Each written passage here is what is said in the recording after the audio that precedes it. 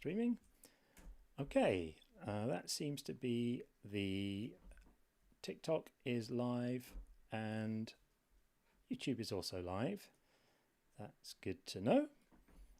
And let's see what else we can do here. Guest box is opening up. Hello to people who are coming in. Let's just get you over there. There you go. That's more like it. Okay. Opening up the guest box. And just waiting for Sean to come in. I'm sure we'll be in just a moment. All right. Hey, Kilo. Good to see you in the YouTube chat. Thank you so much for coming back, buddy. Great to have you modding as well. Really appreciate that. Very, very much indeed. Okay. Well, let's bring in our first guest straight out the gate. We have YH coming up here. Hey, Yes, YH. sir. Hello. Hey, how are you? Oh, doing fine. How about yourself? Yeah, not bad at all. Just bringing Sean in right now. Glad to Hey, hear. How you doing? hey. There's a bit of an echo in the background. Yeah, I think we've got that sorted out now. Gotcha. The screen looks frozen to me. I don't know what it means. Uh, It's seems to moving be, for me. yeah, seems to be okay here. I think maybe it's just something your end. I'm not sure, but we seem to be all right. Okay, good. Glad to hear it. Yeah, just from reading these sorts of things up here, and Yeah. because of your accent, I was curious to know if you ever heard of a fellow named Professor Edward Dutton, the Jolly Heretic. No, I don't think I have. Am I missing out? Hmm. Oh, but I don't know. He could be. He's one of the most depressing people I've ever heard of in my life. But Oh, I mean, okay. he is quite funny. He has a PhD in religious studies, and he talks about genetics quite a bit. Hmm. I think he lives in Finland now, Right. but he speaks about some of these titles. According to his thesis, religions are products of evolution, and they serve as adaptations to the environment. So you'd have pronatalism or some such thing encoded as the will of God. Hmm. And generally speaking, that's how he tends to explain religions. And yeah, so that's one idea. And then I always think of that along with a fellow named Jonathan Haidt, who's a Oh, I love sociologist. Jonathan Haidt. Yeah, I really like Haidt's stuff. I've read all his books, and I think he's a brilliant guy. Right, right. So that's what I'd be very curious to know your opinion of. So if you mix Haidt's work with Edward Dutton's work, what do you get? I mean, are we just, what do you do? Yeah, I mean, there are people who are much smarter than me and make whole careers out of studying the anthropology and psychology of religion and what makes religion happen and why is it so obviously cross-cultural. I mean, wherever you go in the world, people seem to just develop religions, and why is it that that happens? And I think we can sort of understand why it happens in terms of our need for explanations, our intolerance for an absence of explanations, and our tendency to perceive agency in things. So, our ancestors on the savannas of Africa had to make decisions when they heard the leaves rustling.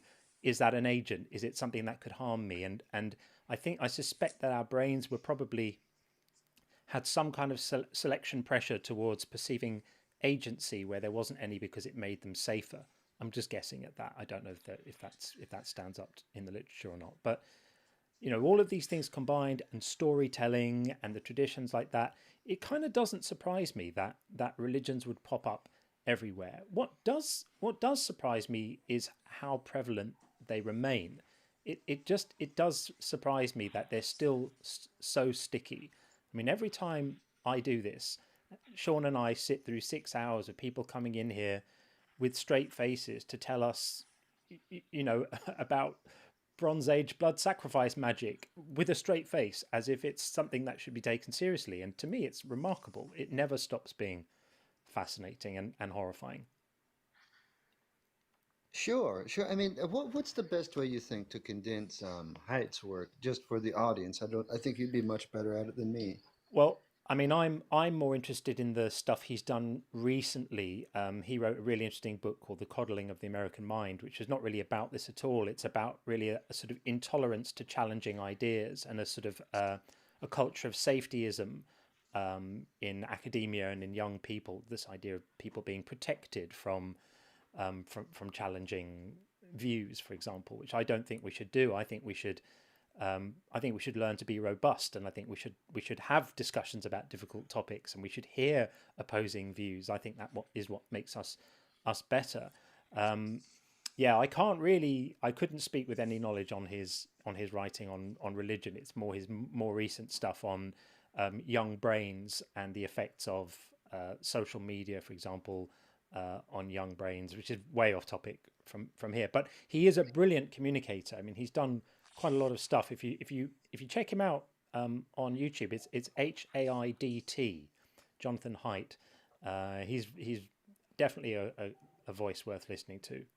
What do you think? I mean, Absolutely. what's your view on this stuff?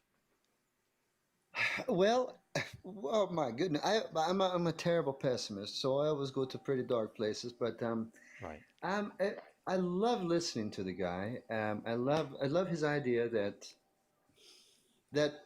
what explains a lot of this is just that people are built for it, and that you can make religion out of just anything at all altogether. I mean, you don't need gods to have a religion. You could have Confucianism, Taoism, Hmm. and that people do that.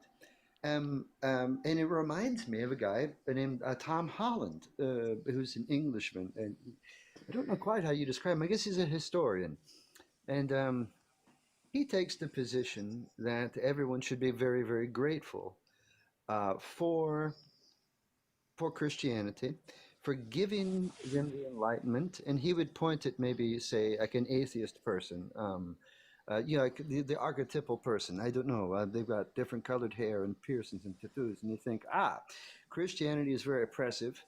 We should get rid of these dogmas, and we should look out for the minority, or the sexual minority, or the racial minority.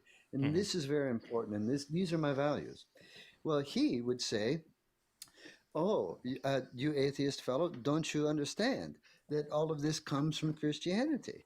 That Christianity ultimately gives you the Enlightenment, and so on and so forth."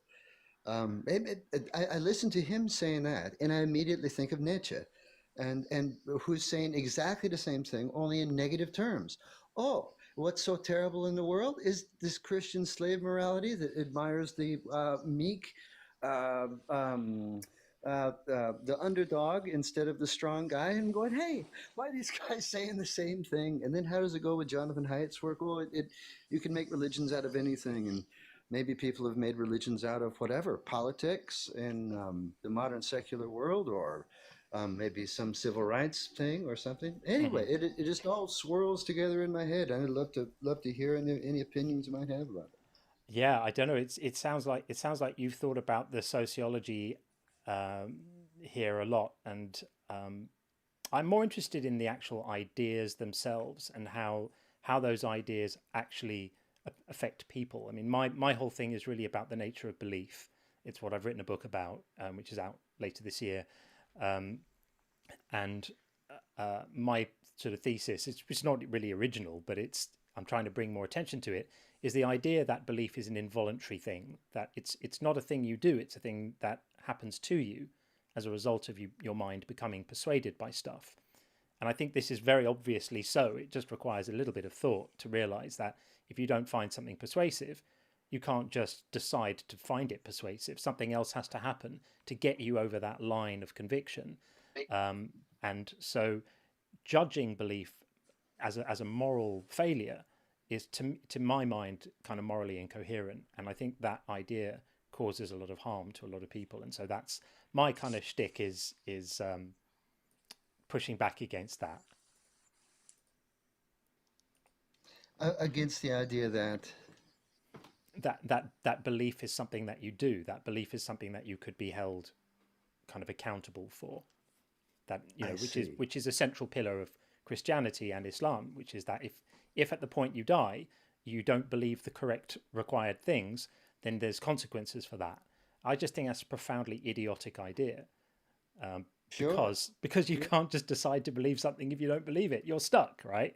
You can sure, try, sure. you can research, and you can listen, and you can read, and you can hang out with the right people or the wrong people, and all of that stuff. But if your mind is not convinced, belief is off the table. So Well, it's yeah. darned interesting. I mean, according to that Edward Dutton fellow, he would say that what has happened there is that well, sometimes he'll speak something about the more intelligent you are, it doesn't make necessarily make you more adaptive. That if you were to be adaptive to the environment of maybe, I'm not quoting him, I'm just trying to remember, Hmm. maybe the Middle Ages in the Middle East or United Kingdom. No, if you were an incredibly intelligent person, you started questioning all these things. Well, they burn you at the stake. This is a terrible thing to do. Don't do that. This is not adaptive. This is not good for you. Don't start doing all of that. So the more adaptive you are to your environment in evolutionary psychology, the more you really do talk yourself into believing these sorts of things, which you can see in maybe group psychology when it comes to like the line graph experiment. I'm sure you've heard of, the one behaviorism, maybe B.F. Skinner, but there's a line graph, and one guy's sitting outside of the student's room. He comes in, and the psychologist gets them all to say, which one of these lines is longer? And Oh yeah. everyone we think, that one, yeah, yeah, yeah. So something like that.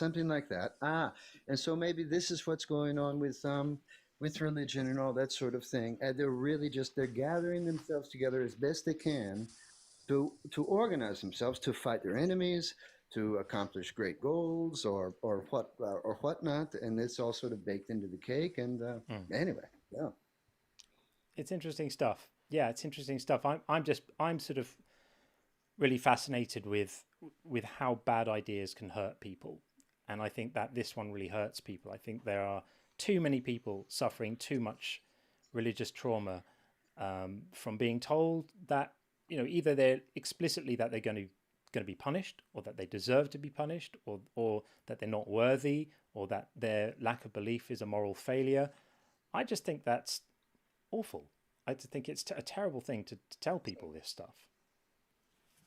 Yes, I mean it very well could be, but then the question would be, is it terrible? It is a terrible way to think about it and put it, but it's the way nature works. Is it terrible? Is it terrible for the group, or is it just terrible for the individual? What is ultimately best as far as things go? I think both. I mean, I've heard people say that it's good for the group if you terrify people into conformity with scary stories of eternal punishment. But is that where our aspirations for learning how to cooperate lie?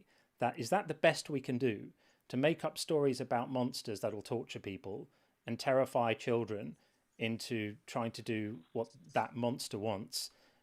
And I just don't think it works, because you find Bible believing Christians on every side of any moral issue anyway. So it's not like they're all aligned in their values. People talk about, Christian values. Well, what are the Christian values? You've got Christians who are pro-choice. You've got Christians who aren't pro-choice. Christians who are pro-death penalty. Some who aren't. Some who are pro-euthanasia. Some who aren't. Any given social issue that you can come up with, there isn't a clear delineation of the religious and the non-religious, and so I don't think it does anything. I don't think it gets you there. I don't think it helps really, and I think there are much better ways of incentivizing cooperation than terrifying people and telling them bullshit. Basically, I think it's that we can do It's a better. very good It's a very good point. I mean, I think the counter argument that I've heard is something like that this assumes that people are rational actors, and that and that they're blank slates. I remember seeing Jordan Peterson and Sam Harris on stage once, And they got to some point in their argument, and Sam Harris turns to Jordan Peterson and he says, "Now, excuse me, are you trying to say that people are so stupid that they need to believe in the Bible?" And he basically says, "Yes."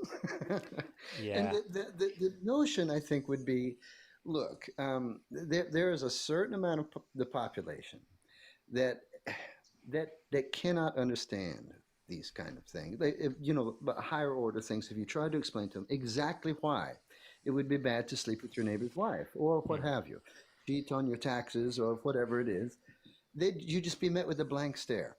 But if you tell them a bedtime story, you say, no, there's a big man in the sky and he's going to put you in the dark, burning place and all of that. Well, as long as the community supports it and all of that, hey, maybe this is actually pro-social in the end, just because there's enough people under a certain IQ where they just simply can't understand that. Like recently, I just saw these three fellows, French speaking African guys. And it's a very, very dark subject. I'll pick my words very carefully, but it just it blew my wig off. It was Ross Kemp. Ross Kemp, if you ever heard of him, this Yeah, I know who he is. documentary. Yeah. Yeah, yeah. And he was talking with these three guys. I think they were in Europe. It was dark. It was in the park at night. I only saw the clip. But these three guys' hobbies, I mean, it was to take women and drag them into the bushes against their will and have their way with them. One guy Yeah. grabs an arm, another a leg, and um, and he's asking them if what we would ask, aren't you worried that you've damaged these women in some irreparable way? Don't you feel any guilt? Where's your humanity? I mean, he just kept repeating that in different ways for a good 5 minutes. Yeah. And I swear, this was no trick on their part. They weren't being glib. They weren't being arrogant. They weren't being defensive. They simply innocently could not understand what he meant. They thought he meant, "Aren't you worried you're going to get caught? Aren't you worried that the police might have heard you or that somebody might have heard or something like that?" They simply were incapable of human empathy. So when I put all that stuff together, go, hey, you know what? Hey, theocracy. Let's have a theocracy. Let's have a monarchy. Lay down the law. Whatever. I mean, it's my instinct. I know it's terrible. Yeah, I can't get on board with that with you, I'm afraid. But I understand what you're saying, and I don't think that the utility arguments are completely silly. I just think we can do better. I just think we can do better, and I want to be in a world where we do better, and we don't lean into this stuff so much because I think it's stupid and I think it's harmful. And we had an enlightenment. Let's use it. That's my view.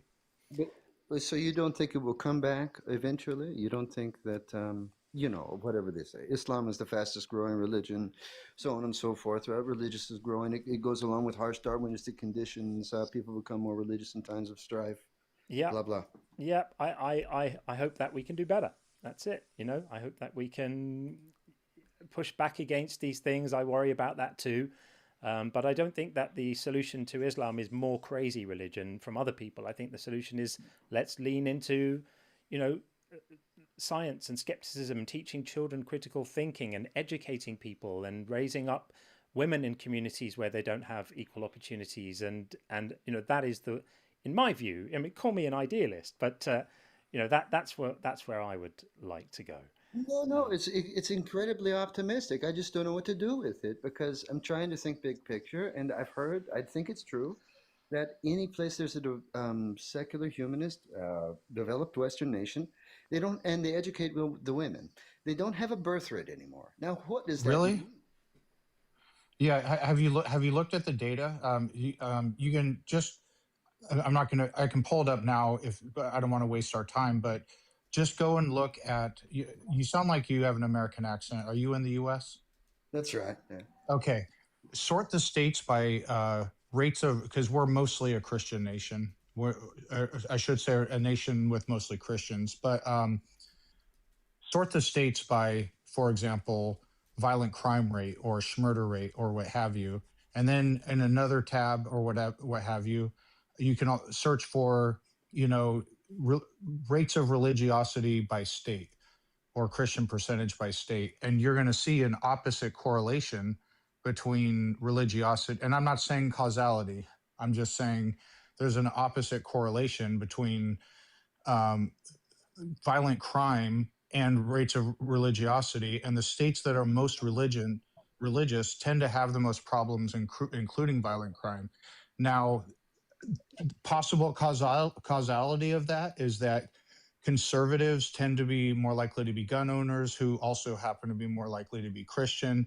That's just a possible reason for it. So I'm not saying Christianity causes violence, right? But what it does show is that it doesn't have the effect that you think it might.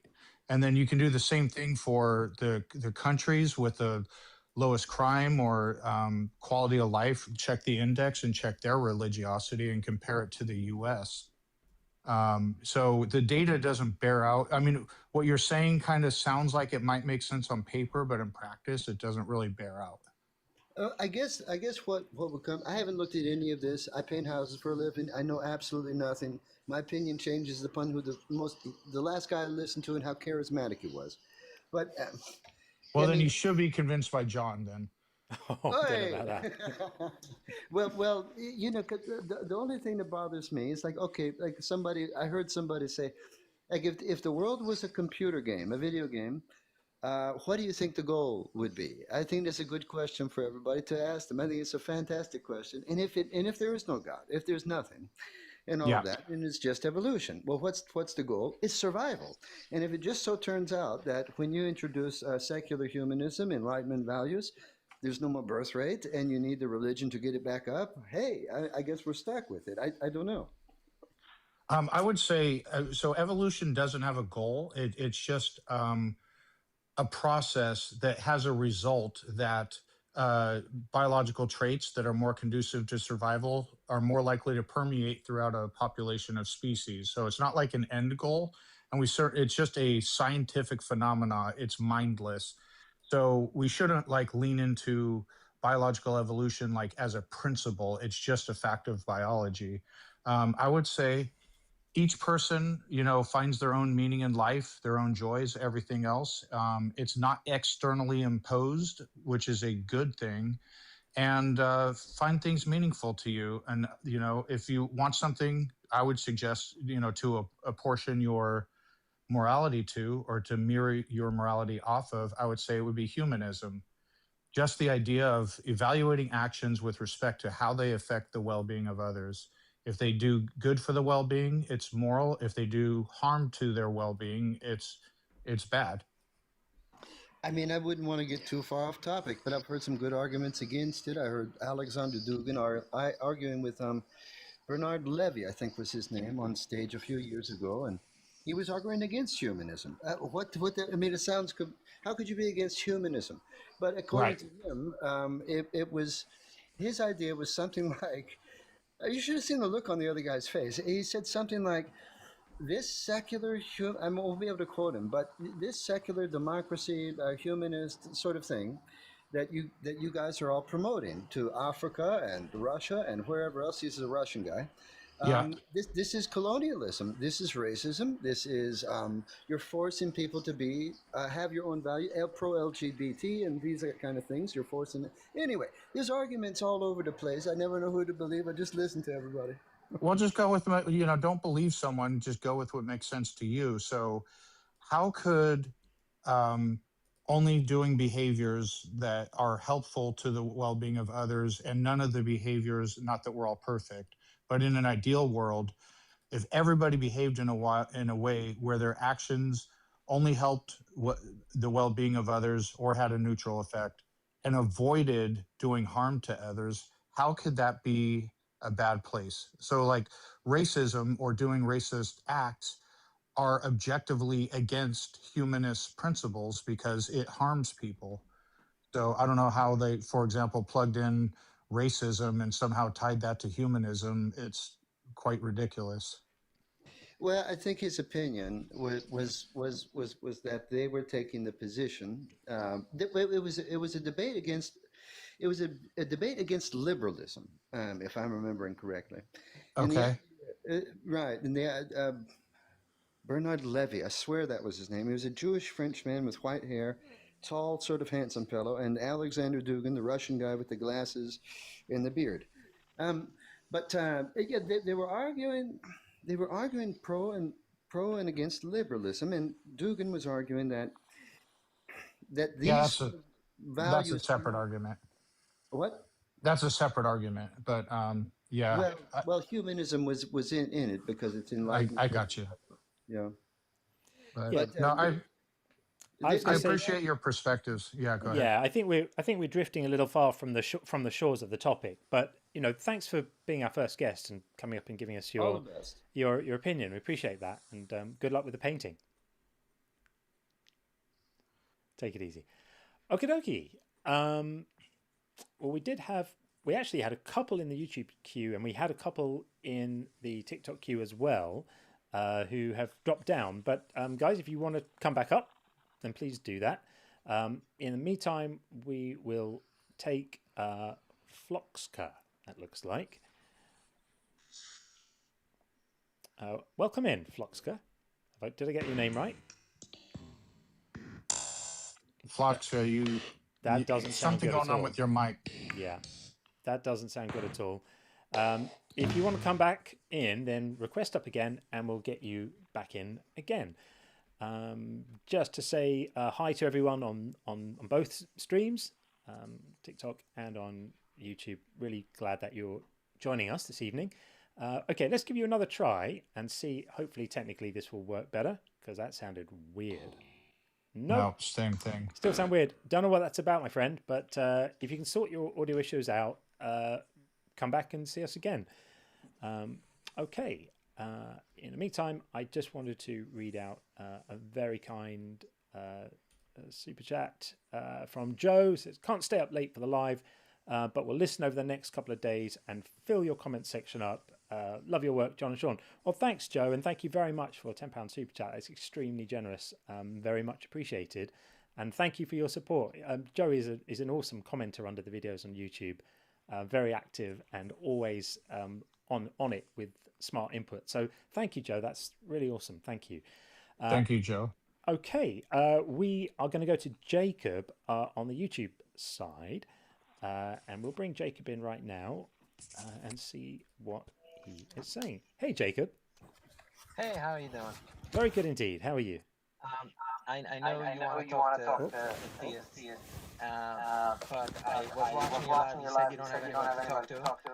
I have a couple of questions. I'm a big fan. I'm a huge fan. I just one little question, and I'm wondering what your thoughts are on this. Specifically to no one can choose what they believe in. Yeah. I'm with you on that same page. I'm just curious how you translate that to no one can choose their actions. Right, I don't. So I think you can choose your actions. And with that said, I do have a certain amount of interest in and I find myself fairly persuaded by the arguments against free will as made by Sapolsky and Sam Harris, people like that. I love Sapolsky, yeah. Yeah, I think they make really, really powerful arguments that I haven't figured out how I can argue against. But importantly, I don't actually go there for the purposes of making this argument, because I don't think I have to, and I don't want to come at the subject of belief having already declared beforehand that everything is deterministic and you can't control anything, because I don't have to do that. So what I rather say is, I say, for the purposes of this argument, I will grant free will. I'll grant that you can choose your actions. Let's just imagine that we can. Let's imagine that Sam Harris is wrong.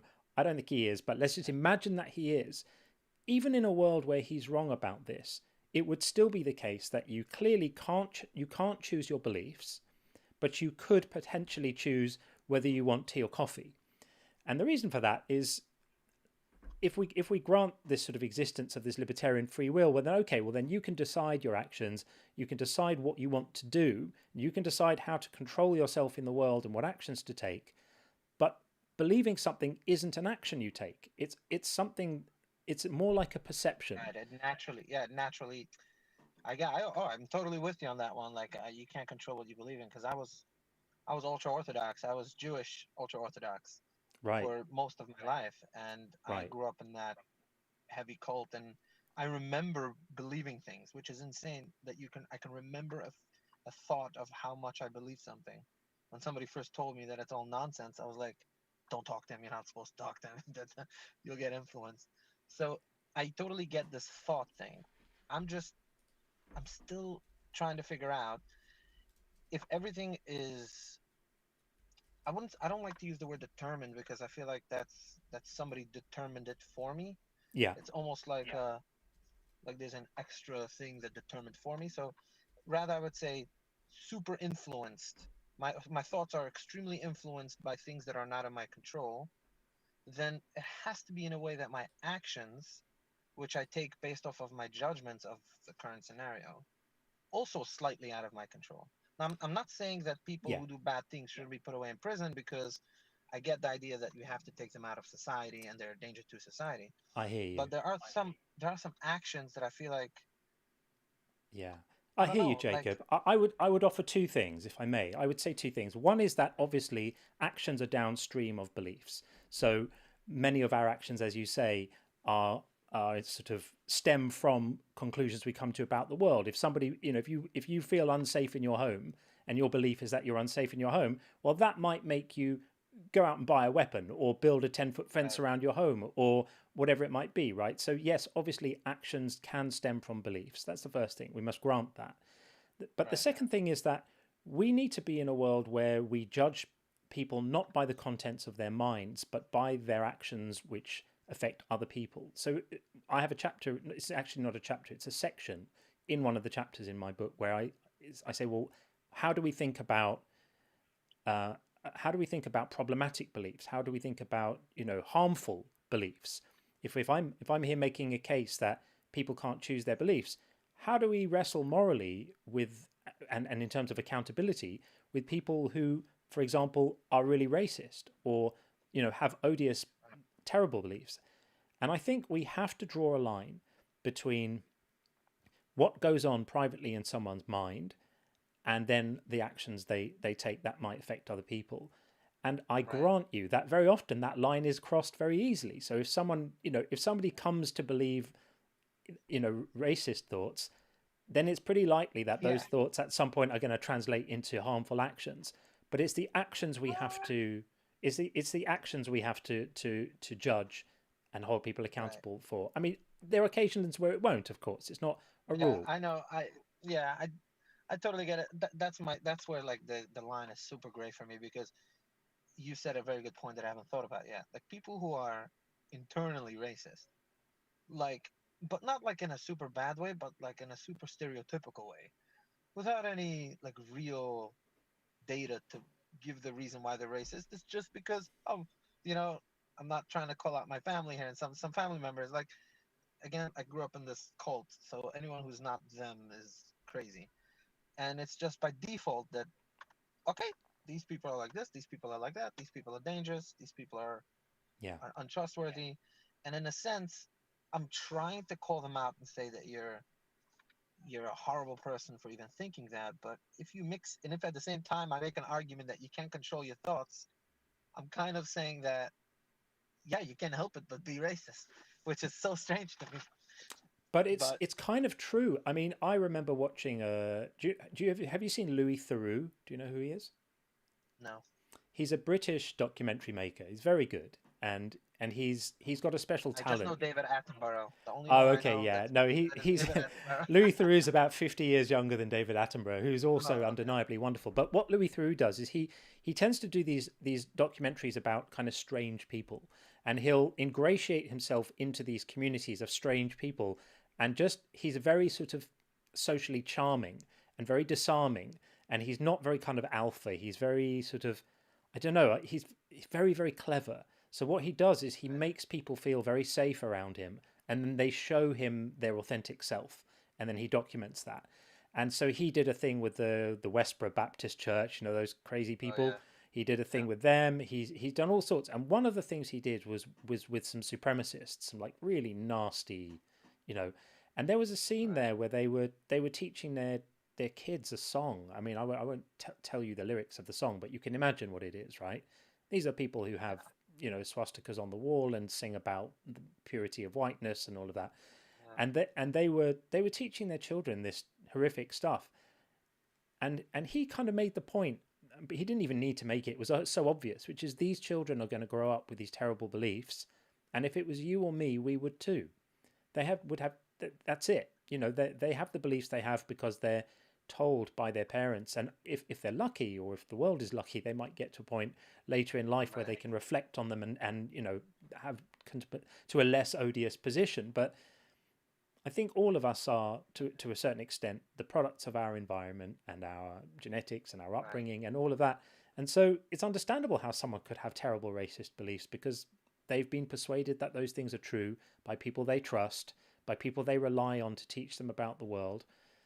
And we can't really judge them for that, but we can judge them for, or rather protect everyone else from the actions they take. That's where the line is, I think. I guess I'm still not getting I'm still not getting the action part, because as you said the name, I'm terrible with names. The guy who talks about free speech, not Sam Harris. Sapolsky. Yeah, Sapolsky. Yeah. Yeah. Sorry, my brain just. All good. He makes a clever point about why teenagers are the way they are and the actions that they take. It's precisely because they're underdeveloped in that sense. Now, I guess that's where my disconnect. I'm still thinking like, okay, so our action. It feels like I can choose my actions, which is why I think why people believe that they have free choice. But if it's really influenced, I'm curious where the line is, and I guess eventually I'll become smart enough to really dig into the Philbro stuff. Hopefully you don't. Hopefully you don't have to dig into Philbro stuff to just, learn about these things. But yeah, I mean, these are tricky. These are tricky issues, and because I grew up in the cult. I left less than 5 years ago. I wanted to ask you about that. I had the side locks. I have the hat. All of that kind of stuff. I grew up in Brooklyn area. It's like right. I totally understand the things that they preach, because the things they told us in class, you wouldn't believe it. It's like back then I was like, oh yeah, this is standard stuff, all normal. And now looking back, I'm like, I can't believe they had no problem saying these things out loud. And even if you ask them now, and they'll look at you straight in the face and be like, yeah, this is what it's going to be. Like the most famous one that you guys are aware of, it's like, what's going to happen when the Messiah comes? Oh, they'll just be slaves. And I'm like, what? Yeah. Oh yeah. The Levitical laws will be reinstantiated. That's they'll serve us. I'm like, what do you mean they'll serve you? Like, it's craziness. It is. Can I ask what it was that enabled you to escape the orbit of that? Like, how did you get out, if you can say? I could. I have, my parents loved me to death, which I think I got away as easy as anyone in my community. My wife had a super hard time, still has. Her parents don't want to talk to her. It's man, I'm sorry. The family. It's not well over there. I mean, they're doing an effort. They're starting a dialogue. We do talk to them, but like we have to dress up a specific way. We have to look a specific way. We have to say specific things when we're with them. But my parents love me to death. I couldn't be more grateful for my parents. Everyone I speak to, because we have like a community, we call it the OTD community. I don't know if you've ever heard the term. It's people who leave the way. It's an abbreviation. I think that's the right word. It's basically the first letters of the derech. Essentially, people who leave the way. Yeah. And I hang, like, there's thousands of them at this point now, and most of them are complaining about how their parents don't talk to them and how the community threw them out. They lost their jobs, they lost their children, which is insane to me. That a New York judge, I still live in New York, a New York judge will easily look at a parent and say, oh, you don't eat this specific restaurant food, you can't see your children. Like, that to me is, it's crazy. I cannot connect dots there. I mean, I understand why the judge would rule that, but I don't understand like why it's even there. Anyway, to cut a long story short, my parents loved me, and everyone's like kind of jealous. We always go to my parents. I mean, yeah, I kind of respect their home. I still, my mother bought me a pile of kippas in the front of her door. She's like, I told her, listen, I'll come to your house, I'll put on a kippa. Like, I'll respect your square footage, 100%. Sure. My wife will cover her hair. We come to your house, absolutely. And because she always loved it, she told me, when I was kind of like leaving a little bit. She told me, I don't care if you leave. I don't care who you marry. Just come home. Just come home. And that to me has Big win been for your family then, really. Big win. 100%. They are not on board with me with my beliefs, and I do not talk to them about my beliefs because my father looks at me and says, Jacob, or my Yiddish name Yankee, I don't believe in you. I'm not smart enough. I don't want to argue with you. I don't want this to ruin our tension. I'm happy you're here. Let's enjoy our weekend. Let's enjoy our little space. You do what you got to do somewhere else. I'm happy home. So I feel like I lucked out. But let me tell you, I'm not really a representative for my community because my opinions are wacky off to the right and to the left. Yeah. But this is one thing that I'm currently thinking about, the free will thing that I am still kind of puzzled. I'm still not sure how it works. But hey, I really appreciate you talking to me. Not at all. Thank you. Give me Thank you time. for getting. I love listening. Yeah. Thank you. I love really listening to your appreciate that. videos. Well, thank you. And I really appreciate yeah.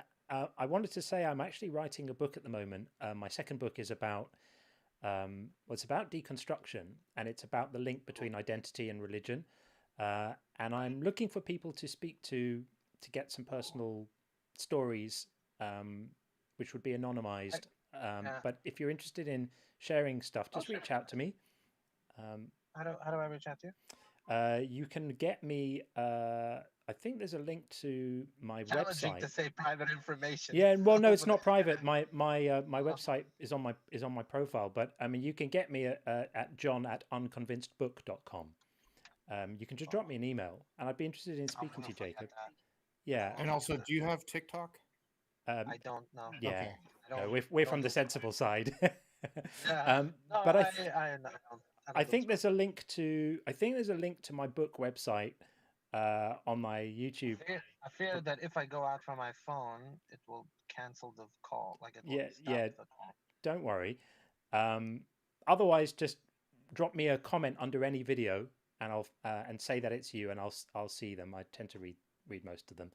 And then I'll reach out to you. But yeah, if you're interested, I don't get to speak to many people who are on that side. Well, my life is my life is pretty good. I'm very vocal about the community. Like I can pretty much lay that whole thing down for you, since I'm like still in it, and I'm not in it, but like I still live in New York. My family's in it. Most of my friends are still in it. Great. I have like two versions. It depends which side you switch on me. I've always told people, like, so if you have to break down the community, I say, well, in my opinion, the community is like a family in a sense. Like publicly, you'll be like, my family's the best. My family's good. We got some issues, but we're good. But when you're sitting at home in the dining room face to face with one of the family members, you're like, all right, listen up, you fucked up. Oh, sorry. You messed up, right? Yeah. You can't do this, and you critique them, but like on a personal level. So I feel like we can do the same thing about the community. There's quite a lot of personal things that can happen. Yeah. Yet there's an overall picture. But sure, absolutely.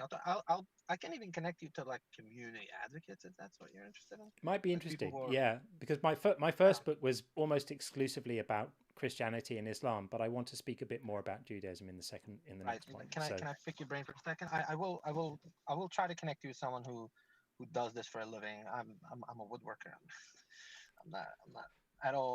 I'm not at all have any YouTube channels or speak out or no, any I'm of just that. interested in real personal people, really, that people. Yeah.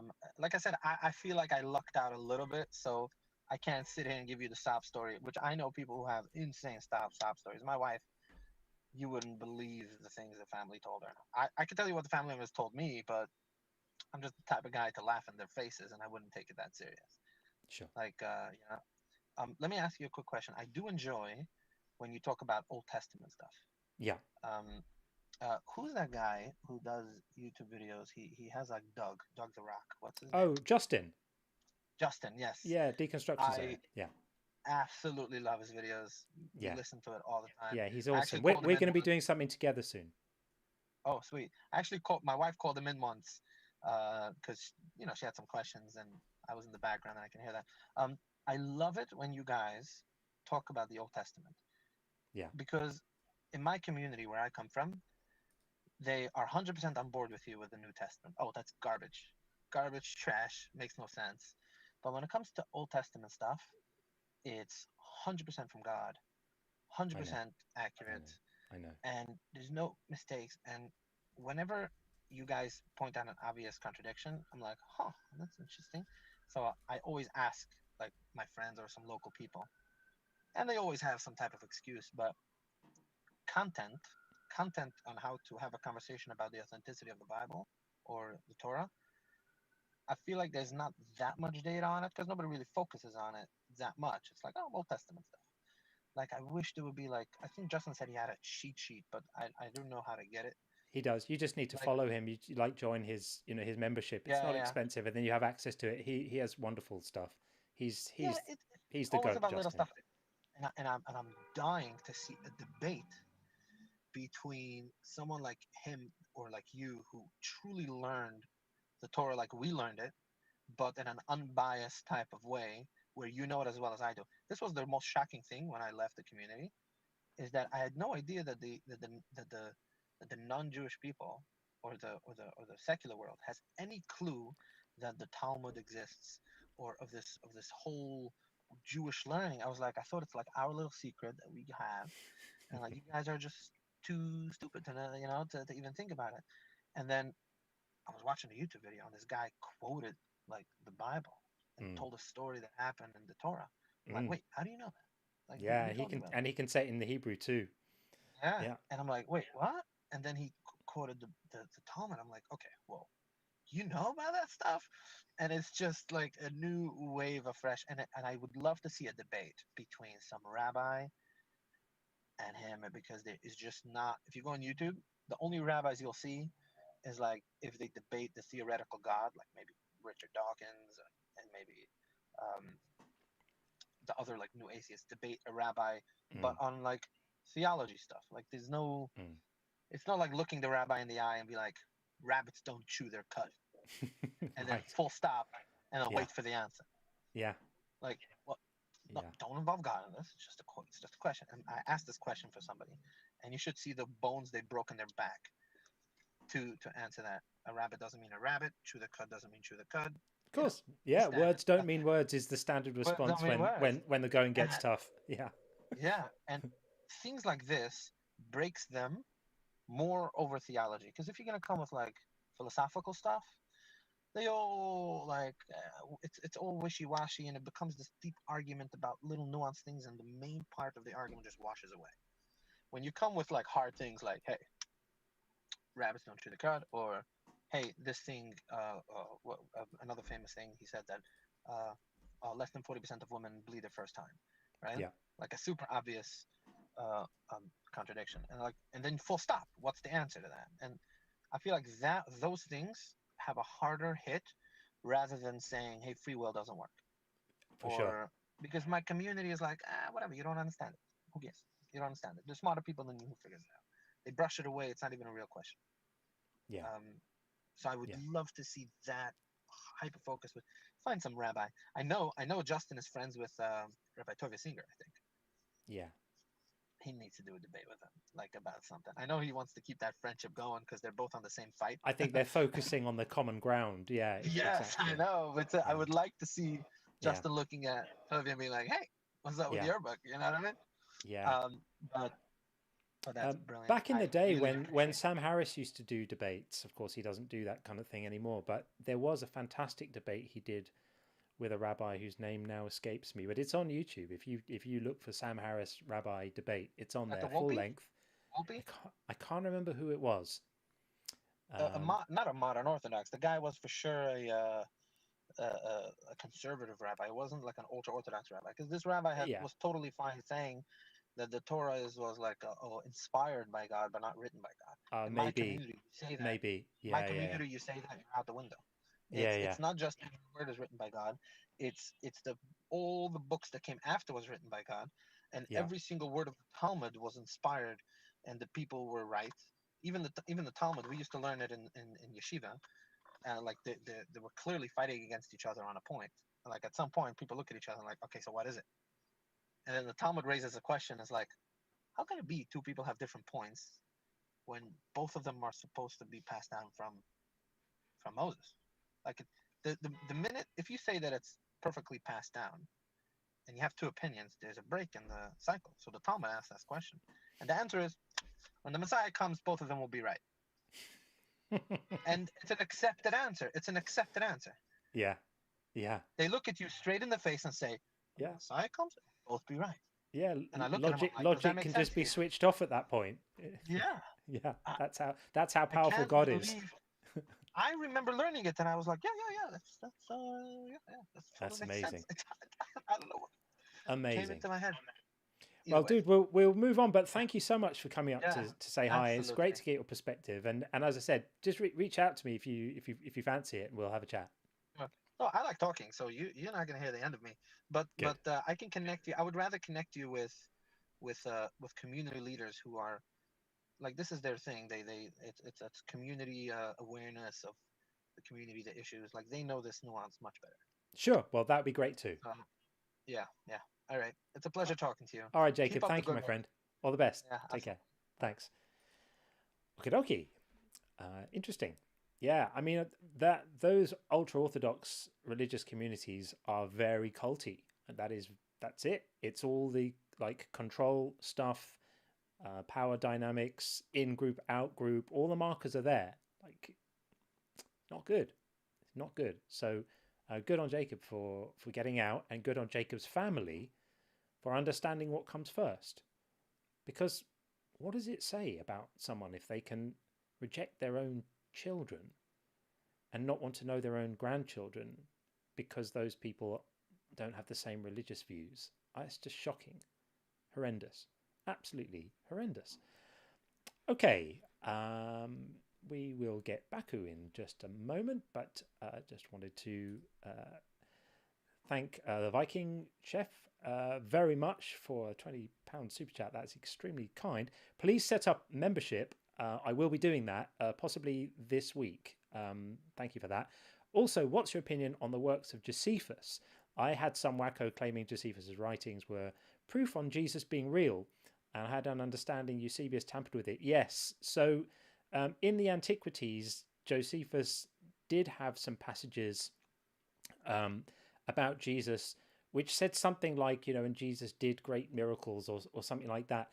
But they are widely considered to be 4th century interpolations. And actually, when you look at the text, they don't work. They look like they've been stuck into the middle of something that came before them and then after them that had nothing to do with those passages themselves. And I believe it's the case that scholars think that those passages were only in later copies of Josephus's work and not potentially not in earlier copies. So whenever you ask people about the extra biblical evidence for the resurrection, the big guns they always roll out are Tacitus and Josephus.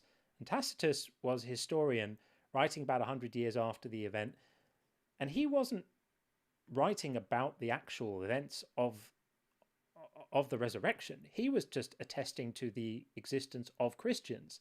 Well, nobody doubts that. Nobody doubts that 100 years later, the cult had actually already sprung up. I'm going to bring in just some guy who knows about this stuff a lot better than I do, in fact. Let's try and get this off as well. There we go. Yeah, Jason, what are you saying? Am I right about this? So Josephus, in section 19 of his history, there's a section where he attests to the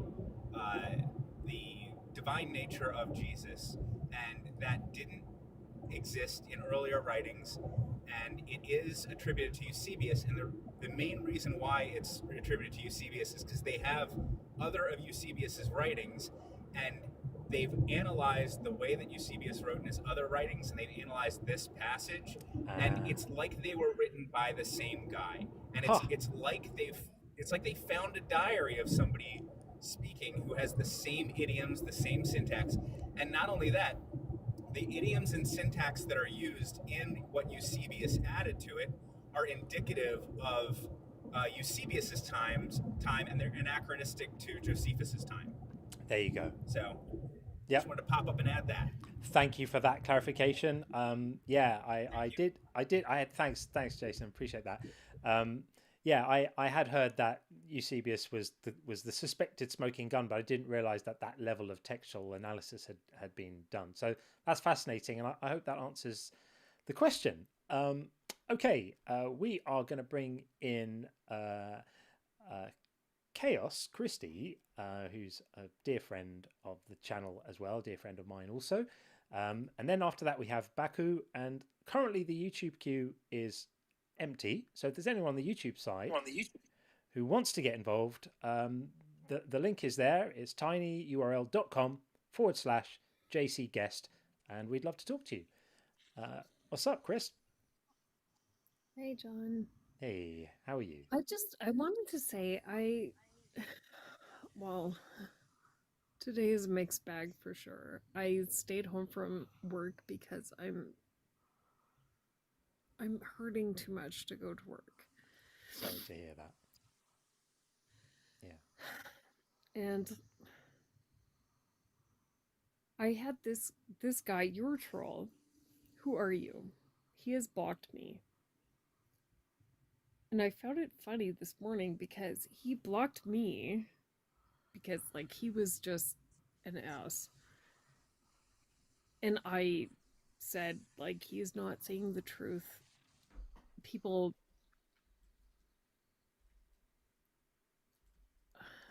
reported him for...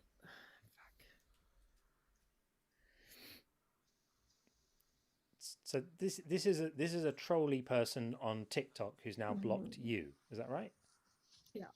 Yeah, and I'm sorry, John. I have to go. All right. Well, I hear you, and I'll say what I can about this.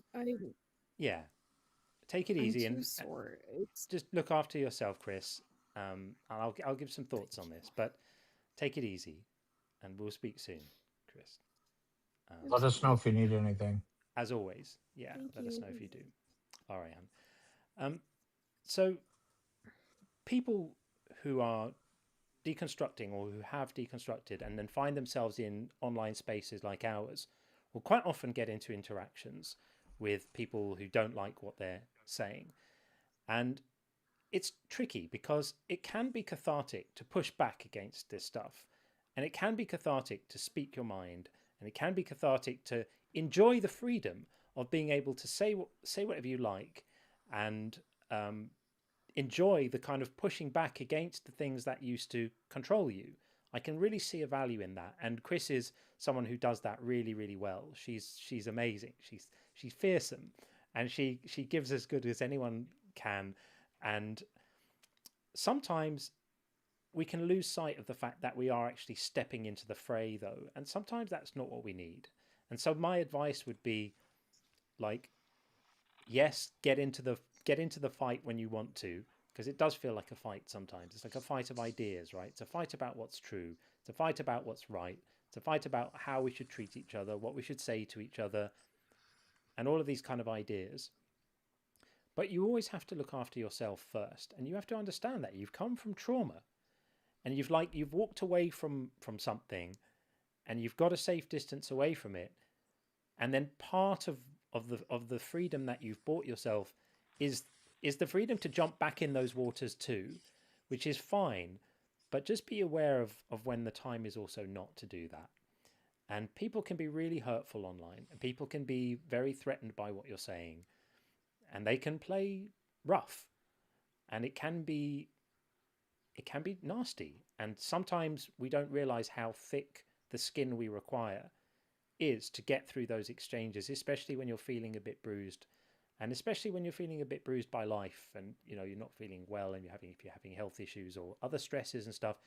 So I think my advice for anyone who's sort of doing this and getting into these spaces of debate and discussion and engagement with people on the other side of the belief line is always keep an eye on your own health and well-being. And when it starts to feel sore, just don't do it. Just don't go there. You can still engage in other ways. You can still come and be in the community. You can still hang out in spaces like this with us and all of that. But there's no rule that says you have to get into debates with people who are going to challenge you on the choices that you're making about how to live now and the things that you believe, which of course aren't choices. There's nothing saying that you have to do that. We can't all be like Sean, who's an absolute warrior, just goes from room to room, letting people have it, quite rightly so. And I guess even Sean, do you ever find, Sean, that you have to kind of look after yourself in this stuff, or does it just roll off your back like water? It rolls off of me. Sometimes I need a balance. Sometimes if I go into a room and it's too chaotic, and sometimes I go through different moods, whether when it comes to my interactions, and I just follow those moods. And I don't want anybody. I think you gave really good advice. Just because you found your way out of religion and you kind of have this new life, you don't have to martyr yourself picking up a mantle and picking up a cause. It's perfectly acceptable to just focus on yourself and rebuilding your own life. I really enjoy these topics. I really enjoy promoting skepticism. It's sort of a fight I decided to make, but yours could be helping the homeless or doing something else productive, not even related to religion. Find your own peace, and I think that's really good. Mysterious Galaxy is in here. Speaking of picking up the fight, what if I'm turning into a clown watching you? Mysterious, you're already there. I just want to let you know. You walked into that one backwards, dude. I was about to type it in the chat and I thought I won't. Sure, got there. But hey, Mysterious, if you want an adult conversation, come on up. We're not going to mute you. We're not going to try to own you. I genuinely would like to have a conversation about whatever your position. Anyway. Okay. So yeah, I think you gave really good advice there. Good. All right. So we're going to take another guest from the YouTube side. We're going to bring in Aduana and see what we are saying here. Hi, how are you? Aduana. Hi, Aduana. Hello. Hi, how are you? I am good. How are you? Yeah, we're great. You're on with John and Sean. What would you like to say? Sorry, I'm having troubles hearing you, so I'm turning up my volume. That's okay. And I'm a little bit nervous. That's okay. Talking to people make me nervous. So we're nice. You don't need to be nervous. We'll just hang out and have a chat. It's okay. Okay. So the one I wanted to talk about was God hates women. Yeah. And can I give a little bit of a backstory? Sure. To make what I'm going to say make a little bit more sense? Yeah. Okay. So I'm going to use metaphors, so hopefully it doesn't trigger anybody. So when I was a little girl, I had my own personal demon. And this personal demon of mine was a relative and my babysitter. So,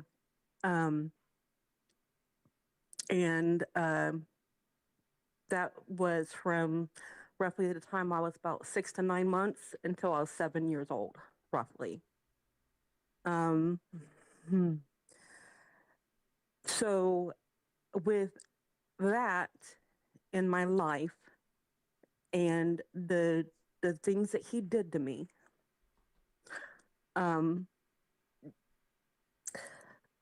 was really hard for me to grasp as I got older.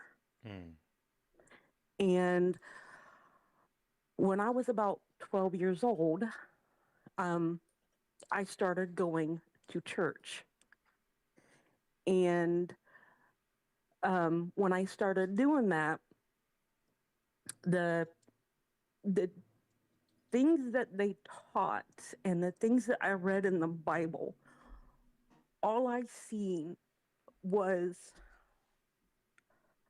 how much hate there was in there towards women, and how much it felt like I was at fault for what happened to me.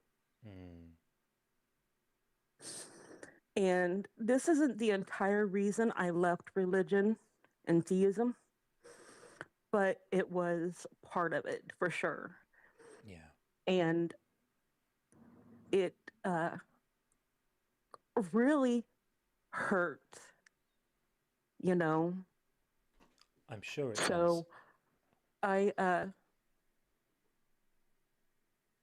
so when I was in I'm sorry, I for some reason cannot hear you. You can't hear me? Oh, okay. Now I can. I might be getting a huge delay. Sorry. That's okay. No, that's okay. So you're doing super well, by the way. It's incredibly brave of you to get on a forum like this and share a story like that. So, first of all, you're going to be inspiring other people. And that's what I was hoping to do. Yeah, well, I can tell you're already doing that. So there are other people who might have had similar experiences and will hear you sharing yours and feel emboldened to engage more honestly with theirs. So that's the first thing I want to say to you is you're doing super well, and it's really brave of you to do this.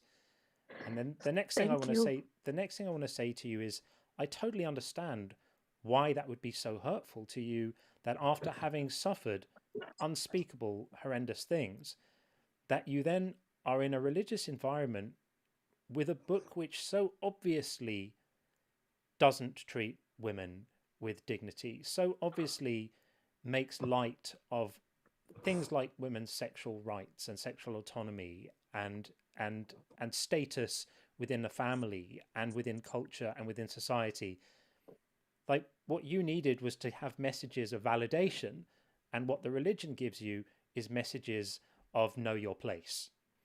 And that's the last thing you needed. So I'm so sorry that you didn't have a more nurturing response to the hurt that you had. Yeah. The other thing I wanted to say was, because of that, I ended up hating myself so much, thinking that I was not normal,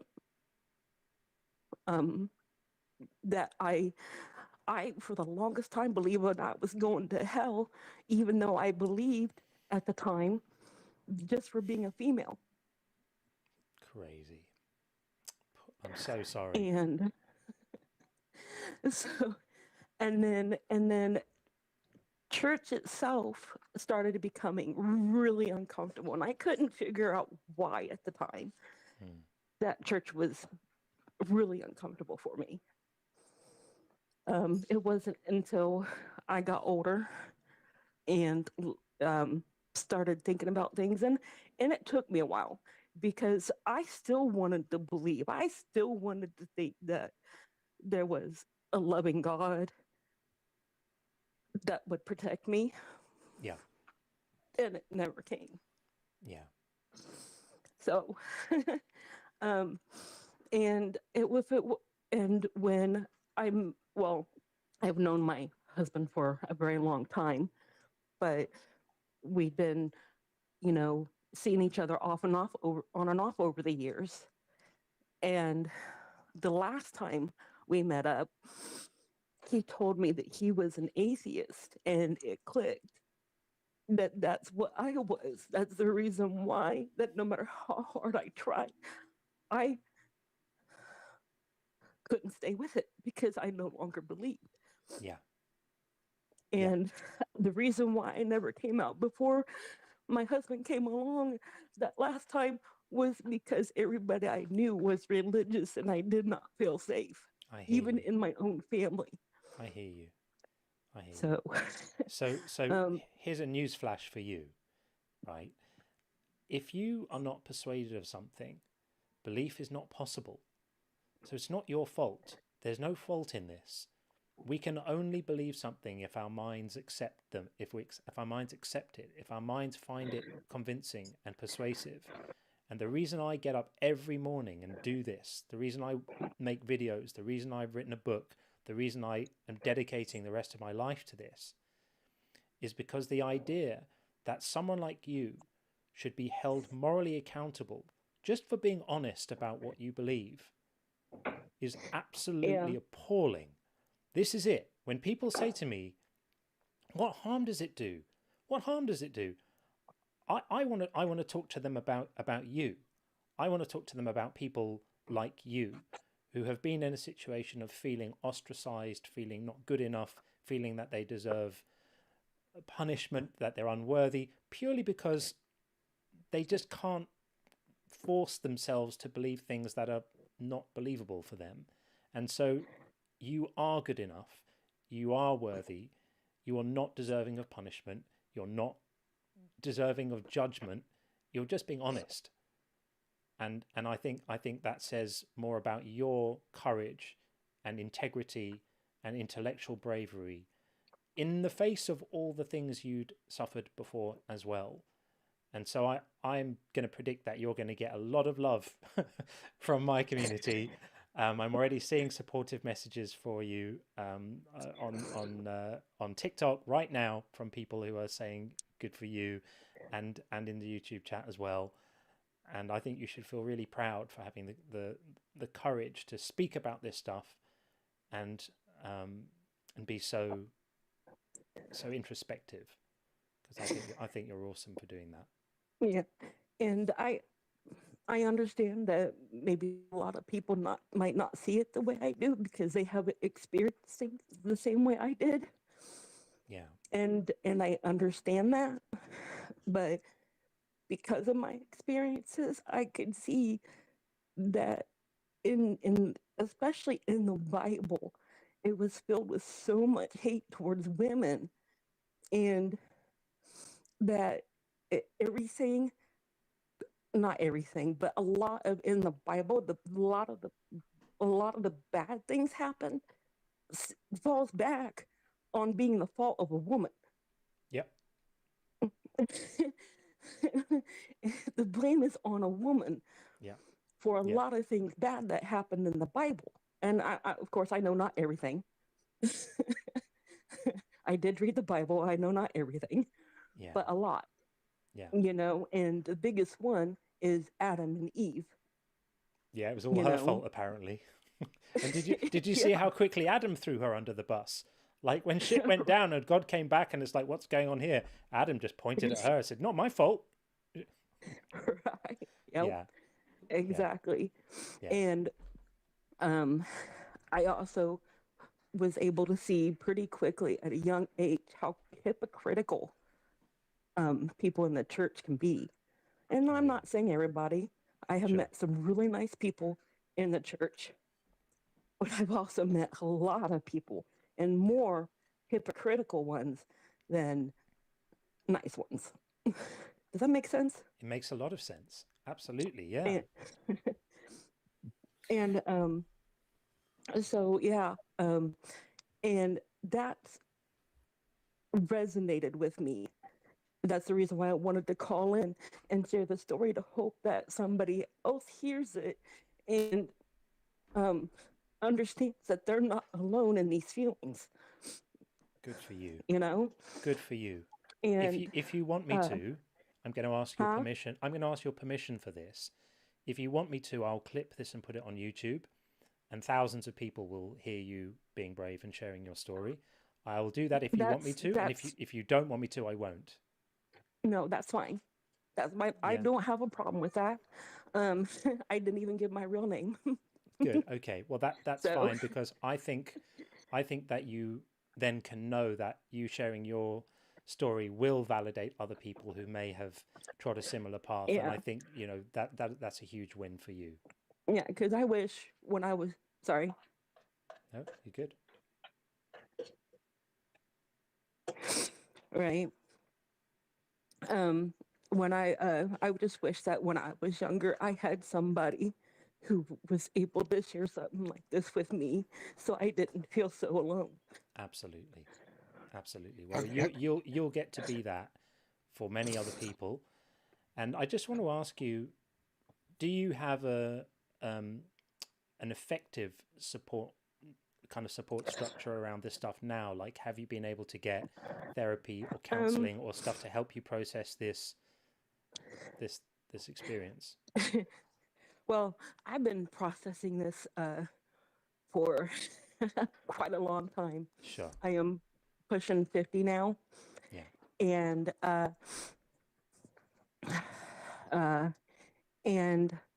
I have my husband who allows me to be myself and doesn't judge me. I think I see him in the YouTube chat at weird the in our own ways, and I don't ever use weird in a bad way or in a bad connotation, because for me it just means it's just another word for different. Sure. You know. Have you heard of there's a resource that is available to you? It's called recoveringfromreligion.org, and their website is www.recoveringfromreligion.org. It's a support resource for people who have gone through religious trauma, either on their way out or coming out, or even if they're still in. They have a lot of options available, organizations, hotlines, group counseling. They do a lot of great work, and I would recommend going to their website, seeing what they have to offer, and then using the resource. I have heard of them because I have watched Atheist Experience and other channels that support that program. It's just I haven't called yet because I wasn't for sure if I really needed it, and I didn't want to take time from somebody who might need it more than me. And I understand that that's part of victim mentality. I mean, is not thinking you're worthy. It kind of makes us all love you even more that you said that, but you do deserve somebody on the end of a phone or on the end of an internet connection at some point to give you, a little leg up over this wall if you need it, and if you think it would be helpful for you. You absolutely deserve it as much as anyone else. And I hear what you're saying, because it's so easy to look at ourselves and say, well, there are going to be other people who might have a more of an urgent need for this than me, and half an hour spent with me is half an hour not spent with someone else. But if everyone thought that, no one would get the help, and they are there to help. And I think that they would also be inspired by hearing your bravery. Yeah, I stopped seeing a counselor. I was seeing because she had religious stuff everywhere, and every time I walked into her office, it would just grate at me. Yeah, you definitely. So I had to stop going to her, and it wasn't that she wasn't a nice person or a good counselor or anything like that. I just couldn't, of course, handle the religious aspect in her office. Yeah, of course. That makes total sense. Huh? And I really don't think if you called them for help, it's not going to be one less call to someone else. It'll be somebody, maybe instead of talking to 2 people in a day, they talk to 3. And that's what they're there for. Absolutely. Yeah. Yeah. And I would say that if you find these kind of online communities helpful, that might be a good thing too. Just hanging out with other people who can validate these views and normalize them, and you see all these different people from all different walks of life who just don't believe in talking donkeys. It's liberating. Right? I did find that kind of, when I was younger, a kid, it was like, because I was, in order for me to cope, I withdrew and used my imagination to cope.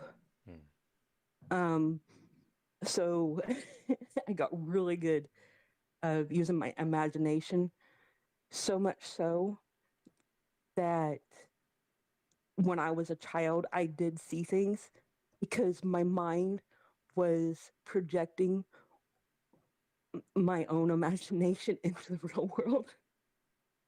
Right. Right. So, and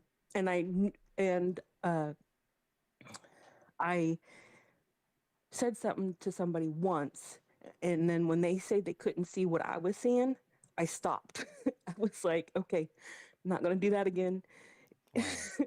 Because That people are must have going to been think I'm crazy. pretty hairy. Yeah. Wow. That must have been quite shocking for you and for them, I imagine. Yeah. So, but yeah, now of course, there's other things that, made all of that worse that happened to me later on. I won't get into that or anything like that because that had nothing to do with, that part. But what I am sorry, there was a point to it. No, that's okay. I struggle with my with short-term memory. No, it's fine. So if I something was slips, just I can't get it back. saying, I was just making the point that these kind of online communities can be really helpful. Just to be, amongst other people. I mean, you're in one right now as we're speaking. You're surrounded by, other people. There's like 200 people listening to us have this conversation, almost all of whom like will validate you, would validate what you're saying, would have similar experiences, have also come from being told that they were bad for not believing or feeling that idea. And it can be really, really helpful to just spend a bit of time, even in online spaces around people who are saying the kind of things you're saying or saying the kind of things you're thinking, and to just firm up that validation, to realize like you're good, you're just being intellectually honest. That is being true. That's living life properly, not having to manage day to day with a disconnect between what's inside your head and what you're saying. It's so liberating. I really want you to enjoy that and celebrate it because it's a really good thing. Thank you. Sure. On a lighter note, me and my husband really enjoy listening to you and the callers and all of that. Thank you. And we thank you for doing what you do. It's a pleasure. Because I'm not good with public speaking. And the only reason why I can do this is because I can't see anybody in front of me. Right. Well, you totally smashed it today. Stage fright, so you completely smashed it today. You did a brilliant job, and I am going to put this on YouTube so other people will be able to benefit from your bravery and your honesty, and you can keep that. And I'm really, really grateful that you called in. Really, I think you're amazing, and we all do. And I had a message from your husband in the chat as well. So you guys are obviously an awesome couple, and I'm privileged to have you in my audience. So thank you very much, and come back and say hi anytime. Thank you. All right. Thank you. And you guys have a great evening. Thank and you. We'll continue watching the rest of the show. Lovely. We're honored to have too. you. All right. Take it Thank easy. you. Thanks. Bye. You too. Bye. Bye. Okay. Well, that was pretty incredible, wasn't it? What an amazing person. Incredibly brave to share a story like that. And I really think that she will inspire others to feel normalized about either what's happened to them or how they feel about this stuff and that disconnect. And I speak and we speak, Sean, about misogyny in the Bible quite a lot. It comes up a lot. It's a regular topic, and it's one thing to speak about it in a kind of abstract sense, but it's another thing to think about how that level of misogyny collides with women who have actually been on the end of it first in real life, and then being told, here's how you heal from the stuff that's happened to you, or here's how you're supposed to be in the world, even if they don't know what's happened to you. And then you read about, passages in Deuteronomy saying that women who are sexually abused, if they don't scream loudly enough, then have to be stoned. Stuff like that. And men being able to sell their daughters into slavery, and Numbers, the book of Numbers 31, of keep the virgin girls for yourself, all of that kind of stuff. It must just be 100 times worse if you've actually lived that kind of experience of being, abused in that way. I can't imagine it. Yeah, I have seen it. The misogyny of the Bible. Obviously, in modern days, we don't see men going around stoning women for not being virgins or things like that. But I have seen it, that it is fairly pervasive throughout the Christian community. Now, of course, I want to be careful and say not all Christian men are misogynists, but it does seem very prevalent from, this is just from my own anecdotal exposure and, from what I've seen. So even though they're not following the most drastic parts of the Bible, I think the overall tone and attitude about women, about men being the ones who are supposed to take charge, does kind of manifest itself in reality in other ways.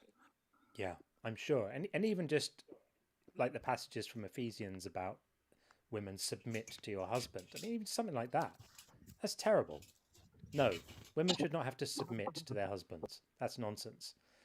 Anyway, we're going to move on, and we have Ray in with us. Hi, Ray. Hi. Not really here about a debate, more about like a religious question. Sure. Alright, I'm just gonna say in advance, I apologize if this sounds like at all blasphemous or anything. I'm just asking out of curiosity. Oh, we welcome blasphemy here. This is a blasphemy-friendly zone.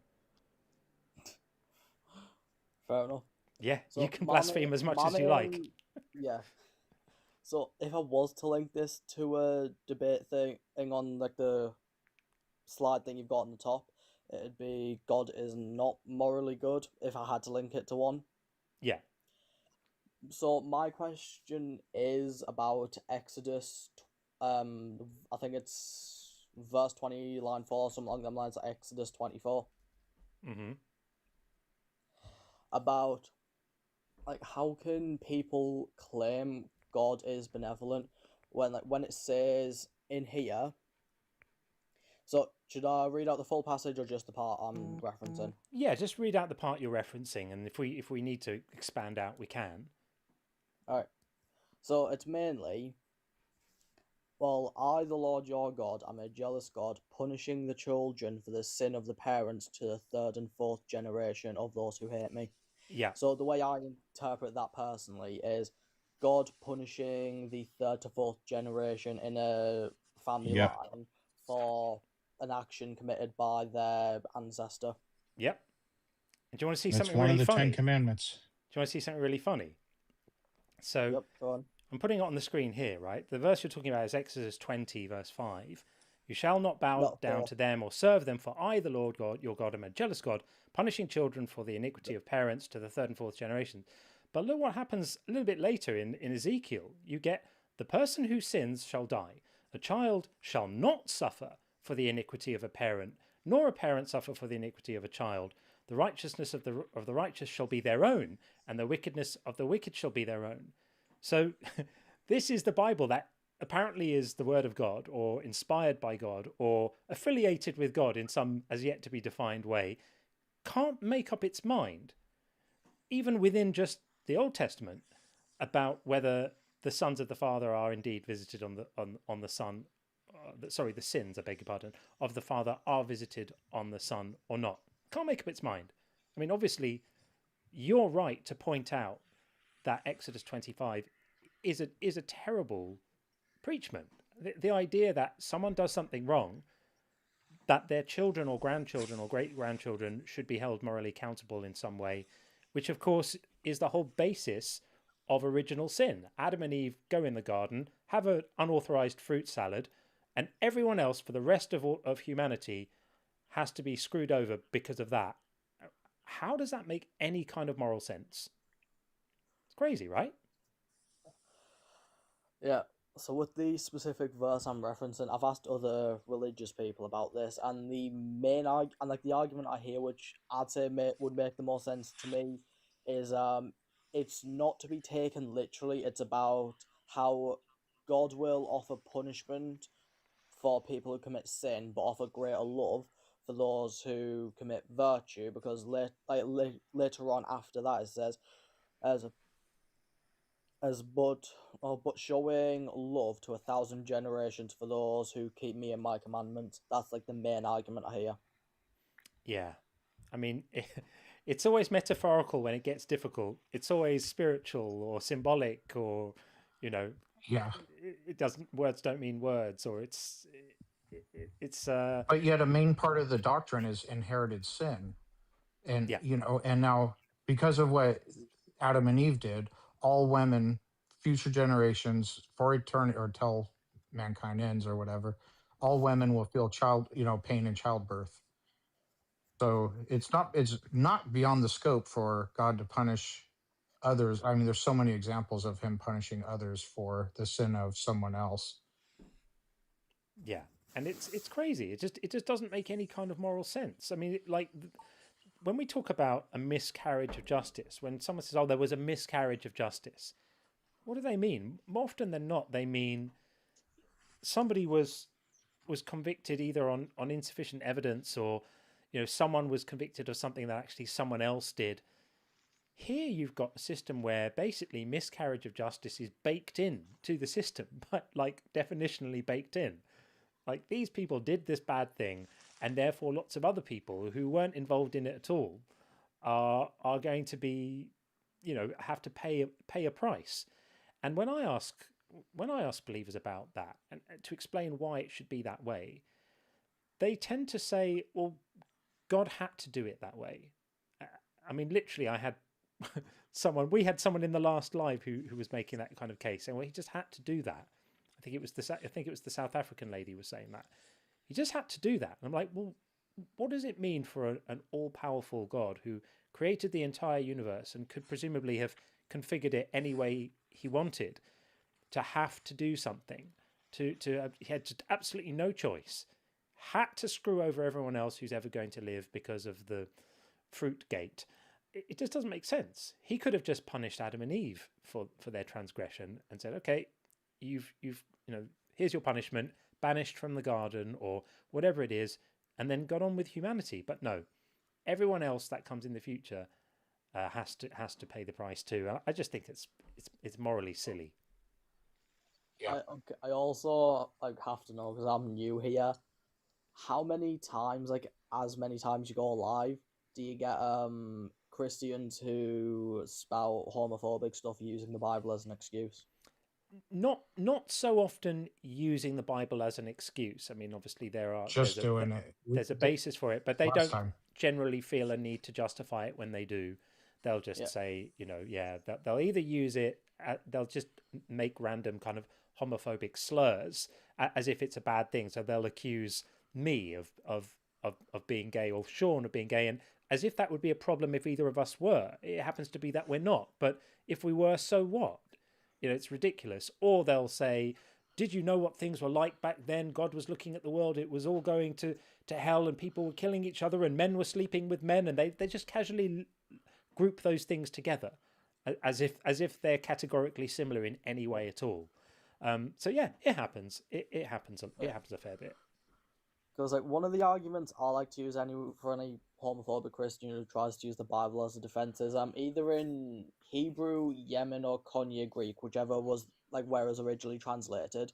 The same word that's translated man shall not lie with man is man shall not lie with boy, which can more hint at don't be a PDF file instead of don't be gay. And it could just be a mistranslation. I'm not sure, because there are other points at which it's definitely scorned. It's definitely not okay. So the idea there is it's pretty forbidden. I mean, men aren't allowed to wear women's clothes and things like that. They leaned into their kind of fixed ideas of gender norms in the Bible, and I've challenged many. Sorry, Ray. I've challenged many Christians for years to come up with a non-biblical reason, not just because the Bible tells me so, for why gay relationships are immoral. And I can write down a long list of answers, but they all crumble among the slightest amount of scrutiny.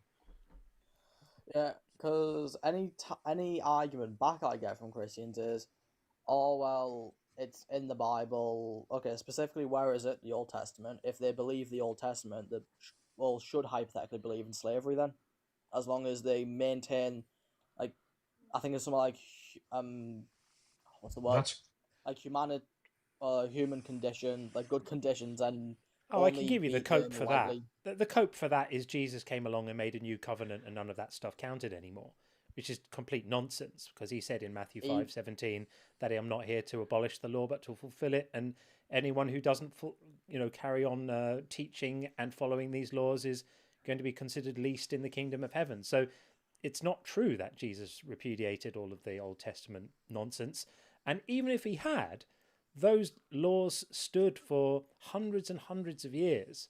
So even if Jesus did come along and go, sorry about all that slavery stuff, everyone, that's all finished now, it would still be the case that there's a moral accountability for any God who could say, all right, Israel, here's how you buy your slaves.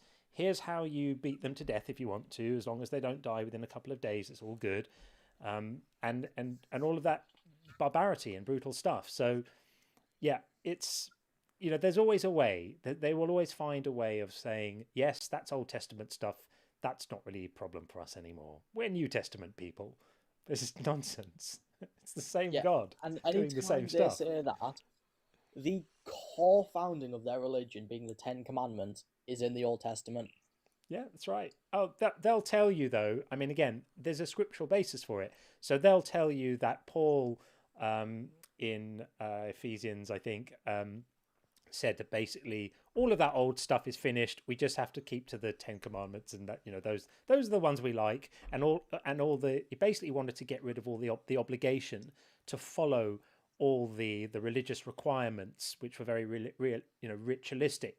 All the things you're not allowed to do, all the things you're obligated to do. It's exhausting having to follow all of those rules. This is the kind of seafood you can eat. This is the kind of clothing you can wear. This is what you must do with your hair. This is what you must do with the tassels on the clothing and the curtains and the tabernacle and all of that stuff.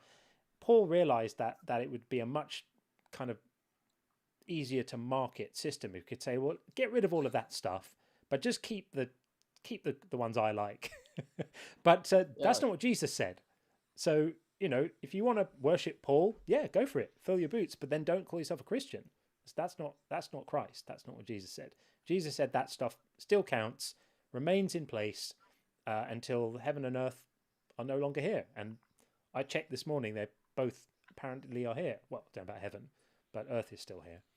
So silly. It's wishful thinking. It's a cope. Yeah. It doesn't work. Me personally, I'm agnostic. I don't know what I believe, but I do believe some things there. Like something had to make everything. If I were to become Christian, and that's a big if, it'd be non-denominational, following the core teachings on the New Testament morals, and that's a big if. The ones like hating your family and not making any plans for the future. No, as in the one, I haven't read the full Bible. Yeah, it's mainly the ones I understand being stuff like love thy neighbor, treat everyone like how you treat everyone equally, don't give unjust hate, that type of stuff. Yeah, this is what Jesus said. Don't think I've come to bring peace to the earth. No, I've come to bring division. From now on, 5 in one household will be divided, 3 against 2 and 2 against 3. Father against son, son against father, mother against daughter, daughter against mother, etc., etc. He wasn't about peace and unity. For I do not think I've come to bring peace. I've come to bring a sword. I've come to set a man against his father, daughter against her mother, etc., etc. Jesus was not teaching all that wonderful stuff. I mean, he had a few good things to say about forgiveness and kindness and stuff, but the love your neighbor thing wasn't love everyone. It was love fellow Hebrews. It was love the fellow people in your tribe. Anyone outside, you could make slaves of them. No obligation to love those people at all. So I would say don't look to anything in this book for morality. It's a terrible moral guide. There are worse ones, just not many that I can think of. Yeah. And then there's also Christians who argue you should follow the system and not fight against stuff. That's going against Jesus himself, because Jesus was a radical person. Yeah, I just think, why do we need to look to 2,000-year-old books of blood sacrifice mythology to learn how to live? We can just forget about all of that. Just don't be a dick. That would be like, that's a good way to live. Don't be a dick. Be nice to people. Try and make the lives of the people around you better, not worse. Try and lift people up if you can. If you can have a positive impact on the world, do it. Try not to hurt people. That's it. That's all you need. Just live by that, and you'll be good. That'll get you there. Yeah, Ray, if you're looking in a book and you're saying, "Yep, I like that. I agree with that. Nope, I don't like that." You're just looking for goodness within yourself anyway. If you're gonna pick and choose, take some, reject the others, all you're doing is looking at and seeing what you agree with and what you don't. Yep.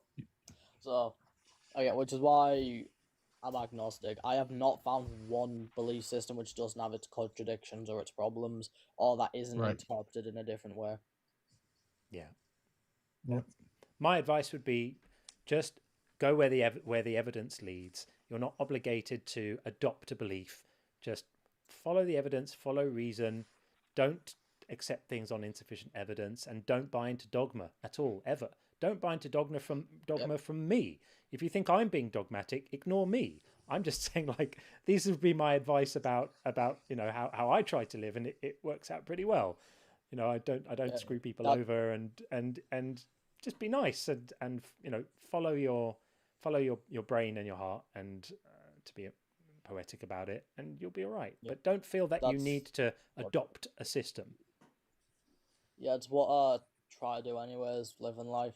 Because, for example, me, I'm a massive mental health advocate. I've helped a lot of people through a lot of things.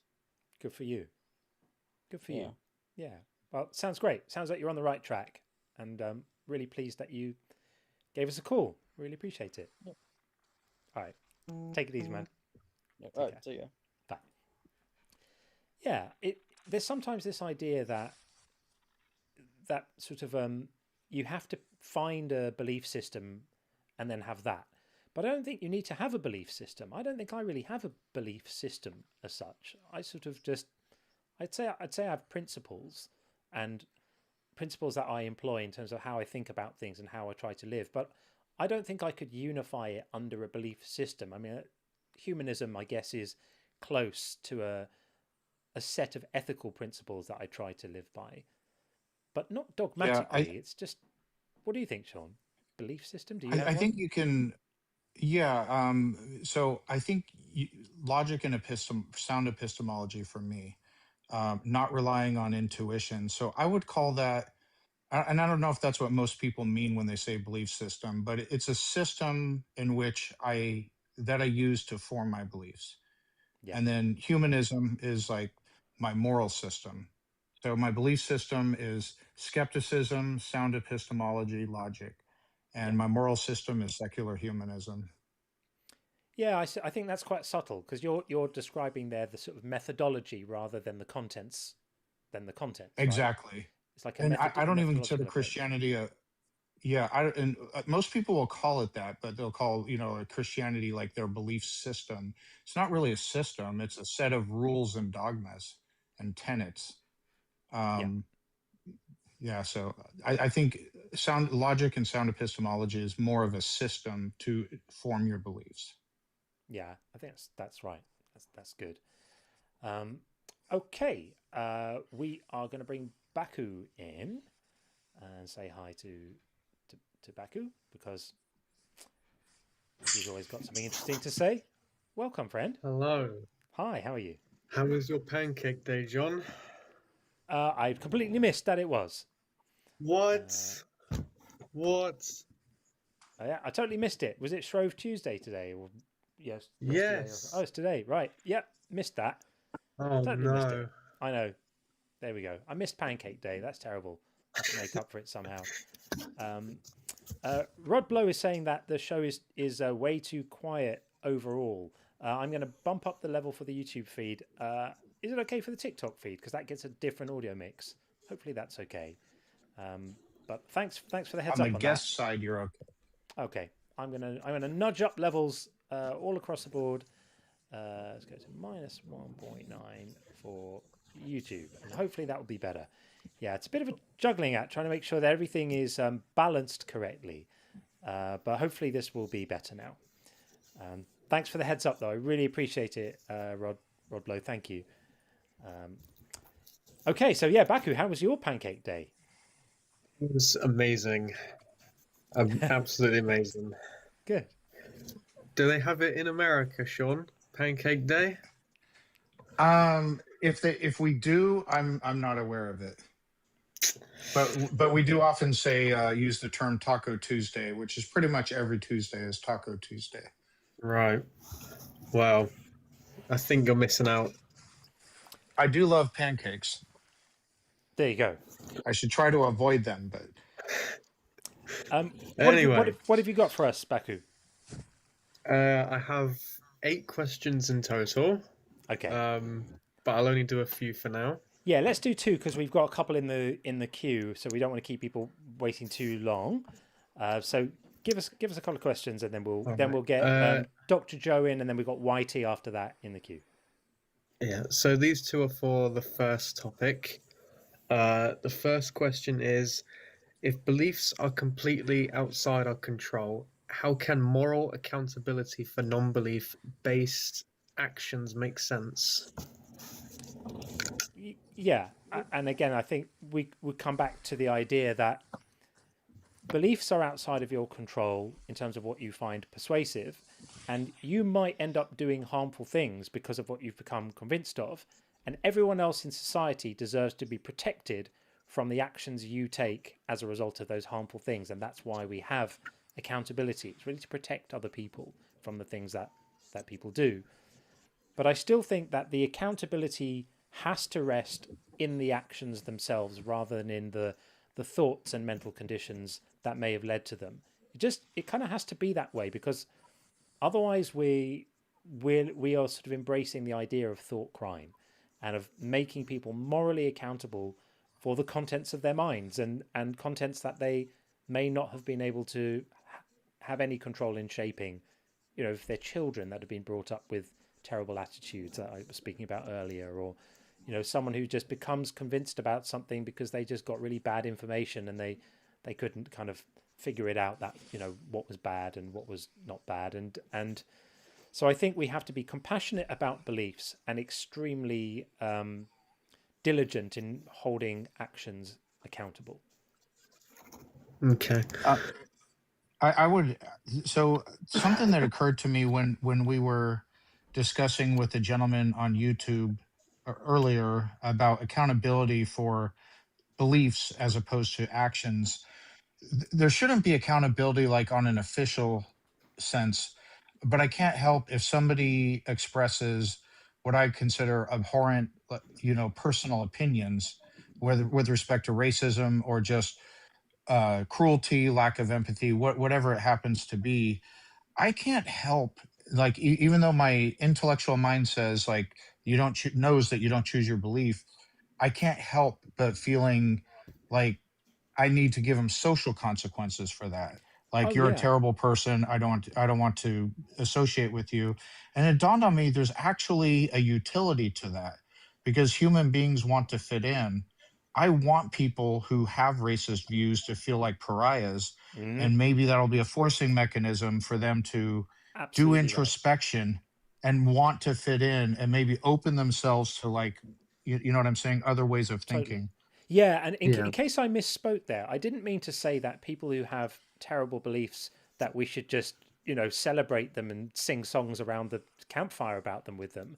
I think that part of what we do is we try to persuade people. We should make an argument against them. We should say, this is what we do here, right? Every day we speak to people who come up here with odious beliefs, who come up here thinking that the divine command theory that they feel obligated to embrace ends up leading to justifying, killing children. And we say, we try push back against it and say this is making a moral monster of you. So I think that it's on us to show people, as you say, the moral consequences, or the social consequences rather, of their beliefs are that, yeah, you're going to get stick from people. People are going to think that you're not a nice person. People are going to not want to be around you, and you should feel the sting of that. But I think that's different from, I think we can still do that, even whilst speaking honestly about the conditions that led to them having those beliefs and Absolutely. the proximate cause of those beliefs. Yeah, absolutely. All right. Well, Baku, we're going to bring some guests in, but thanks for kicking us off with good questions, as you always do. And hang out in the queue, and we'll get you back in later when the queue dies down. Thanks, buddy. Cheers. Okay. We are, as promised, going to bring in Dr. Joe right now, and then we've got Whitey, and then we've got APUC, and we've got user lots of numbers as well. So if you are in the queue waiting, thanks for being patient. We will get you in, I promise. If you're willing to be just a little bit patient, we want to hear what you have to say. We want to engage with you and speak to you. So thanks for being patient, and hopefully we'll get to you soon. What's up, Dr. Joe? Good evening. Hi. I think I was trying to catch you the other day, but in the end I had to run a little bit early. So Understood. Well, you're very welcome. But, fantastic. I was interested, obviously, I saw you first time the other day, actually, talking about your top thing where you're saying about nobody chooses what they believe, and yeah, it makes a lot of sense to me. I think it's quite rational. My thought process was why you don't necessarily go one step further and then invoke from this and say, well, nobody's really choosing what they're even doing. Sure. Yeah. So as you can possibly imagine, I hear this a lot, and I'm going to give you the same answer I always give, which is I suspect that's probably true, but I really want people to think differently about belief. And if my starting position is you have no free will, that's going to immediately close the door for so many people who just don't want to hear that. They don't want to have all their agency taken away from them. They don't want to feel that nothing they've ever done or thought or achieved in their lives is anything other than the laws of physics, creating chemistry, creating biochemistry, creating neurochemistry, all of that kind of stuff. That may well be true, but I want to get across a really, really profound and important idea about beliefs, which would be true even if we do have ultimate libertarian free will because of some reason that I can't really imagine, but even if we did. Sure. So for me, it's a strategic reason, that I don't go all in on no free will. I don't go to the Sam Harris line.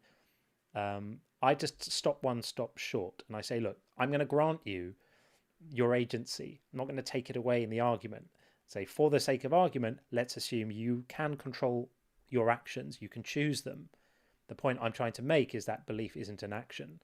It's not a thing you do. It's something that happens to you. In the same way that becoming frightened, getting a fright, is not something you do. Nobody thinks about getting a fright as an action. We all understand reflexively that it's something that happens to you. When you get a fright, something has happened to your mind that you didn't choose to happen, and that's the process. Or finding something funny is exactly the same. Nobody decides to find something funny. You just do find it funny. And so that's why I don't lean in all the way to the no free will idea. Does that make sense? Sure. Yeah, no, I think I get that, because I think, as you say, instinctively, even myself, who is, as you would say, convinced that I don't think free will exists, inherently I also want to push back on it, because I feel like I have agency. So I can certainly understand why you would choose that position to sort of, I don't know, dip their toes into this idea. Yeah. So yeah, absolutely. Because I think it's a really important idea. It's crucial. I'm coming at this from the perspective of what are the moral ramifications of realizing that that belief isn't an action. And they're huge, Yeah. because you don't get to condemn people to hell because they just couldn't force themselves to believe something. It doesn't make sense.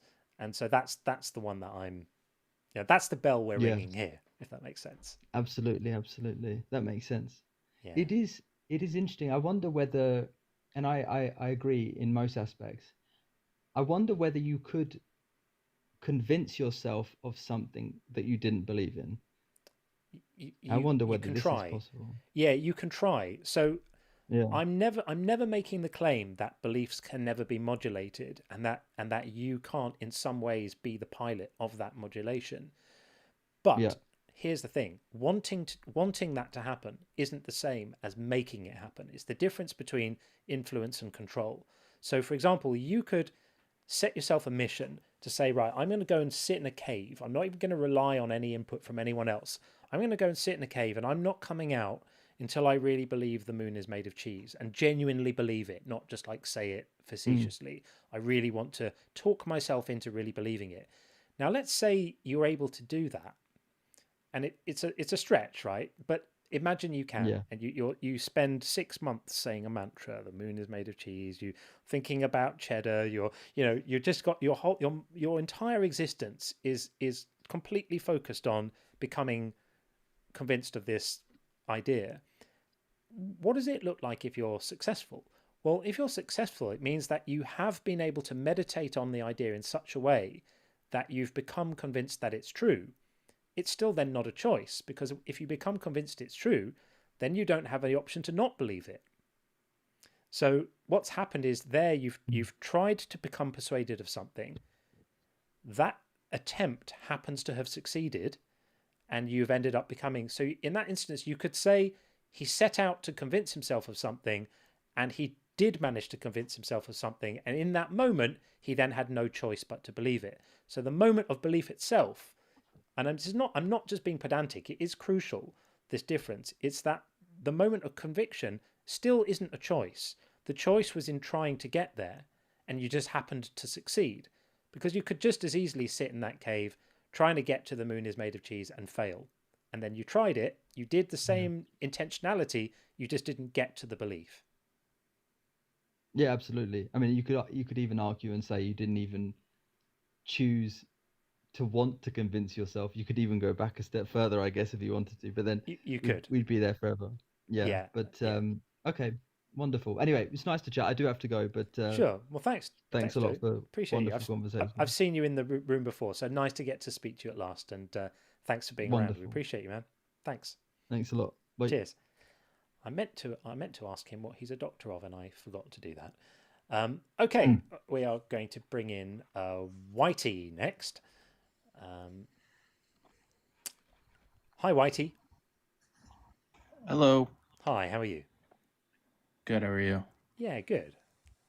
Got something you'd like to discuss? I was on your panel probably a couple weeks ago, and I thought about this. Okay.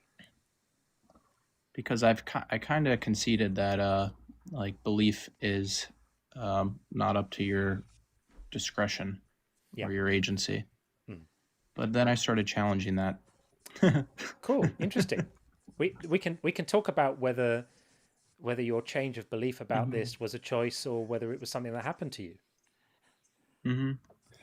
Well, I would ask myself, like, did I choose this argument because it was rationally compelling, And what would you say if? Well, I think that you land on a... You could choose an argument. Yeah. Sorry, go ahead, John. No, go on, Sean. You got it. Okay, yeah. You can choose a particular argument for a variety of reasons. And by the way, choosing which argument you're going to use is actually an action. So, for example, I could choose argument A because it is the most logical, or I could choose argument B because I believe it's actually more persuasive. But you're still making a choice for an action in the future. So that's not necessarily choosing what you believe. That's deciding on an action, making this argument versus that argument. Yeah, but like what I really mean is like, do you find the argument that we do not choose what we believe in rationally compelling? Because this is what kind of got me. Yeah. So you're asking if, well, it's not really an argument; it's a claim. You cannot choose what you believe. It's very compelling to me, Mm-hmm. and when I thought about it, it became very obvious. But to some people are just incredulous and to the idea.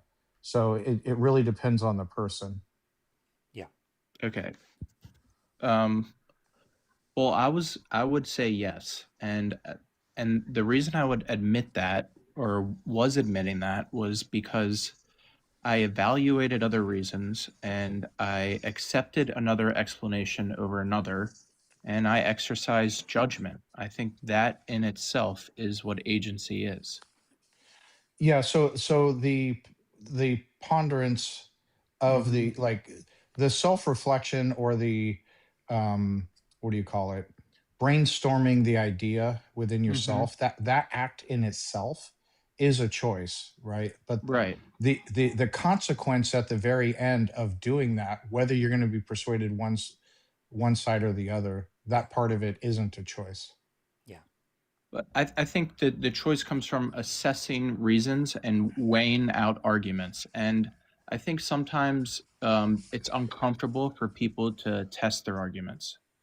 And I think that sometimes if you pursue truth over comfort, then you may find yourself believing in other things. Yeah, you're right. The open-mindedness, the your methodology of, like, going through, like, how you choose to sort out and brainstorm it, the entire process of you brainstorming, that is all completely voluntary. And you could be in a situation like, for example, I'm gonna try to self-evaluate what my biases are and try to mentally block those. I'm just gonna be open-minded. I'm just gonna seek truth. Doing that may end up facilitating the you being more receptive to the information that will convince you. But I always go to extreme examples. I can open my mind as open as I want to the possibility of leprechauns. It's probably not going to happen, right? So I would say, like, for example, if you make a conscious choice to learn about and engage in, sound epistemology and removing bias, and you do things like that, if the conclusion is actually true, you're probably more likely to end up believing it, just because you've aligned your epistemology to where it becomes a better truth magnet versus if you have irrational thought processes. But in the end, you're going to end up still being in a situation where you're convinced or you're not convinced. So the outcome isn't like, you're not deciding on the outcome.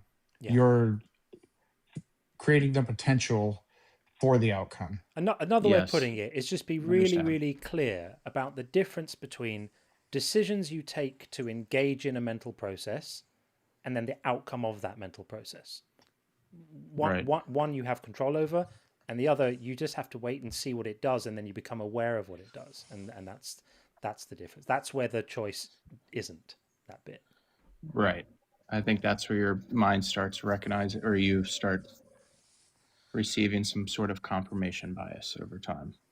Yeah, it could be confirmation bias, and which is absolutely in operation, or it could just be that you become aware of the fact that you feel persuaded by something or you don't, and that's something that's something we discover about ourselves rather than something we choose. I came to the conclusion that I think belief obviously is not fully voluntary. Like, you can't just snap your fingers and come to a sense of something. But I think if humans had no control over their belief formation at all, then I think rational discourse would be impossible. And I think since we know that rational discourse clearly exists in some sense, and we're participating in it now, then I think belief formation must involve some sort of meaningful agency. I'd push back gently, because let's Mm-hmm. say I don't see how we get from beliefs form in an involuntary way to that. If that's true, we can't have rational discourse, because what rational discourse means is I chuck an idea at you, you process it and Mm-hmm. see if you find it convincing. You chuck an idea at me, I process it and see if I find it convincing. And all the way along, we're evaluating each other's claims and statements, and then testing ourselves internally, checking ourselves to say, does this check out? Do I find this persuasive? Is this making me buy what this person is saying? And that's the beauty of it. So you have complete control to get into the rational discourse. And you can do that badly or well. Like we're doing it quite well at the moment, because we're listening to each other, and it's all, we're responding appropriately to what we're saying. We're not just shouting and screaming and waiting for the other person to stop talking to begin screaming and stuff. But I like this idea of kind of chucking each other packets of information, and then the other person opens up the packet and says, okay, let me just test this. I'm going to put this through my cognitive machine and see if it checks out. And if it does, you go, Mm-hmm. oh, good point, I see what you mean. And if it doesn't, you say, I don't buy that, and here's why. Because quite often, if you disagree with something, you can figure out why you disagree with it, why you don't accept it. So I don't necessarily. So here's an example of me doing this. I don't accept your claim that that if belief is involuntary, rational discourse wouldn't be possible, because you can still do rational discourse, and what it means is giving each other bits of information and then self-testing to see if you believe it. Yeah, that is a good point. Yeah, I mean, I think that I would just agree to disagree. I think that is that all right? I don't know. Of course, no discussions are mandatory. I would say, if you don't agree with this, try to be clear with yourself about what that actually means. If you're saying that you don't buy this, if you think that I'm saying something that you currently don't believe, if I make a claim, belief is involuntary, and you experience a sensation of not accepting that, not checking out, it not convincing you for whatever reason, that feeling that you have of not being able to take the idea on board is the thing I'm talking about. That's what it is. Yeah, I get it. Yeah. So I understand. But of course, as I said, no discussions are mandatory, and it's absolutely fine either way. All right. Well, I gave you my 2 cents, and I appreciate you letting me come up. Of course. But thank you for doing that. Good talking to you again. A pleasure to speak to you again. Yeah. Thanks, Whitey. Take care. Bye-bye. Thanks. Okay. We are going to bring in Screaming Silence. Welcome back. Welcome back, Screaming Silence. Are we going to bring you in? Oh, no, it didn't work. For some reason, TikTok dropped you. If you want to come back in, just request up again. I was going to bring you straight ask if that was on the YouTube side, because usually I get a blank box or something that appears. No, it wasn't. I'm just going to read a couple of things. Well, first of all, I have to thank Iantu who sent a unicorn and some hearts and $3. Thank you very much. That's very, very kind. And then I also have to read this super chat from good friend Philo. When your belief system demands that you abandon reason, logic, skepticism, critical thinking, and intellectual consistency, it's time for a new belief system. And I think that's right. I would agree with that. These things come at a price, and that's a high price. Do not to pay. rely on your own understanding. Right. Yeah. Do not lean on your own understanding. The Bible says, like the ultimate thought stopper. Don't think. Just trust me, bro. That's the Bible saying. Trust me, bro. Okay. We did have another guest in the TikTok queue who's just came in for a moment. Adam came in and then disappeared. Adam, if you'd like to come up, put your name back in. Failing that, we will bring Ash in. Oh, hang on. We've got Way to Life Ministries. Ash, hold fire, my friend. We'll get you after this. We're going to bring in Way to Life Ministries, who may have a different view to us on some of the subjects in our menu for the evening. Hi, Way to Life. Hello. Hi, how are you? I'm good. And yourself? Yeah, good, thanks. Good. What would you like to talk about? Just so I can just be 100% clear. Yeah. Are you an atheist or a Christian or I'm an atheist? I'm amazed that it's not completely obvious from my choice of topics. This is my problem and my fault, because I just thought that putting out a list like this would be fairly clear about what my position is. But Well, it could be that, you're defending those things rather than, attacking those things. That's true. Like, That's true. So yeah. Yeah. Okay. So anyway. Fair enough. Okay. So what do? Do I just pick one at random? You can pick one. Yeah, whichever one you like. And, okay. God is not morally good. Should we try that one? Yeah, sure.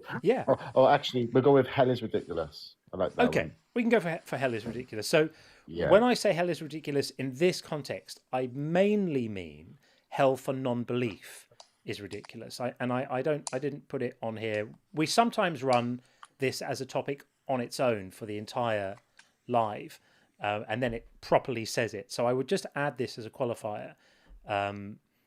So I'm really saying that hell, as in the idea that you get sent there for not accepting Muhammad or Jesus, is ridiculous. So is that still a topic you'd like to explore? Yeah, sure. Okay. So this is actually related to the first claim of nobody chooses what they believe, because I'm going to assume, because of your name, Way to Life Ministries, that you're possibly a Christian. Would I be right? Yeah, correct. Okay. So do you believe John 3:18 when it says, I'm just going to put this here so everyone can see it. It says, those who believe in him are not condemned, but those who do not believe are condemned already because they've not believed in the name of the only Son of God. Is that a position that you would agree with? Yes. Okay. So the reason why I don't is tied to the first point on the menu, which is that if I'm not convinced that Jesus is God, and I've looked at the evidence and I've heard it for many, many years, and I've listened to it with an open mind, and I just don't find it compelling, I can't believe it. It's not possible for me to believe it. How am I supposed to if I don't find it convincing? Okay. Right. So that, yeah. I was going to say. So yeah. Go ahead. Sorry. No, go on. You unfinished. Well, I was just going to tack on. Sorry, it was my fault for pausing, but I was just going to tack on. Once you realise that I can't believe it, and you can quote Romans 1:18 and all the rest of it, but the fact is I just can't believe it. I just don't find it persuasive. There's nothing I can do about that. How does it make moral sense to then condemn someone for not being able to believe something? Okay, so I would say this. Let's say, just for argument's sake, you don't need to believe in Jesus, right? I'm a Christian, I do. But let's say, just for this argument, you don't have to believe in Jesus. But then you know in your conscience right from wrong, correct? I mean, I don't think you know right from wrong. I think you have a sense of your own morality, and you have instincts that lead you towards compassion and empathy and altruism and stuff. But I don't really think that you know right from wrong in quite the sense that perhaps you're saying it. But for the sake of the argument, let me grant it. Say yes, you know right from wrong. Okay, so we have a conscience, is what I'm saying. So we know, you don't really need to be told that bashing someone over the head 1,000 times with a rock is a good or bad thing, right? You know that because it's in your conscience. You know that when a rock hits your own head, it hurts. Therefore, to do it to someone else, right, is right or wrong. Yeah. So then, if there's a God, right, and he's made you, and you've destroyed his creation in a bad way for no reason whatsoever, so you've gone against God, then do you think that you have to apologize or ask God for his mercy if that's the case? Well, if you know you've done something wrong, and you have the opportunity to apologize to the person you've wronged because they're clearly there and you know they exist, then you have the opportunity to do that. But if the reason why your analogy, I think, doesn't work is you're alleging that we may have wronged God in some way, but in order to make amends with someone, you have to first think they exist. Of course. So if you don't think they you exist, blaspheme? You can't make amends, can you? So do you blaspheme? Yeah, regularly. Okay, so you would say things like "Oh my God" or "Jesus Christ" and use that as a curse word, correct? Absolutely. Or you have yeah. done. I regularly Yes. attribute acts of the Holy Spirit to Satan too. What do you mean by that? Well, apparently there's an unforgivable sin, which is to attribute the acts of the Holy Spirit to the devil, and I've done that for fun, for recreational purposes, a number of times. But you don't believe in the devil, do you? No, I just do it because it amuses me. Yeah. Okay. So you think that by doing that you're committing the unforgivable sin, right? I mean, it's more we don't that, believe sin exists. Yeah, there is no sin in No, my... but in a recreational sense, you understand the unforgivable sin, and you're trying to commit it by doing that. It's just fun. It's just fun to kind of game the system a bit, just for fun. I mean, it's like irreverence for the sake of it, and it's not to insult people or hurt people. It's more just, I think this is such a silly system. I think the whole thing here is so silly that my way of engaging with it is to lean into the silliness of it and do the worst possible thing because it's fun. Like I don't believe in homeopathy, right? And I once took part in a public demonstration where we all necked entire bottles of homeopathic remedies, massive overdoses of homeopathic stuff, because it's just sugar pills and there's nothing in there. And so we did it. It was with the science advocacy group that I was working with. And it was a little bit like that. It's like, I think about it in a sort of similar kind of way. So again, I feel like we've sort of drifted from where we started. So where we started was, I've made a claim that being punished for not being able to believe something is morally incoherent. How do you respond to that? Because your response previously was, well, if you've wronged God in some way, you should apologize. But I don't think I have. Okay, let me rephrase the question then. If hell exists, should you go there? No. Why shouldn't you go there? Because people should be punished for things that they do, not for things that they can't help being. People shouldn't be punished for the contents of their minds that they had no say over. It's an idiotic idea. So when you say the things of their minds that they have no control over, what do you mean by that? I mean, the idea, as John 3:18 says, that you're condemned if you don't believe in Jesus. Well, what if you're just not persuaded? How can that be a punishable crime? That just doesn't make sense. Do you want to be persuaded? Whether I want to or not is irrelevant. Yeah, I mean, if it's true, I'd like to know about it. Okay, so God works different to how we work. So God's ways are higher than ours. His thought process is different to ours, right? Right. So as human beings, we like to see it and then believe it. With Christ, you believe it, then you see it. That's called faulty epistemology, because you could do that with any religion. God's ways, not man's ways. No, but the thing is, you can't assert God's ways are higher as a reason to believe in God. You can only accept God's ways are higher once you believe in God. It's a circular argument. It's called begging the question. What you're doing is circular's not always wrong, though.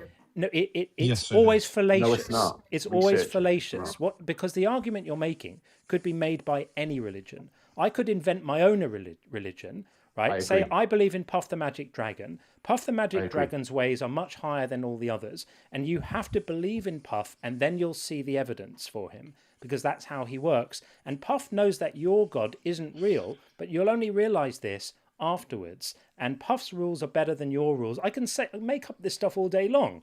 It's just nonsense. So this idea that God's ways are higher only works from within the perspective of believing that God already. If you're not at that point, that's not a justification. You saying to me that what I have to do is lower my epistemic standards, right, my evidence standards, but only for your claims, not for everyone else's.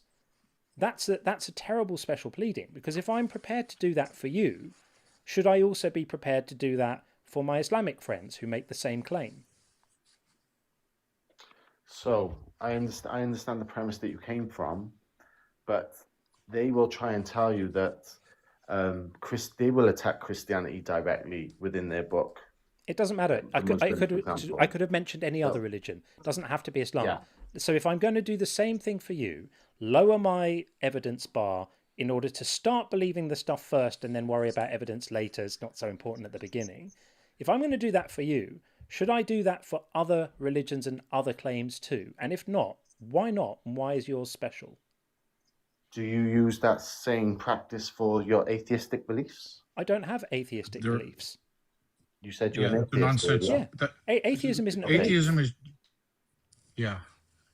It's not a belief. No. It's just not being convinced of any God claims. Yeah, but then would you say that you believed in the Big Bang, for example? That's not an atheistic belief. It's not atheist. Atheists believe in the Big Bang, don't they? Well, so do Christians. That is religion neutral.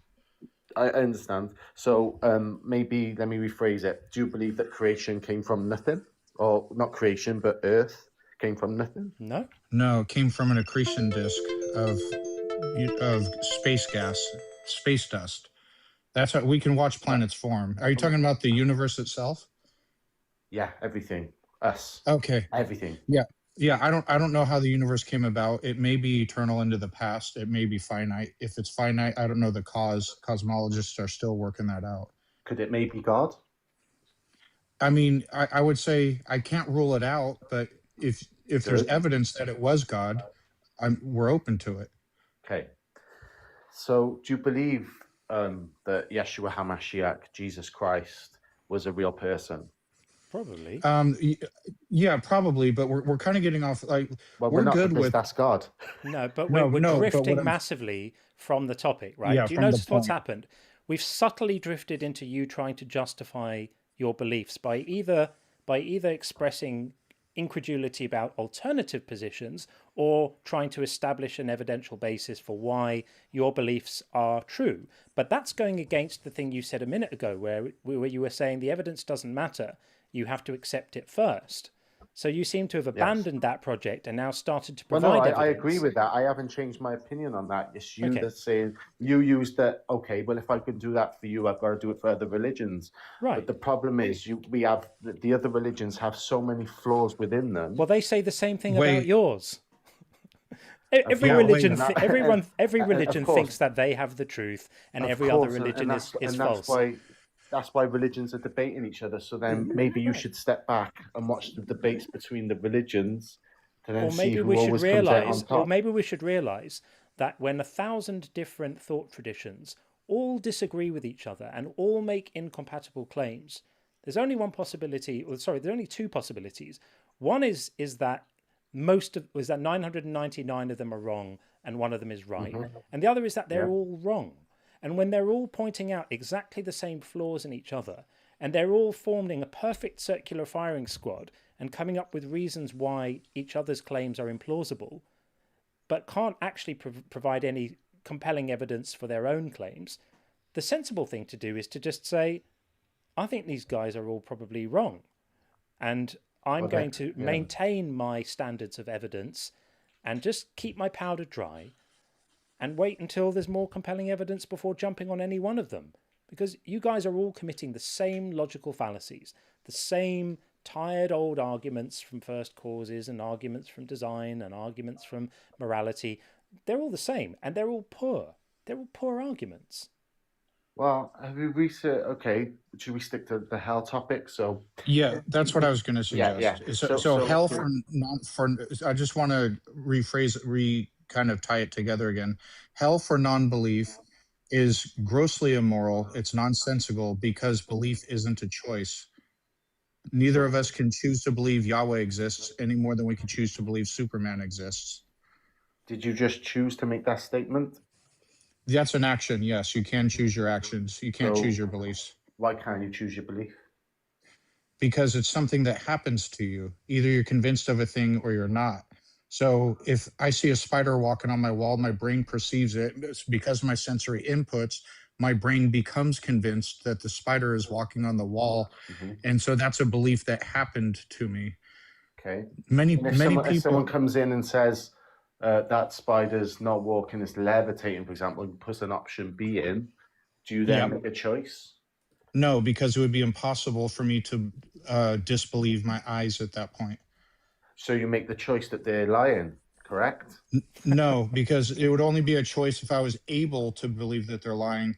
I can't decide as an act of will to believe that they're telling the truth.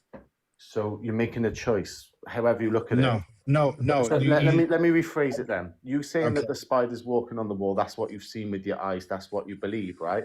Correct. So if someone comes in and says, no, that spider is flying, what they've done is then they've presented another option to you, but you've seen it walk on the wall. So now you can say, actually, I don't believe you, option B, because I prefer option A because I've witnessed option A. It's not that you prefer it; it's that you're convinced of it. You're persuaded by it. Yeah, fine. And you're not persuaded by their claim of flying, and therefore you have no option to accept it as a belief.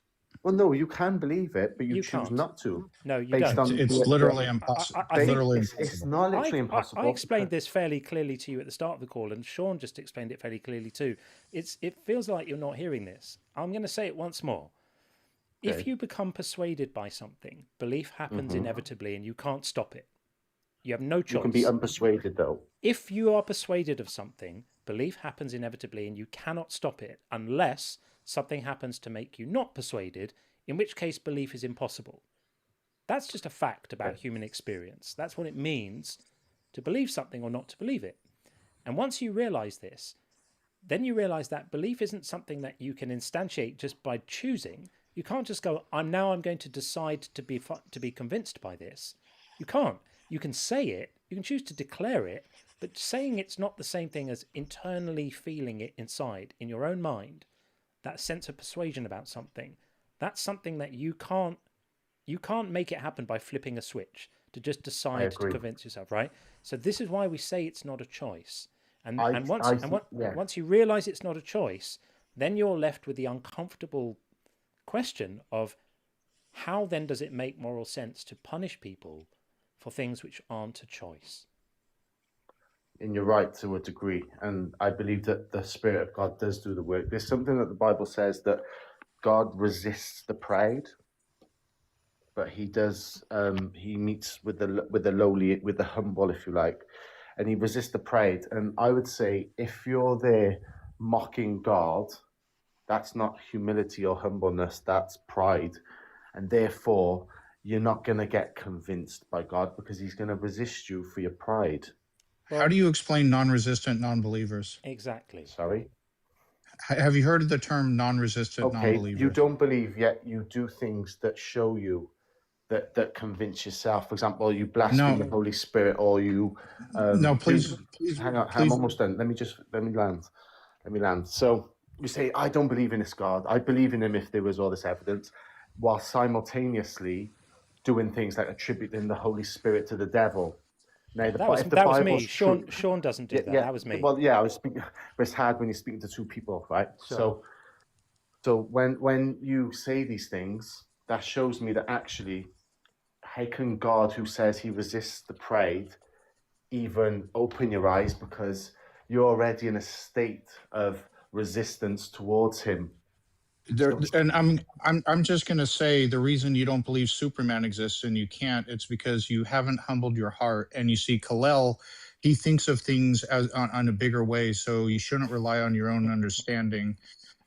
You just haven't humbled yourself. That's why you don't believe in Superman. Superman may exist. Superman may exist. I haven't denied Superman existence. Now, okay, so I asked you a question. Tim Davidson before. says, choose to believe you owe me 500K, now pay me. Yeah, exactly. No, but wait, I asked you a specific question. Have you, and if you haven't, it's okay. I'm not like trying to, it's not a gotcha. Have you heard of non-resistant non-believers?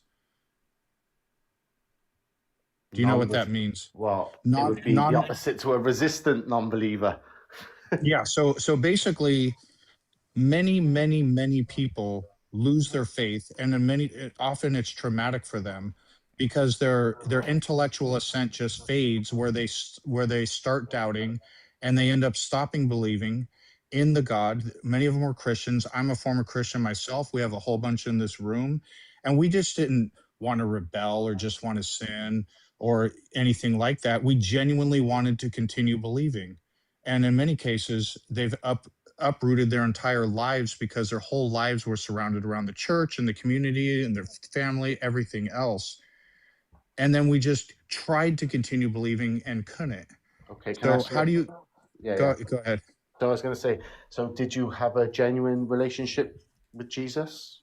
Well, I don't believe anyone does, because I no longer believe Jesus exists, but I believed I did at the time. Okay, so did you actually have a relationship with him? You know, how we're speaking now. I answered your question. Yeah, so you believed you did, but you didn't know that you did, right? Well, no, at the time I believed that I knew that I did, not to sound confusing, but I just listen to the nuance and the nuance and the subtlety here. If I don't believe Jesus exists, that means I don't believe anyone, including yourself, by the way, has a genuine relationship with an entity that doesn't exist. However, when I did believe, my belief was strong. I knew that I knew Jesus existed, everything else. So we're talking about belief states here. So I was thoroughly convinced Christianity is true. I was praying, I was doing the whole thing. And when I started having doubts, I prayed about it. God, if you're there, please show me. I want to know the truth. I want everything. And I got crickets. So the point here is there's a temptation for Christians to blame people who stop believing. Oh, you must have been doing awful things. Oh, you must have been prideful or this or that, to ascribe negative characteristics to the person, to blame them because they stopped believing. But when in fact, we could just be genuine, intellectually honest people who did a lot of introspection and just could not continue believing. So why doesn't God fix that and make it so the whole world knows this is the right religion, I exist, now you can choose to follow me if you like? Because faith without testing isn't real faith. And I'll explain why. I'll elaborate. So there can be times where you feel like God's gone quiet, for example. And like, hang on a minute, am I actually just following my own, am I praying to myself? Am I following my imagination here? And you have these moments, right, where God sort of takes a step back. And in these moments, this is where your faith is tested. So in these moments of doubt, or in these periods where you think, where are you, God? If you're real, why aren't you here? Why aren't you answering my prayers as and when I say, right? And it's almost like there's a silence. Well, when you push through and you continue to have faith, even in the silence, even in the dark, even in the valley of the shadow of death, and you continue to push through, at the end of it, then once again, your faith becomes strengthened even more, because God reveals himself.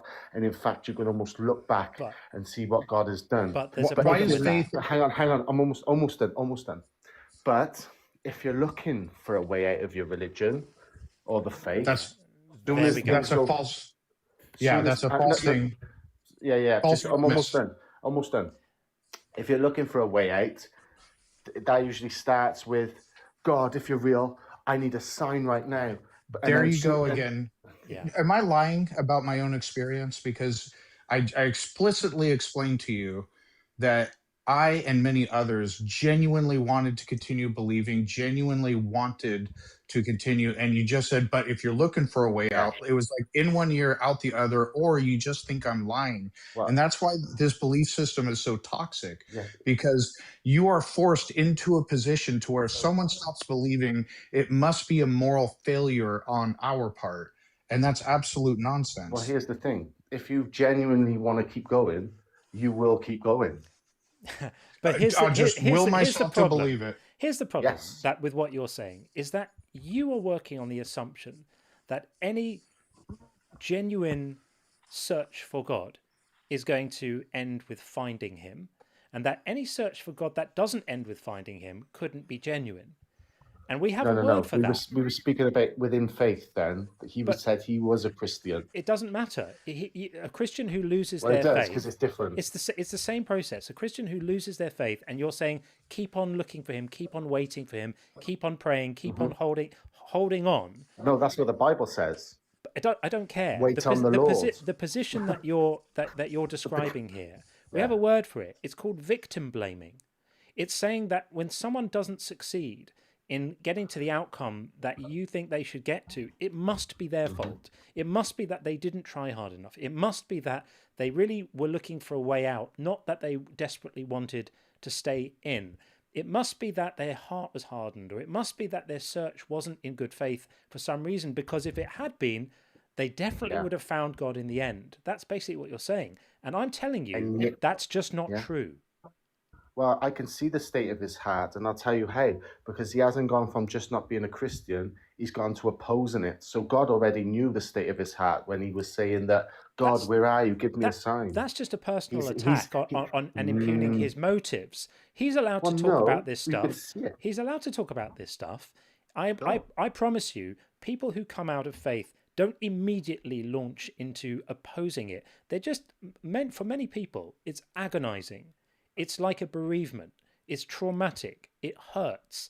They sometimes never fully recover from it. And at the same time, they often then find that as well as the loss of that anchoring that they had in their faith, they've also lost their community.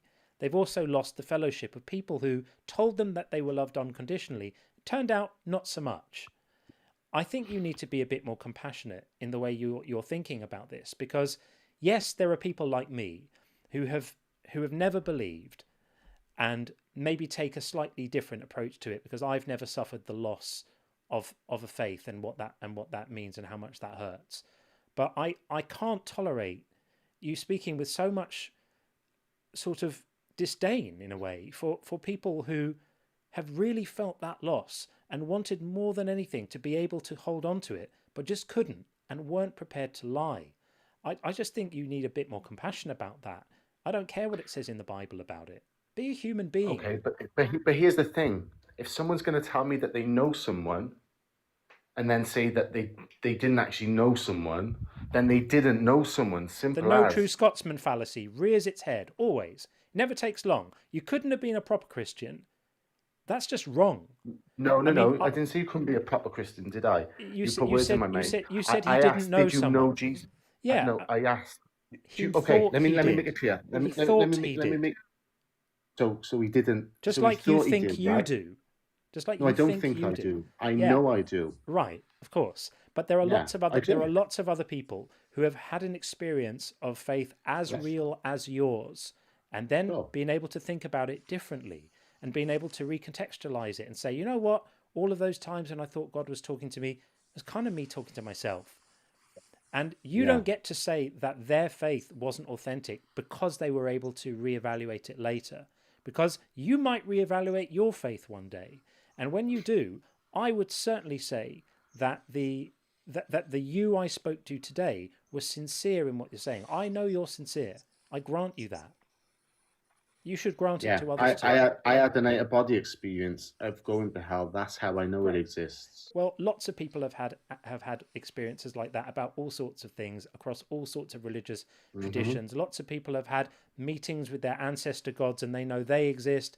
Lots of people have had lots of experiences. We don't really care about those because they're easy to explain away in most cases.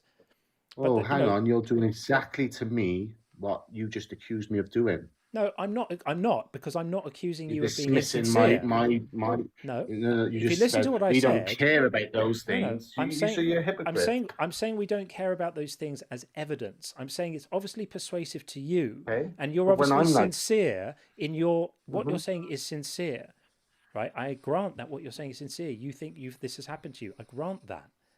I'm not doing what you did, because what you were saying is that those people never really did have a relationship. Well, they thought they did. What you just said is, I don't care about these people who have all these different relationships. Yeah, but these experiences, because as evidence, they contradict each other. So we can't take them as evidence, because what would they be evidence of? I understand some contradict. I agree. Yeah, I mean, if we're going to do that, right? If we're going to set an evidence bar and we're going to say people's testimony of visiting other worlds or other realms or other afterlives or whatever it might be, Yes. if we're going to grant that as acceptable as evidence, then we have to grant it as acceptable for evidence for everyone, not just you. So we have to say the people who have met the Hindu gods, that counts as evidence. The people who have had profound experiences in other spiritual traditions, we must accept all of that as evidence too. And I suspect you wouldn't do that. No, I would. I could say that they're real, but what I would say is they were meeting with demons. Right. Good Lord.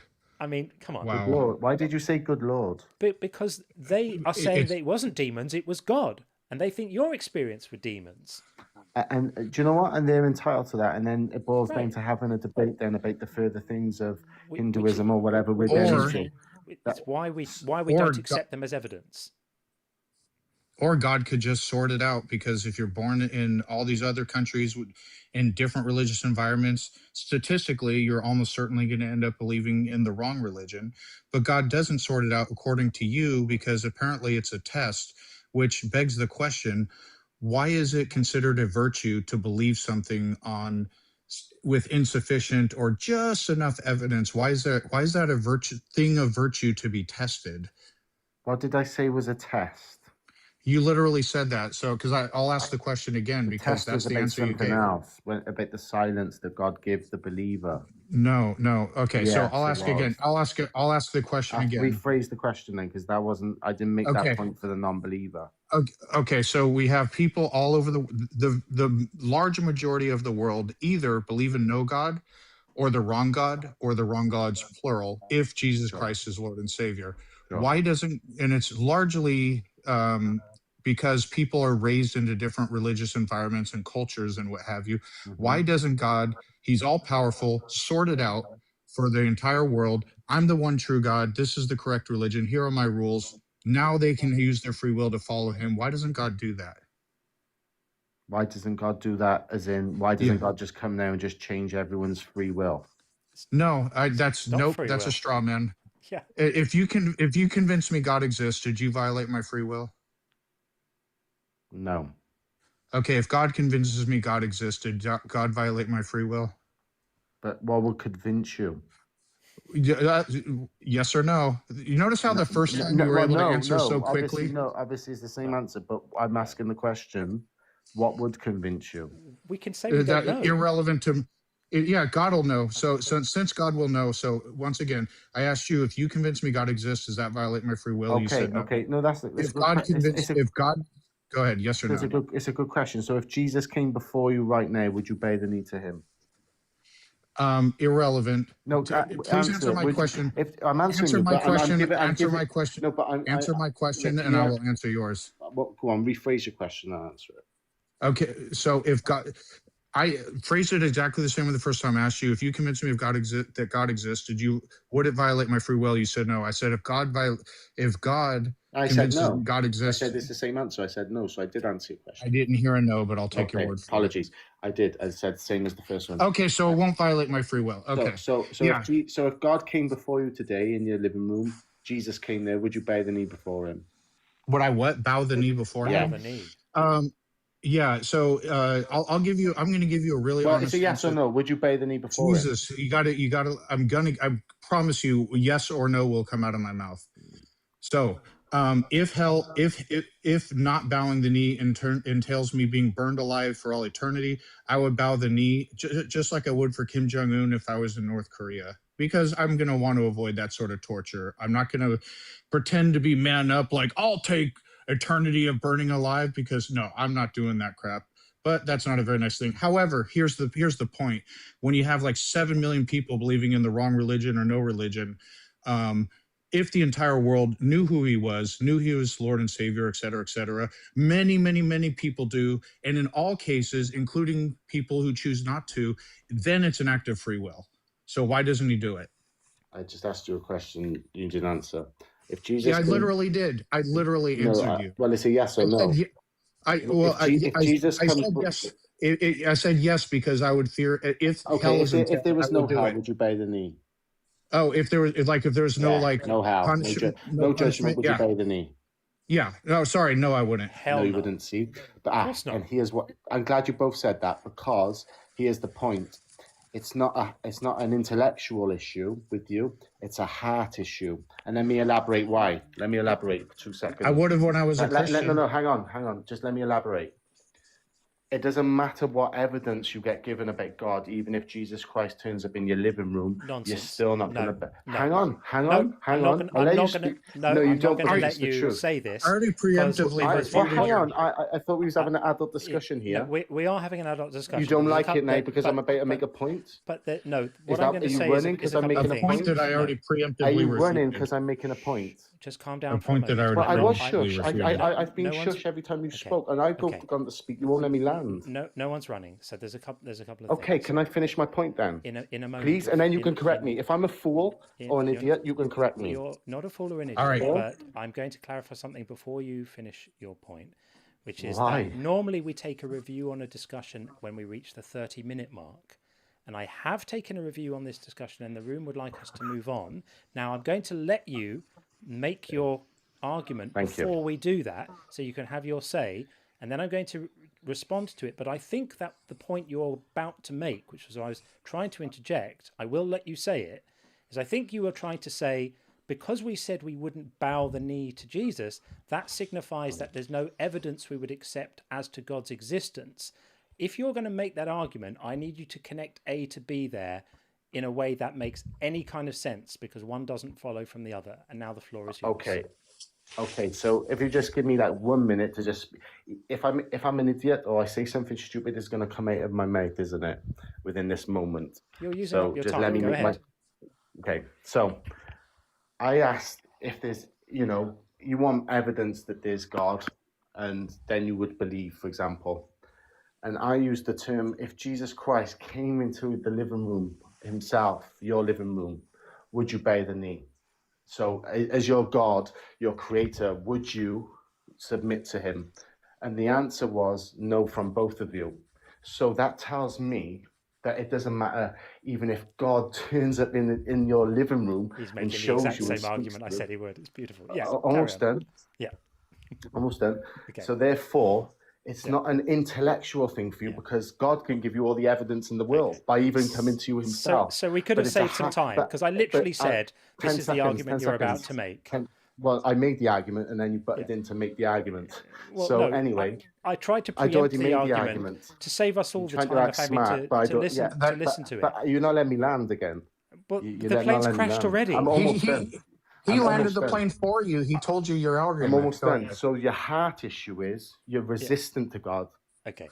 And there's your evidence. Okay. Because he turns up in your living room, you deny it. It doesn't logically. I wouldn't follow. I wouldn't bow the knee to Darth Vader either. But me not believing Darth Vader exists is an intellectual thing. So what evidence? One has nothing to do. Okay. I don't know, but God would know, and you didn't answer my question. Why doesn't he let? Why doesn't he make it so all people on the planet, many of who would follow him, if they only knew he was there, why doesn't he convince everyone? I'll tell you why. Because they're just like you when they put him on the cross. Yeah. Okay. Thank you for coming to talk to us. No problem. I think it was a bit frustrating, because we were really trying to get you to understand the difference between believing something, being convinced that something is true, and then loving something or bowing the knee, which is a totally different thing. Bowing the knee has got absolutely nothing to do with whether you think something's true, but you can only bow the knee once you do. And if you don't, but it shows you the state of your heart, doesn't it? It doesn't show you the state of the heart. It just does. shows you that we are being rational agents and saying we can bow our knee to individuals once we're confident that they exist in reality, not just in stories. So I put them in your living room or in anyone else's room. I think he needed it to be true that we're just resistant. That's where this comes from. They need it to be true that your heart is hard, that you're not thinking, that you've already decided against, and I won't have it, because too many people lost their faith like losing a limb, didn't want to do it, didn't want to run away, didn't want to be without it, and nothing he said there made me think that he recognizes that at all. and I think that's pretty poor myself. For him to go from saying that, from us saying we wouldn't bow our knee to Jesus if he turned up, to use that as a reason for why we don't think he's there is a category error. One is about whether you think something exists or not, and the other is about what touchy-feely emotions you might have and what actions you might do if you found out they do exist. And that's why I said, I'm going to need you to link one to the other. And he didn't because he couldn't. Okay, we are going to jump over to the YouTube side.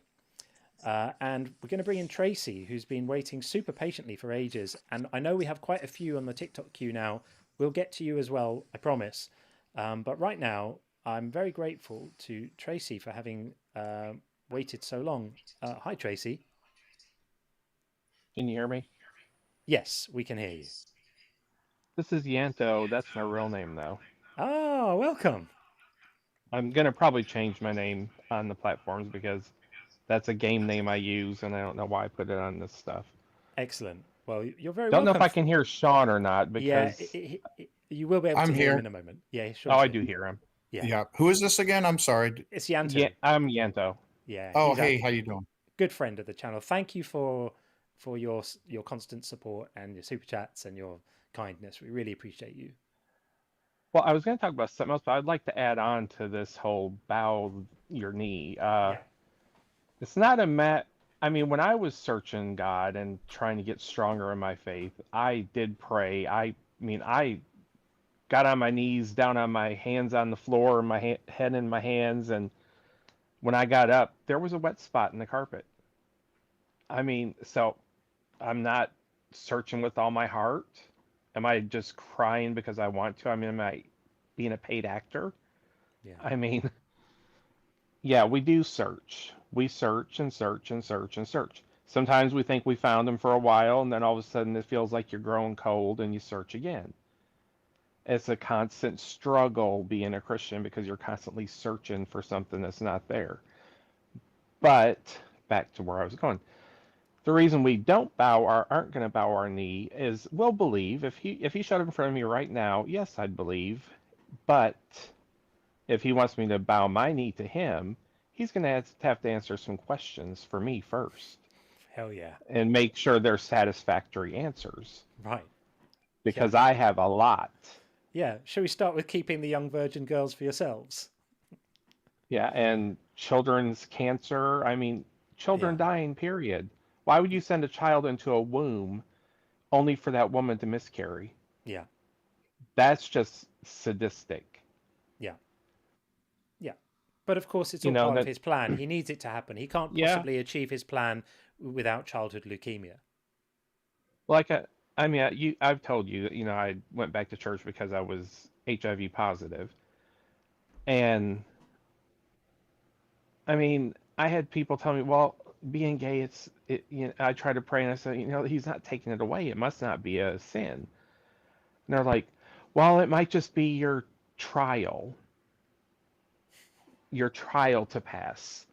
You'll probably have the urges the rest of your life. I'm like, but it says in the Bible, ask anything in my name and it'll be given to you.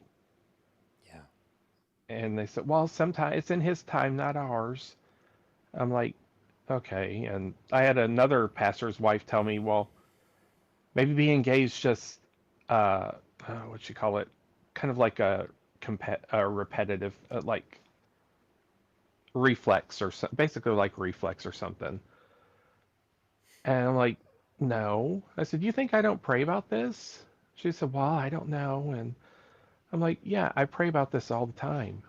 And after she done that, we kind of started parting ways a little bit. And I mean, they stopped talking to me. We were really good friends, me and her husband and her. But I mean, I watched their kids. I picked them up from school and took them to school and all that stuff, and that kind of hurt that they done that. Of course. And so, I mean, it's just, I don't know. I just hate these people getting up here saying all this bull about you didn't try hard enough. Yeah. I mean, yes, I did try. Why don't you come here and get inside my head and then you tell me what I did? It's so presumptuous. Anyone who says that, anyone who basically accuses someone else of not being authentic in their position of non-belief, is fair game for them for us to then say, well, then I've decided you're not authentic in your position of belief. If it's got to come both ways, if that's the rule. I mean, under other circumstances, it's not something I would ever say, because I think we should take people at face value. I can't claim to know somebody's intentions and mind. If someone tells me they believe, I should accept that at face value and not presume to know better about their own internal mental states. And yet we hear it all the time. Our previous guest did it.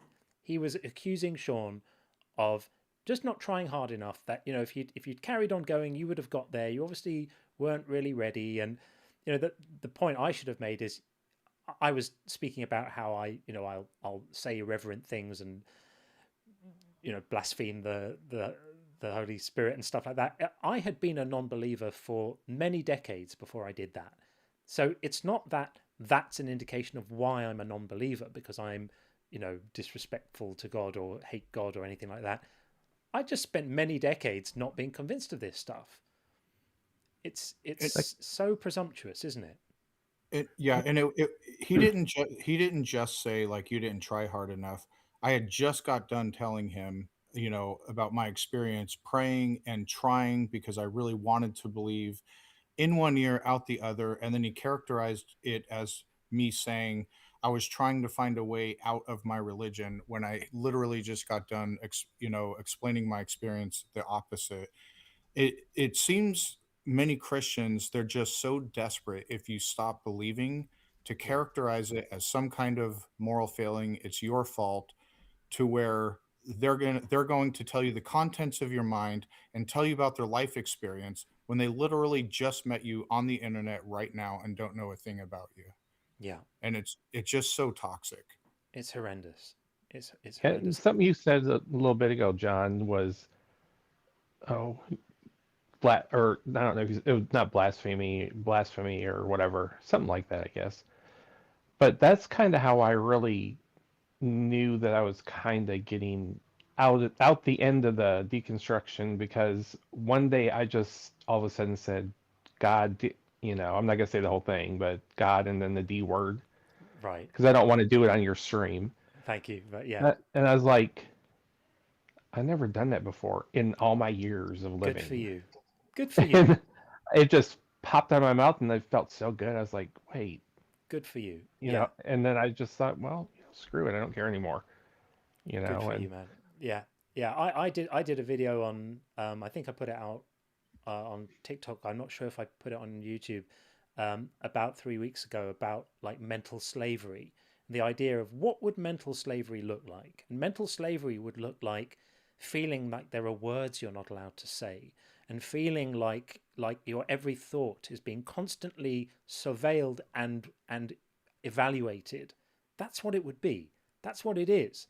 And that's what millions of people are living by. And when you realize that you don't have to be that anymore, that no one is watching you, no one is judging you, no one's evaluating you, your thoughts are your thoughts, no one else's, and you can say any words you want, and it's not a problem. You know, you don't want to hurt other people, but you don't have to worry about that stuff anymore.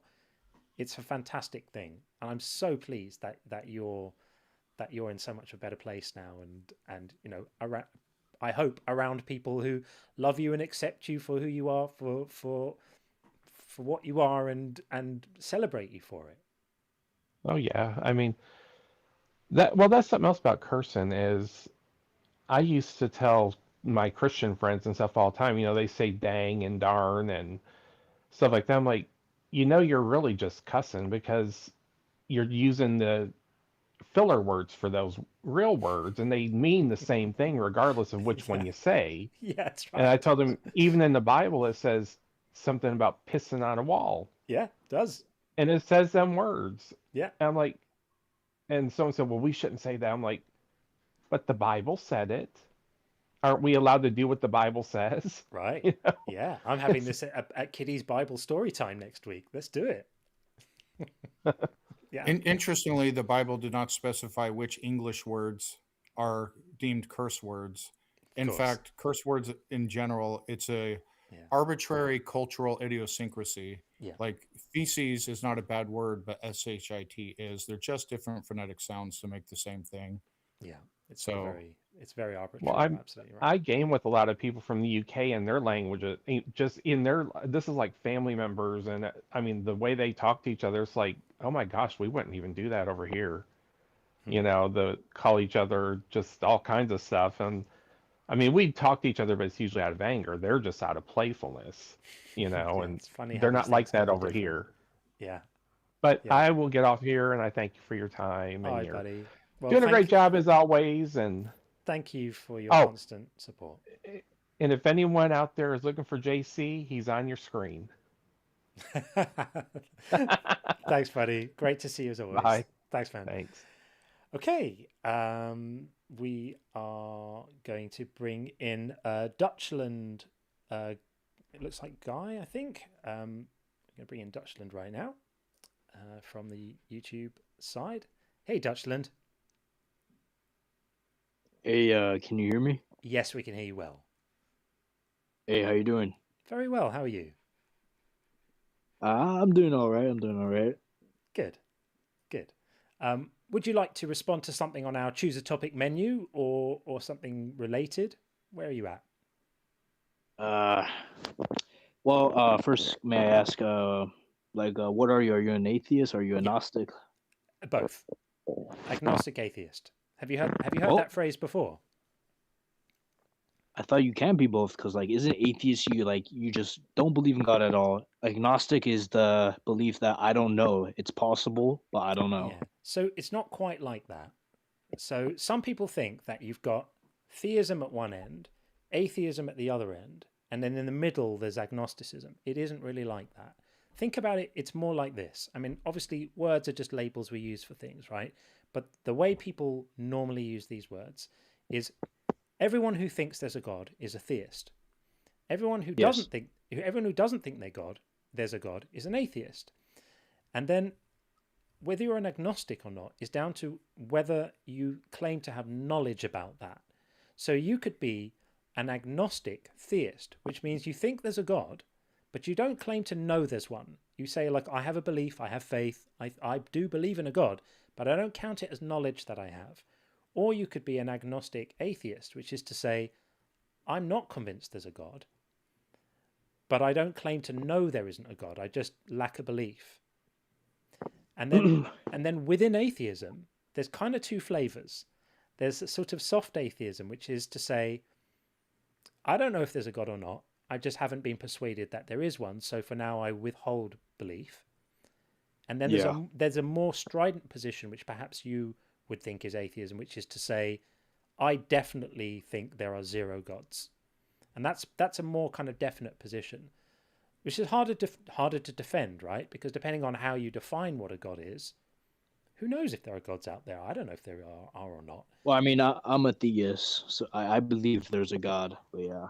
Okay, so then having defined some terms, we now know what we all are, and we now know what we all think, right? I'm not making the claim that I believe there are zero gods.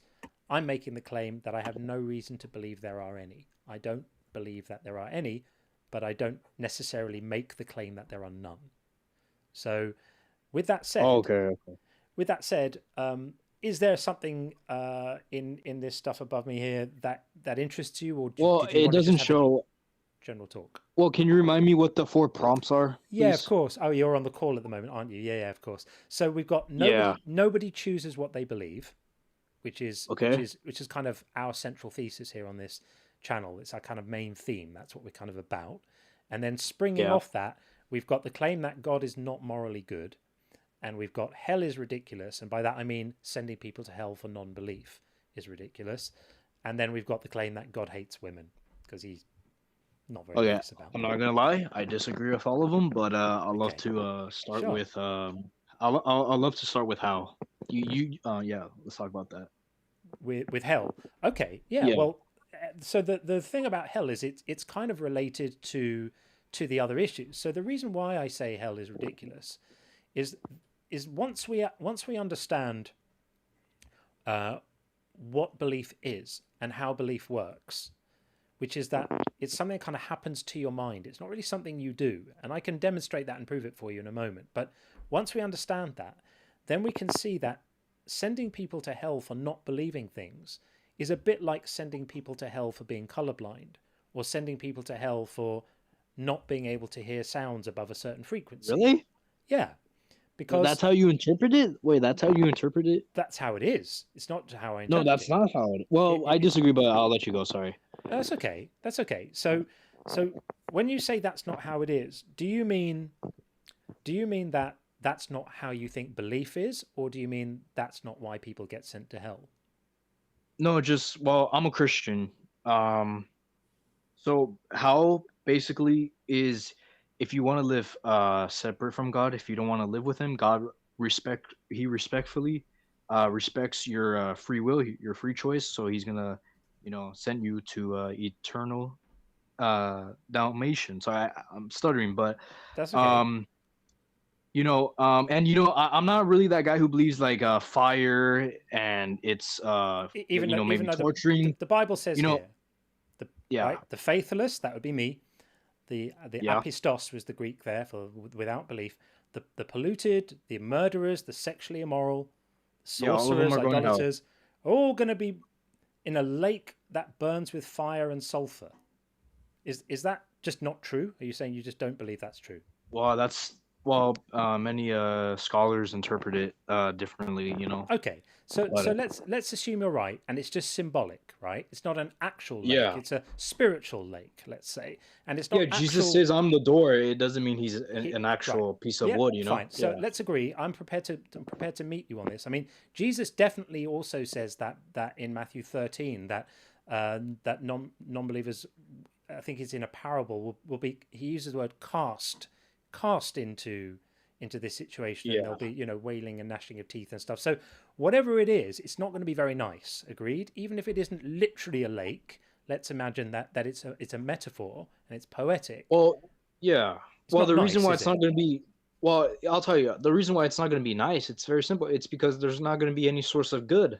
There's not going to be God. God's going to be absent there. So it sounds pretty bad, right? No chocolate ice cream. No nice. Yeah, because you made that decision, you made that choice, in your earthly life. So here we come back to the starting point. So where you say you made that choice, I say, no, it's not a choice. If I find myself unconvinced that a God exists, and unconvinced that Jesus is God, and unconvinced that there's any sins that need to be made up for, or that unconvinced that I need salvation, unconvinced that anyone needs salvation. If I'm just literally legit not persuaded of that stuff, not because I have a hard heart, not because I love my sin, not because I want to be my own God, but just because I don't find it persuasive, in the same way that you don't find the claims of lots of other religions persuasive, I'm just doing the same thing you do, right? You and I are the same. You don't believe in the claims of Hinduism. I don't believe in the claims of Hinduism. You don't believe because of historical evidence, and logical evidence. The reasons are whatever they are. But the fact is, you find yourself unpersuaded by that stuff. And I find myself unpersuaded by lots of stuff too. It just so happens that some of the stuff I find myself unpersuaded by is the stuff you like. But that's fine. But why should I be punished for that? Okay, no offense, because you seem like a nice guy, and I have nothing against you. I am. Yeah, you're a nice guy, but it says in the Bible. I'm just being biblical here, okay? Let's be biblical. I'm all up for that. And I don't want this to sound mean, because I don't have nothing against you, but you are technically a fool. Like, I don't know, like, I'm not trying to say anything about, okay, but you are a fool. There's the fool has so said much, in his heart, there is no God. There's so much evidence that, the existence of God, the existence of Jesus, there's so many things, and for you to be like, well, I still don't believe, I haven't found enough, evidence, there's plenty of evidence, Let's explore that. Hold on. Let's explore that. Okay. So what if John and I, because I'm also an atheist, what if John and I are just intellectually unsophisticated, we're just fools in what we believe. Should somebody be punished because they lack the intellectual capacity to come to the right conclusion based on the same evidence? So, like, is it a moral failure for flat earthers to believe in a flat Earth, even though I think they're completely irrational and delusional and etc., and they have this warped way of thinking? Is that a moral failing that deserves like punishment, to be cast in a lake of fire? Or a metaphorical one? Well, And I'm just well, from completing what yeah. before you answer that, I'm just completing your comment before, right? So the fool has said in their heart there is no God. It then says they are corrupt, they do abominable deeds, there is not one who does good. There is no one who does good. Do you think this is true, or is this another metaphor? I think that's true. Yeah, I think that's true. So no one who doesn't share your personal religious beliefs has done any good. Not the firefighters who run into burning buildings to save Oh, sorry. people. Oh, I thought it was talking about like a fully good person. No, a lot of sinful people do good things. Okay. Yeah. So this psalm is incorrect when it says the fool says in their heart there's no God. It's not actually correct. Agreed? I don't know. I need the whole context. I need the whole context. But, context won't help you. You can't listen. No offense, but like you can't just read one verse and say like, boom. Like if there was a verse that said rape is okay, like how do you know that? What if a guy said that and God is like, that's not okay. I can show you the verse that says rape is okay if you want me to show it to you. Well, that was just an example, but I know. Should we see it? We can have a look at it. Sure, go ahead. Okay, let's have a look at it. Okay, so the verse that says rape is okay is this one here, because basically God is very angry in 2 Samuel with David for straying from and being unfaithful with Bathsheba, and so he decides to impose a punishment on David, right? And his punishment on David is twofold. The first thing he does is he decides to kill David's child, which seems a little mean considering it wasn't the child who committed the infidelity, but we can forgive him a bit of infanticide. No, I don't think it's mean. I think whatever God does, it's right. I know. No, I don't think. No, well, we're just his creations. Just because we think it's mean doesn't mean it's mean. He can do anything to anyone. I know, and it's still good. So then the next thing that he decides to do is to organize to have David's wives raped. So he says here, "I will raise up trouble against you from within your own house." Wait, I can't. Wait, can you? I don't know if it's. I can't see the verse. I don't know. It's 2 Samuel 12. I can read it to you because you're on the call at the moment, so you may not be. Yeah, it's like cut off. I don't know why, but yeah. Hang on a second. I can probably move it a little bit like that. How's that better? Yeah, that's better.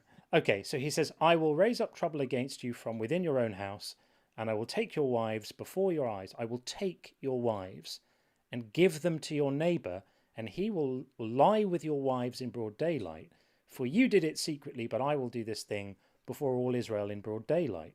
So he's basically saying, because you strayed and committed this funny business with Bathsheba, I'm going to have your wives raped. This is God saying this, by the way. And then, a couple of chapters later... Does it say rape, though? Does it say rape? Yeah, but I will do this is I will take them and give them to your neighbor, and he will lie with them. That's not saying rape, right? It's not describing a date. Does she have a choice? Wait, that's not saying rape, though.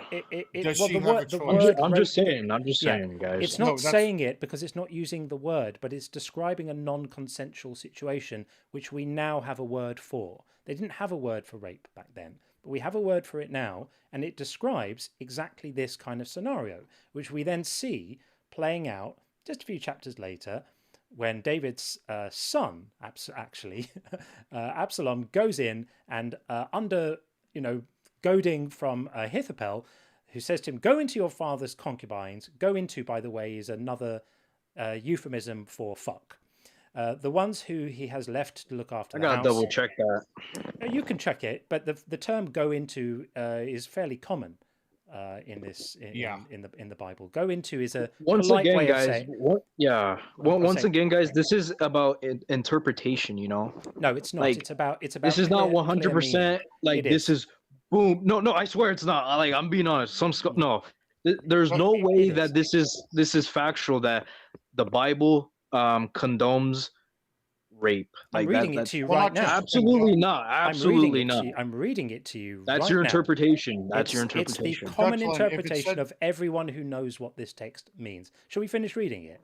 So he says, go into your father's concubines, the ones he has left to look after the house, and all Israel will hear that you've made yourself odious to your father. So they pitched a tent for Absalom upon the roof, and Absalom went into his father's concubines in the sight of all Israel. Right? What do you think that means? Yeah. Went into them. What do you think that means? Dude, honestly, I don't know. I don't know if it was consensual. I don't know if it was sexually assaulted. It was not consensual. I don't know, man. I don't know. I need to talk to historians. You can go and talk to historians if you want, but then we find secular out secular historians, no bias, you know. Then we find out that later on the consequences for those wives were that David came back to his house and he took them out and basically put them in a house under guard, and he provided for them, but he never had relations with them ever again because they were now spoilt goods. So they were shut up until the day of their deaths, living as if widowed. So there's an example of the Guys, Bible. Yeah, I respect that example, you know, like as an argument, but like I don't know if this is relevant for me to bring this up, but you know, I don't see Christians doing this, and I mean real Christians. Don't bring up fake Christians, you know, like the slave masters and all those other guys. You know, those are not Christians. Obviously, they use the fake Bible, the slave Bible. I'm talking about real Christian nations. What, They don't practice. You don't think this. God was into slavery? You're gonna bring in Leviticus, right? You're gonna bring.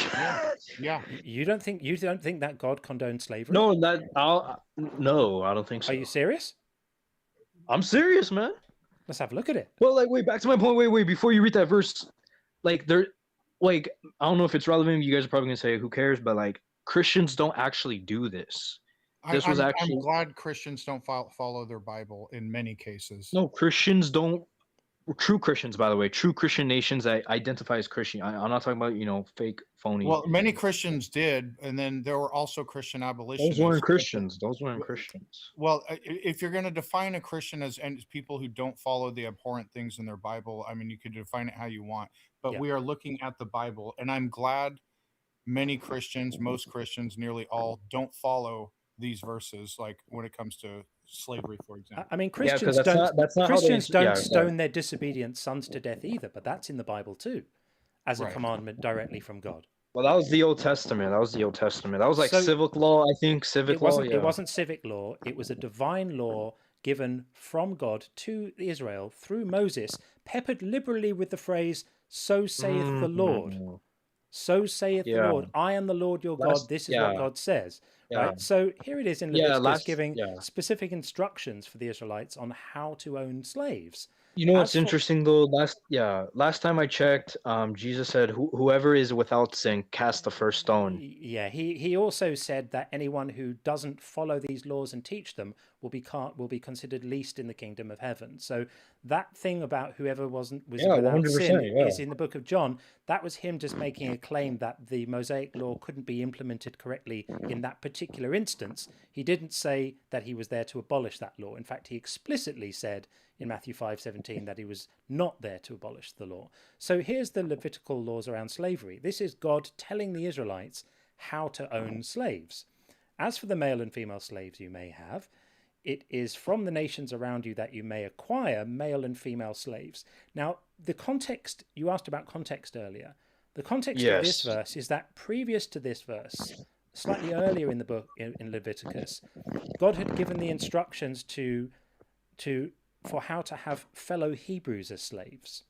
So these were people who had fallen into debt, and the way that they could pay off their debt was to enter into indentured servitude, which would normally last 6 years for the males. The females, by the way, were never released, but the males would be let free after 6 years. And this was a way of people working off their debts from one Hebrew to another. But he then went on to say, right, that's the law for your fellow Hebrews, but as for the male and female slaves who you may have, it's from the nations around you you may acquire male and female slaves. You may also acquire them from among the aliens residing within you, so if there's any foreigners living within there, and from their families who are with you. They may be your property.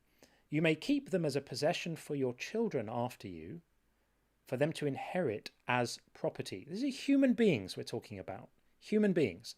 Yes. These you may treat as slaves. But as for your fellow Israelites, no one shall rule over the other with harshness, meaning that you can rule over these guys with harshness. So this is God not just accepting slavery, not just putting up with it, but explicitly setting out the framework by which it should be perpetuated and done. So yeah, that's terrible. No? Was he bad to do this or good? Wait, what's your? I never caught your name. I'm John. John. Yeah. My name's Jordan. Hey, Jordan. I forgot to. Yeah, I forgot to introduce myself. Nice to meet you the right thing. Yeah, the right thing for me to do. The right thing for me to say is that, and I'm just gonna be honest with you. I don't know, man. This one's tough. Yeah, you got me here. Leviticus every time, because I speak to a lot of atheists, and they always bring up Leviticus, slavery, and it's very hard, man. I'm not gonna lie. Thank you for saying that. So you got me on this. Yeah, I want you to I don't know the realize answer. I don't have an answer, man. I'm not gonna lie. Like, I just don't have an answer. That's good. I mean, I admire your honesty in saying that, because some people try to justify it. They try to come up with reasons why it's okay. And you immediately saying that, I respect you for that. But I want to give you another perspective, which is that people will often say, well, Jesus came along later on and, it was a new that's what I was going to say. Jesus said you shouldn't own a man. I forgot what verse, but yeah. But here's the problem. Here's the problem with that is even if we, and he didn't. I mean, Jesus came along. He was very, very specific in Matthew 5. Jesus said all of these rules still count. He said, I'm not here to abolish them. I'm here to fulfill them, which means make them count, enforce them. They are going to be here until the earth and heaven are not here anymore. But imagine Jesus had come along and said, no more slavery. Slavery's done. I mean, he definitely didn't do that, right?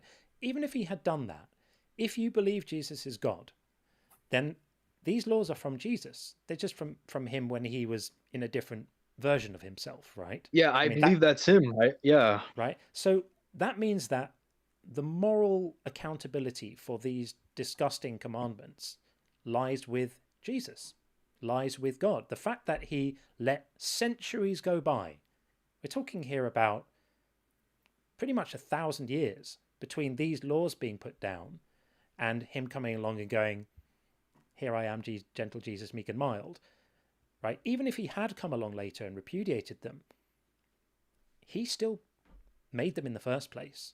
He still implemented commandments to kill children, literally said, go and kill children. He said it, right? Yeah, I saw that verse too. Yeah. So if I was in your position, and I do really respect you for saying, I don't know how to explain that. I don't know what to say about that. I do respect you for that. It would really weigh heavy on me because if you say God is defined as being good, everything that God does is good by definition, then you're obligated to hold the view that owning people as property must be good. Well, I was going to bring something up right now. Your morality is subjective, right? So your morality is by preferences. If society agrees that slavery is going to be good again, I don't think you would have a problem with that, right? That's what society agrees on. I would have, because it's subjective, right? It's subjective. It's preferences. Being subjective and understanding that morality comes from a personal moral intuition doesn't mean that you then say, I'm going to go with whatever society wants and I don't have an opinion about anything. It doesn't follow. It doesn't follow. And wait, really? Where do you get your morals from? So I get my morals from wanting to minimize suffering and maximize well-being. And so if society arranged itself such that slavery was happening again, I would stand up and fight against it, because I would say, I'm not having this. This doesn't comport with what I. But how do you know that's suffering, though? How do you know that's suffering? Because people suffer if they don't have autonomy. What do you think suffering means? No, I get what you guys are trying to, but like, what if a guy says, I have to make this guy suffer to protect my family, you know? Like, I would and say that's morally right. I would say that's immoral. You don't have to make someone But suffer. People are entitled to self-defense, for example. wait, really? People Well, are I think we should entitled. make rapists. Wait, we should make rapists suffer, right? I think we agree on that. Killers, Well, rapists. I think that we have an obligation to protect society from people like that. That's the first thing, is an obligation to protect society. Then you also, Yeah. it could be argued that there's an obligation to make the victims of crime feel like justice has been done for them. That could be argued too. I'm not completely sure that I go all the way to say that we should be aiming to make people suffer who have done wrong things. I don't think that's the aim. Sean, go on. Yeah, can I explain it to him in a way that I think he'll understand? Yeah. Yeah, can I explain it to him? Oh, we're getting a bit of an Sorry, I echo. think that's my mic. I don't know. I'm gonna mute myself. Okay. So you can hear me okay, right? All right. Yeah, we got you. Yeah, so the whole thing with we are humanists, and it deals with well-being. Helping the well-being of others is good. Unnecessary harm is bad. It's not a dogmatic thing where zero suffering can be inflicted. So, for example, if you prick a child's arm and give them medicine that they need or a vaccine, that's good. Because even though it causes a little bit of suffering, kids are afraid of shots, and it kind of hurts them a little bit. But there's a greater good to their well-being than the suffering that's inflicted. So it's not so dogmatic where you can do zero harm at any time and you can only do good. It's a calculus of the situation. Yeah, Jordan, I can see that the battery on your phone is low. If you can plug that in, you might want to do that. Yeah, where do you see that? the software that connects you to us can see into your soul. No, it can't, but it can see into your device. It tells me your signal strength and your battery and stuff like that. So Wait, what percentage? Wait, let me see. What percentage? it doesn't give me a percentage, but it's just flashing a light. So if you can plug it in, that would be good. And just while we're here, for others waiting, I'm not gonna lie. I'm pretty good. Patience. I'm at yeah. Okay. I'm at 30. If it's looking okay, then that's great. I just wanted you to check it. Yeah, and honestly, you guys are bringing good arguments. You know, I need arguments all the time. I need to be open-minded. And well, you I guys really applaud you for that. I really applaud you for that. You know, our aim here is not to own people and put people down and dominate conversations. Our aim is to get people to think, and that is a win in itself, right? When people think, we all win. And I think, you know, good for you for having an open mind. And there's a lot here to digest, right? There's a lot. We've already, you know, we've been speaking for however long it is, and we've touched on lots of different areas, right? We've talked about belief, we've talked about ethics, we've talked about Bible stuff. It's a lot. It's a lot to take on. And I think I'm trying to give you something to take away. I think it would be very careful about deciding in advance that God must be good, because if you do that, you're then forced to define as good things that you would never define as good in any other situation. I don't know, man. You know, like dying on the cross for me, you know, that touches me, man. You know what I'm saying? I can see why it would, because it's quite a beautiful idea that someone would make such a selfless sacrifice. And it's historical, you know. It's an historical event, you know. That's something that's very much not established. But what I was going to say is wait, that, what? Oh, wait, okay, that's another discussion. But that's go another ahead. discussion, yeah, because that's a big discussion. Yeah. It's far less historical than you might have been given to. I mean, okay, wait. All I gotta say is there's a lot of Jewish and Roman scholars or historians that Josephus and Tacitus. Yeah, exactly, yeah. Yeah, then they do not provide evidence that Jesus died on the cross. They provide evidence that they were Christians. I don't know. That's a different thing. They said there were some Christians. Oh, we are losing you. You're breaking up. Oh, yo. Yeah, maybe I should get a charger. Wait, okay. I think we're a little bit all over. We're a little bit all over the map here. I just want to give you. I want to give you one thing, which is yes, the beauty of a selfless sacrifice is a wonderful thing, but if you take a step back and start asking questions about why was that sacrifice required, it stops looking so beautiful. It was required because God is apparently not able to grant forgiveness without having someone killed. If I need to forgive someone because they've wronged me, if Sean does something and has wronged me in some way, and I need to grant forgiveness to Sean, I don't say, well, I can only do that once I've had someone murdered. I have to have blood before I can do that. I have to kill someone in order for me to forgive you. I don't think that's beautiful at all. I think it's depraved. I think it's horrible. I think it's dark, and I think it's unnecessary. You wouldn't sacrifice your life for let's say hypothetically maybe your wife. You wouldn't I would sacrifice my life for people I love. But that's a different question for what do I think about a system that demanded that one of us must be sacrificed in order that someone else somewhere can be forgiven for something. I think that's horrendous. And something I've said before is if I had done something wrong, let's imagine that I've been convicted of a crime and it's a really serious crime and I've done it, right? Then I'm ready to take my punishment. Now imagine I'm in the courtroom and the judge is about to sentence me for my crime. And just before he's about to hand down the sentence, someone goes, wait. We found this guy who we can send to prison instead of you. And they bring someone else in, an innocent person who had nothing to do with my crime. And the judge goes, oh, can we send that guy to prison instead of John? Oh, well, let's send him then. And they drag that guy off to prison. I would not be able to live with myself. I wouldn't want that. That guy is the judge, though. Right. If we're talking about the Bible, he chose to do that, though. It's still horrendous. It's the idea that an innocent person needs to have been sacrificed because of something that I've done is not something I would agree to. It's immoral as far as I'm concerned. If I've committed a crime, then I will take my punishment. I would want to take my punishment if I've legitimately committed one. I would not accept. But God loves you, man. He doesn't want to be alone in his kingdom, man. He loves you, bro. That's a separate question. I want you to. I want you to engage. But he doesn't want to be alone. That's all I'm saying. He doesn't want to be alone. Well, God will manage somehow to find a way. But there's a moral question here, which I would urge you to think about. Which is the two things are your homework. Wait.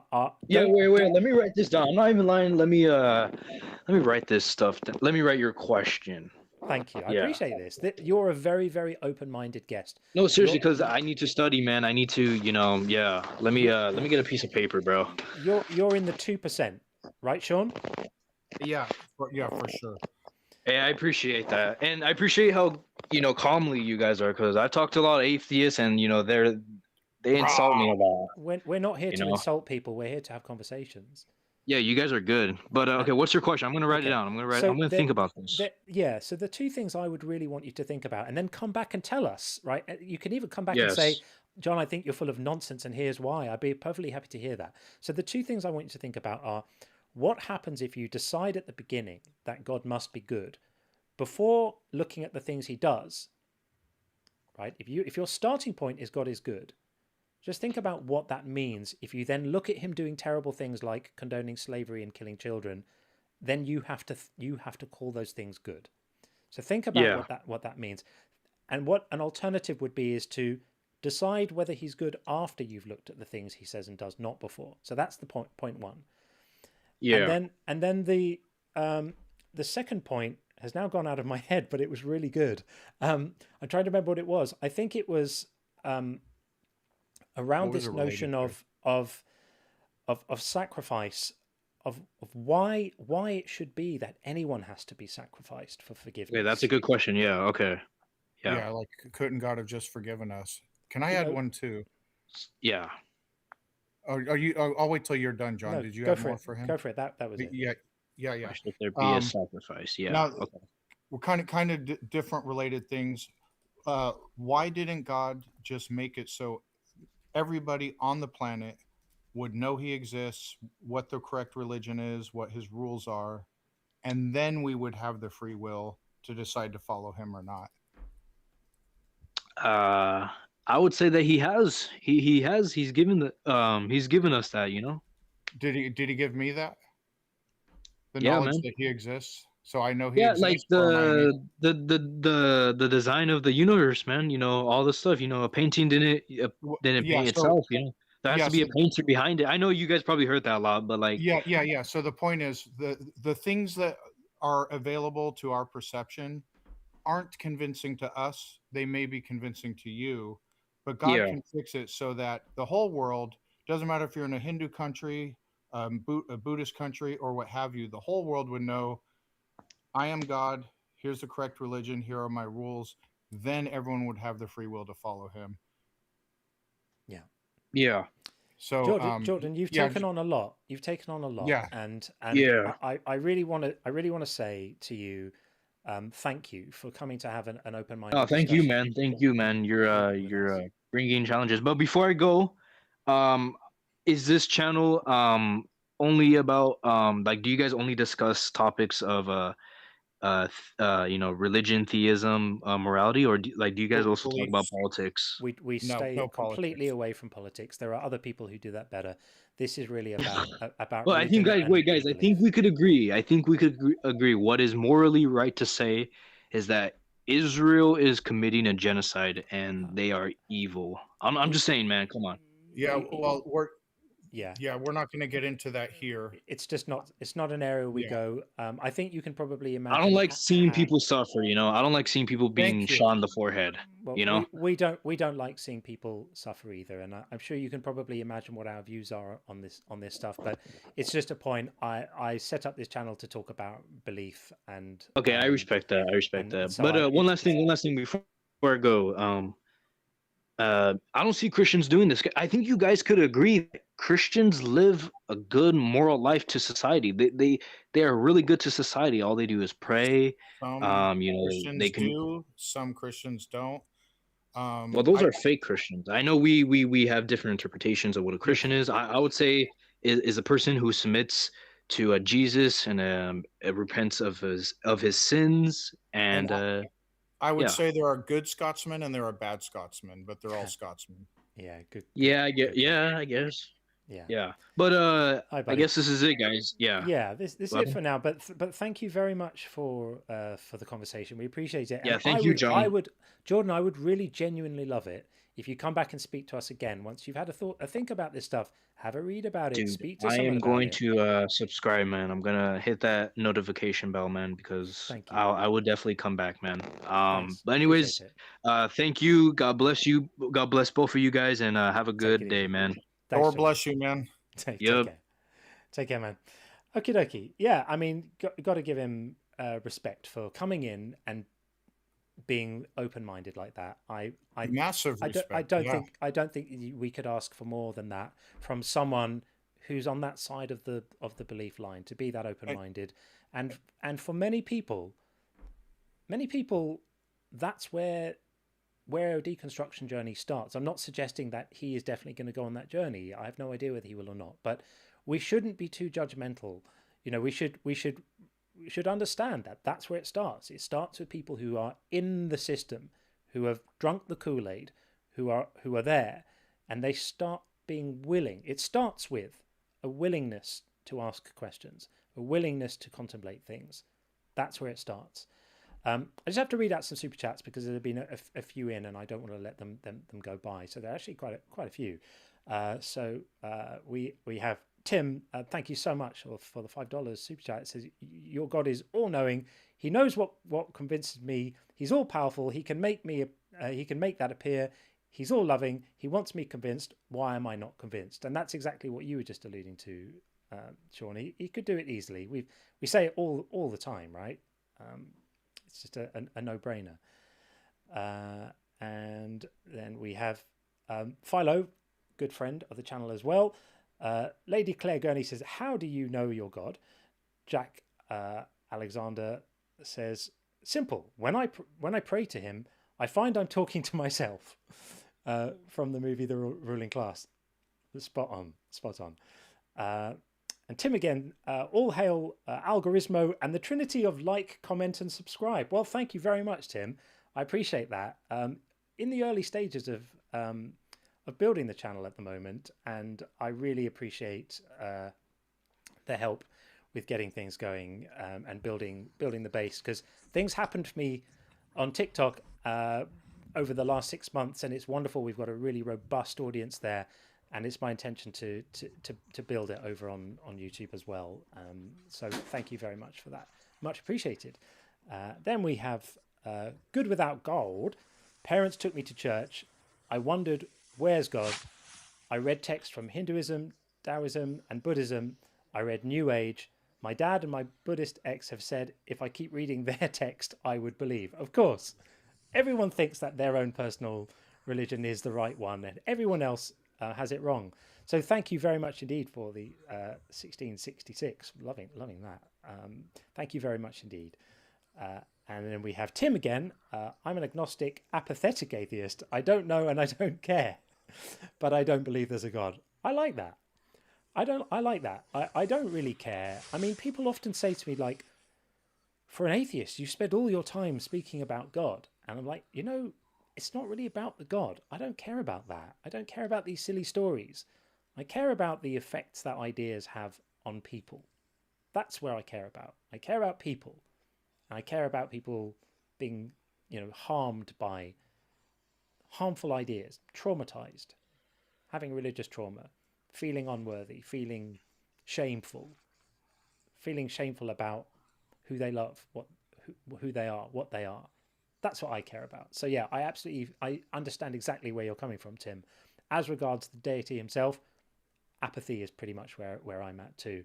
And then finally we have Rod. What is the average age of the dead relatives people report to see in their near-death experience? I mean, is grandma old and ugly forever in heaven, or what is the deal? I'd love to know that, right? What version of us? That's actually interesting, isn't it? Like, what version of us gets copy-pasted into our eternal existence? So if it is the case that that we die and then are sort of, it's better to die young. Got to keep them abs. That's the one, yeah. Because if you live to, imagine you live to like 93. Forever, yeah. Imagine you live to 93, right? You're incontinent. You can't go to the toilet without help. You sort of, you're weak. You're hurting everywhere. Is that the version of you that gets like sent up to the afterlife to then or live even if it's forever? only aesthetic? Yeah, because they'll say like, oh no, you're.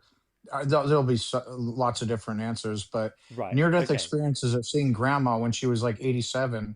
So do we look like aged and wrinkled? Because I want to go back like 20 years if I die tomorrow, right? Right. Like physically, I want to look like my old self, right? Yeah, exactly. Okay, we're going to still stay in YouTube land for one more call, and then we'll deal with the TikTok queue. We have some wonderful callers in the TikTok queue, so thank you for bearing with me. I really appreciate the patience here. We're going to bring in Louis. I hope it's Louis and not Lewis. I never know if I'm pronouncing this right. Hi, Louis. Is it Louis or Lewis? Can you hear me? Yes, we can hear you. Yeah. Is it Louis or Lewis? Just so we can address you correctly. It's Luis. Luis, thank you for correcting me. You're welcome. How are you? I'm good. It's actually the first time seeing you. Remind me of your name again? I'm John, and Sean is here as well. Oh, pleasure meet you both. Thank you. You too. I'm hearing that a message over on the TikTok side. YouTube is having outages. Well, that's annoying. For everyone who's here on the YouTube side, I hope it's all okay. I hope we don't have outages because we're hanging out and we got stuff to do. I did notice that. Because I saw like a short of yours, and then that took me to your channel. That took me to the link, and I just closed the app. And now that you said that, for the past 5 minutes, I haven't been able to open the app. Really? So, that's not good. That's very annoying. I might see if I can do it on mine. But anyway, you're very welcome, Luis. What would you like to talk about? So I did get a chance to see the list with the colors. Sure. Is it still on there? Yeah. Would you like me to reiterate it to you? Remind me the one about belief. I think it was the first one, the blue one. Yeah, that's the one we like talking about the most. So nobody chooses what they believe. Okay. Do you mind expanding upon that Of a little bit? course, yeah.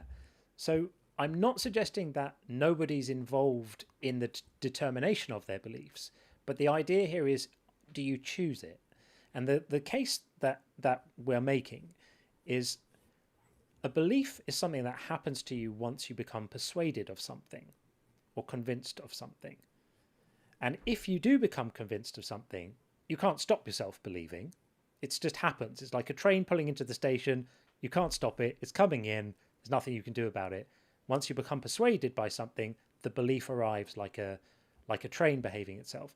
If you're not persuaded, belief is impossible. You can't do it. If you're not persuaded by something, if you're not convinced that something is at least likely to be true, how can you believe it? You can't. So the question then becomes, can you just choose to find yourself convinced of something? And I think the answer to that is obviously no, because if it were true, no one would ever be worried. No one would ever have a worry. Like, what's a worry? A worry is when you have some belief that something bad might happen, that there's a significant chance that something you don't want to happen is going to happen. That's what worrying means. Well, if we could all just decide what to believe, then any time you felt worried, you could just decide to not think that thing is going to happen, and your worry would go away. Now, I would say that there are times where you can talk yourself into not being worried, right? You can say, I'm going to think about this in a certain way until my feeling of being convinced that this is a risk dissipates. And that looks like deciding to not be worried, but it isn't. It's deciding to try and convince yourself that the thing that was worrying you is probably not going to happen. And if you're successful, then your worry dissipates. And if you're not successful, then you tried to stop worrying and you weren't able to, which is an experience we've all had, right? You ever had that thing where you're concerned about something and someone says to you, don't worry. And you think, I'd really like to not worry, but I just can't. I am worried. I can't stop myself. So that's the claim, that you can't just choose to believe something. What do you think? Interesting. Thank you for sharing that. Honestly, I think it's the first time I've ever heard an atheist almost kind of like paint this once saved, always saved, but like once disbelief, always disbelief. That's not my position. Yeah, let me clarify this. I'm not saying beliefs can't change. Beliefs can change all the time, and they do change all the time. They just don't change by you wanting something to be different. They change when you've become persuaded that something's different. So I'm not for one moment suggesting that someone who doesn't have faith can't come to have it. Like, I'm an atheist right now, and are you a believer, Lewis? Yes, I'm a recent believer. Okay, so if you were able to persuade me that Christianity, I'm assuming Christianity, if you were able to persuade me of the truth of Christianity, then I would become a believer, and that could happen. It could happen tomorrow. It hasn't happened for the last 30 years or so. People have been presenting me with arguments and evidence, so-called evidence, and I just personally haven't found it convincing. Lots of other people do find it convincing. I just don't. But it would take being convinced to make my belief change. I understand. So, sorry for misrepresenting you. No, then, that's fine. may I ask just a clarifying question based on like your initial statement? When you said something along the lines of when someone is convinced, and then belief, just you mentioned something about coming like a train. Yeah. Right. And then you're not saying that when like in this analogy, they're saying that it comes like a train. You're not saying that is a permanent state. No. I'm just saying that in the same way that, like, when you turn the light switch on, the light comes on, yes. Right? That the turning on of the light switch necessarily instantiates the light lighting up if the bulb is working and all the connections are true, right? In the same way, in that moment that you become persuaded of something, that is what belief means. That's what belief is. Belief is being persuaded of something, by something, convinced of something, persuaded by something, thinking that it's true or likely true. That's what having a belief means. And so once you have that moment of persuasion, it could change, right? It could be that next week you hear something new and you're not persuaded anymore. Then losing your belief wouldn't be a choice either. So it may interest you to hear two different perspectives, right? I've always been an atheist. I've never believed in a God for 1 second of my life ever. And Sean was a believer, was a Christian, true in his faith, thought he had a relationship with Jesus, was completely there. And he lost his faith. And both of us have had, in a way, the same experience, even though they're different. Like, for him, it was being convinced of something and therefore having no choice but to believe, and then losing that conviction and losing the belief. And for me, it was never having the belief. And neither of them are choices. I see. Thank you for clarifying that. And Sure. interestingly enough, my story resonates a lot with what you described Sean's story was. But yeah.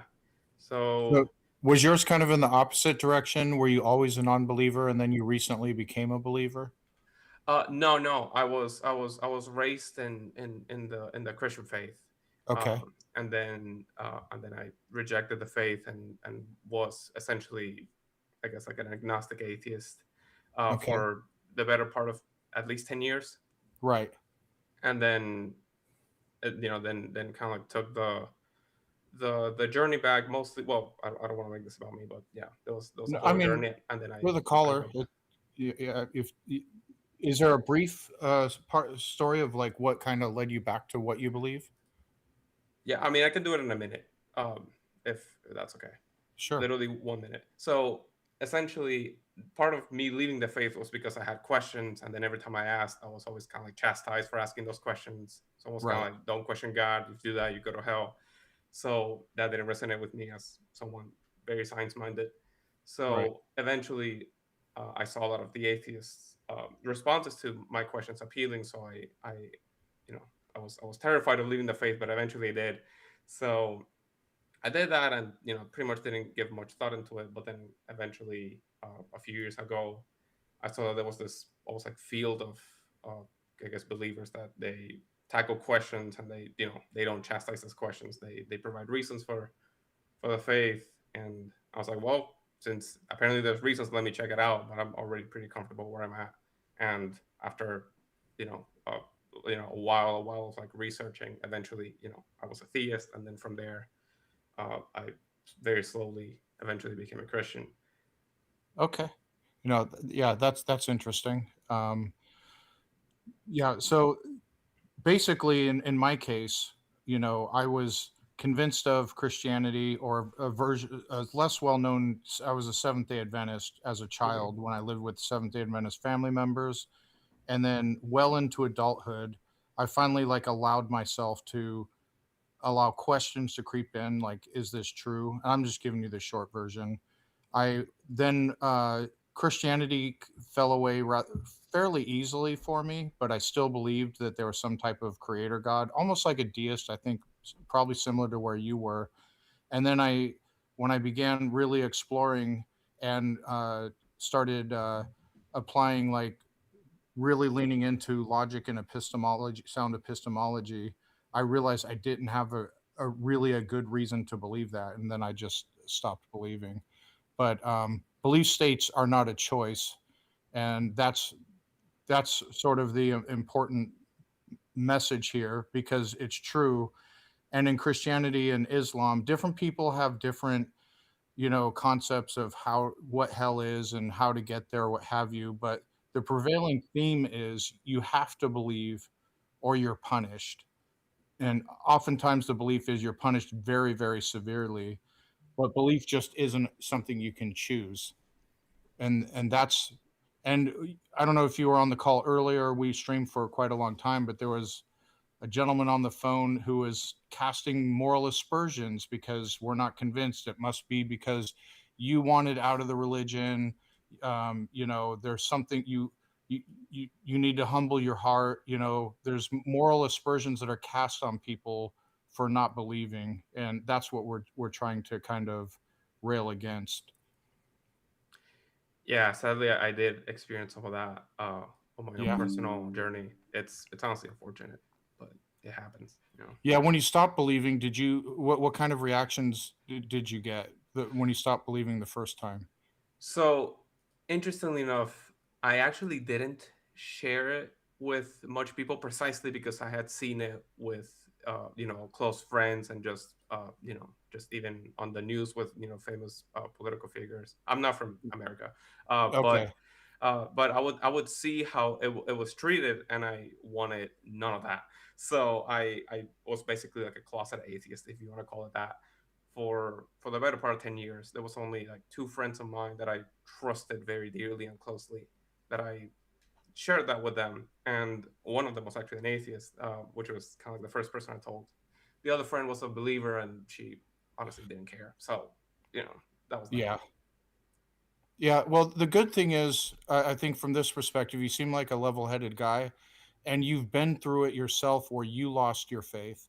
Yes. And I suspect you have a more empathetic approach for other people who have lost their faith or just never believed in the first place. So I think that's a good thing.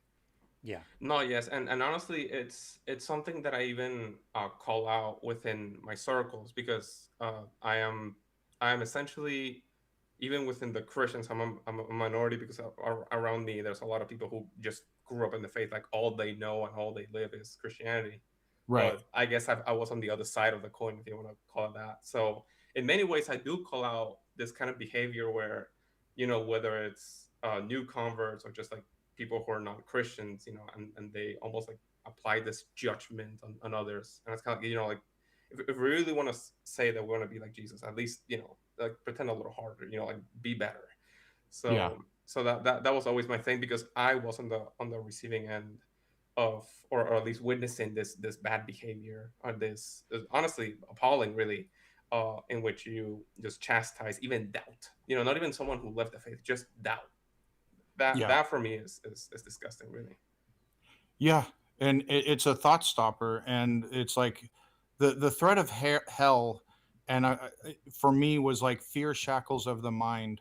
So when I was a child, I was very curious, loved to learn about science and all that good stuff, and I would think about everything, like think deep thoughts, and the thought would creep in with me, like, what if this isn't true? What if this isn't true? And then what I was told is that those doubts are the devil talking to me, and that entertaining them could send me to hell.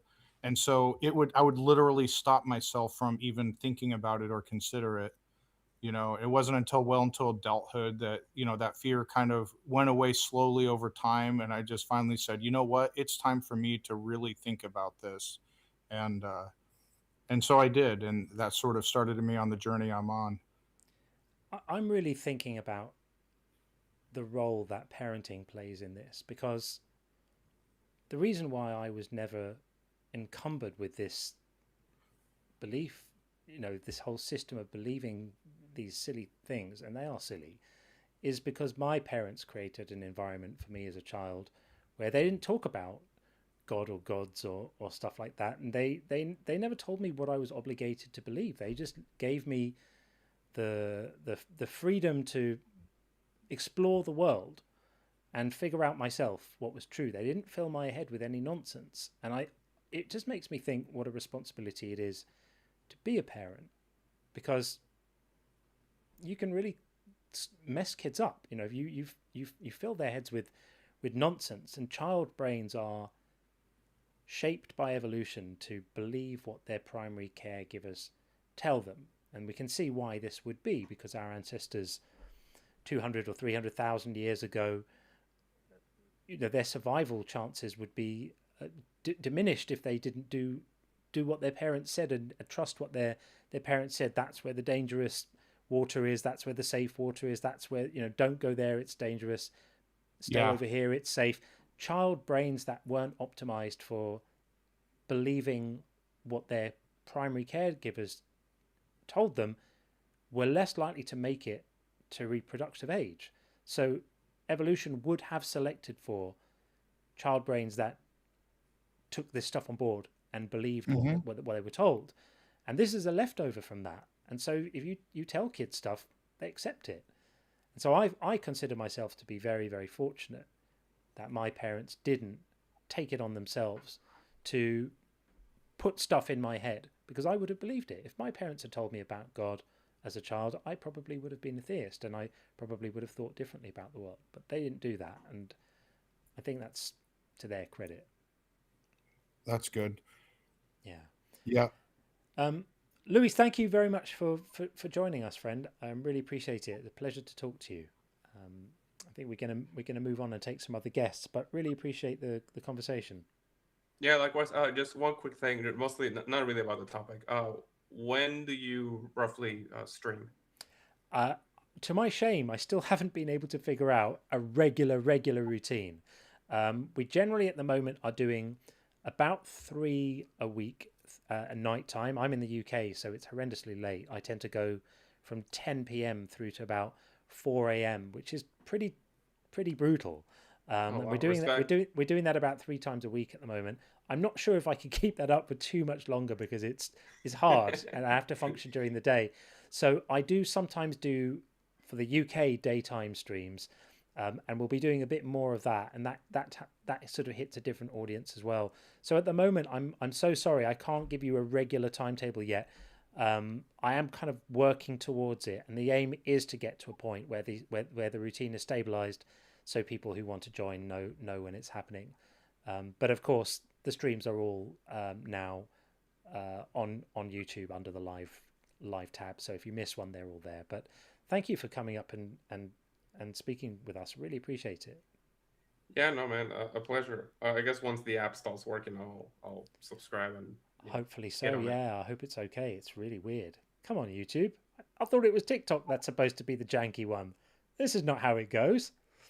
But yes. Yeah, thank you, Luce. Really appreciate it. Thanks for your... Yeah, no, thank you, Sean, for sharing your perspective as well. Yeah, of course. Thank you. All the best. You too. Have a good night. Thanks. Okie dokie. So we have got callers on the TikTok side that have just been waiting for ages. So I think we need to attend to this because people have been waiting for a very long time. So we're going to go to Mr. Bentley, who's been waiting for a very long time, and then we have a few others as well. So we'll do that, and then we'll get back over to the YouTube side. If you're waiting in the YouTube queue, I do see you. We'll take some TikTok callers, and then we'll get back to you soon. Hi, Mr. Bentley. Are you there? All of that build-up. I'm going to feel awful if Mr. Bentley can't join the call. Are you there, Mr. Bentley? That doesn't seem to be working. Sean, you can still hear me, right? Yeah, I can hear you. Yeah, so it's not a platform problem. It's a user problem. I feel awful because he's been waiting for a very long time, possibly too long, and maybe that's why he's not there. But we'll have to let that go and move on. So we're going to move on to Worlds Under My Feet, bringing Worlds Under My Feet in right now, and hopefully this will work. Hey, Worlds. Hi there. Hey. Hi, how are you? Can you hear me? Yeah, we got you. We got you. Oh, great. Thank you. I've been listening to you for a long time, and I've tried to build up my courage to speak, but your tone and grace helped me decide to go ahead and say yes. Oh, thank you. I'm really glad you're here, and no courage is required, but well done for having it anyway. We're very happy to talk to you. Well, thank you. I do want to challenge your beliefs in a way that maybe you aren't used to being challenged, and if you feel that my questions aren't ones that are appropriate for this space, then I'm okay to come by another time or to send my question in a different format. I'd love to know where you're coming from. Yeah, so I want to take for granted that your assertion that you can't choose your beliefs is a correct one, and I want to understand. I want you to believe that I believe what you believe. Granted. And given all of that, I want to know whether or not you believe that there is a change to your lifestyle or behaviors that you should then do in order to live the best possible life for yourself and the people around you. A change in what sense? So like a change from what to what, just so I can track with you. That's a great question. If you believe that you, well, that you need to if you believe that you can't change your beliefs, then a corollary then would then result in that you might want to be exposed to as many beliefs as possible so that you can come to the best point of view for your life and way of being. Yeah. Can I reframe what you're asking just to make sure I've got you Yes, correctly? please. Thank you. So are you saying Yes. that once we recognize that belief can't be chosen, does it then follow from that there might be obligations or things that would follow recognizing that as to how to live with that in mind? Correct. Thank you Yeah. for framing that so No, eloquently. that's a really, really great question. And I actually think that you're onto something. I think that I actually do think that. And I think that one of the obligations is to be open-minded and fair about listening to things and to also be introspective. And by that, I mean, try to be aware of our own kind of mental processes. So like when I'm thinking about something, if like I'm doing it now with you, when I'm hearing what someone else is saying, I try to kind of be aware of my own reactions to it. So if I feel myself shutting down, if I feel myself feeling dismissive about what someone's saying, I try to be reflexive about that and say, you know, are you giving it a fair shot? Are you listening with an open mind? Are you being too biased? Are you being reasonable enough? Are you being open enough? And I think it's my kind of, I think I have a moral responsibility to do that. Because I want to know what's true. I want my beliefs to be true. And I don't want to end up being either missing out on valuable insights that someone else might offer me because I'm stuck in my lane of non-changing belief. I could be missing out on, pearls before the swine, as it were. Or I also could also easily be distracted and, pulled into the wrong direction by someone who's maybe very persuasive and pulls me that way and ends up convincing me of something that I might maybe not want to be convinced of. So I think that the way I choose to live is to just try to be really careful about understanding my own moral failings, my own like cognitive failings, my own vulnerabilities, where my biases are, and try to just be fair. Try to be fair as much as I can. That's how I try to live. Thank you. Does that then necessitate changes in your in the world? You can do that. Oh, sorry. Yeah, just say does the last that bit again because change you cut out a bit. Sure. Yeah, sorry about that. What you've said, I can imagine. What you've said relates to the interpersonal communications that you have every day in the space and while you're out in public. Yeah. Does it also mean that you change what you do and how you do it, and not just the micro interactions that you have with people, but also the macro behaviors that you decide are important to you to do?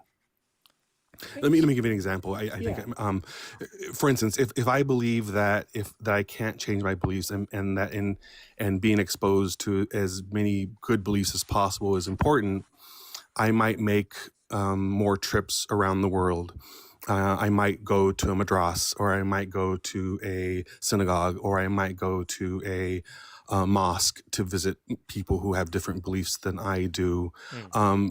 Is that something that you would do in order to expand what you believe is exposure to good beliefs, or is that not relevant to your Yeah, I mean, I wouldn't describe myself as a kind of seeker at this point in my life. I'm more than halfway through my life, and I did spend time, as you might say, as a seeker. I spent time looking into lots of different ideas and faith perspectives and stuff. Not necessarily like auditioning them, but just trying to learn and be aware and stuff. And now I feel like I've sort of got like a direction of travel. Like I feel like I know what my little mission is.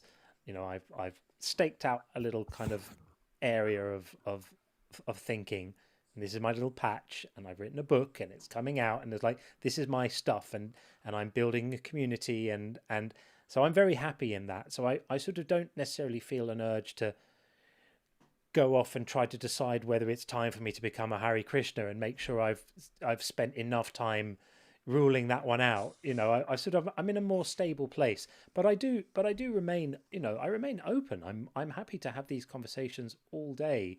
And I say to anyone, you know, like, I'm totally up for being proved wrong about anything I say or think. I'm completely open to that.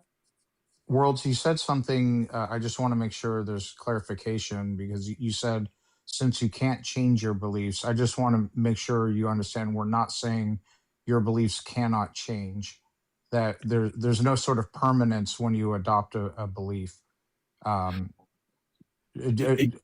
If I did say that, I didn't mean to. That was Okay, a I just wanted to misstatement. make sure. I just wanted Thank to you. I make sure. appreciate that. Oh, thank you for trying to clarify.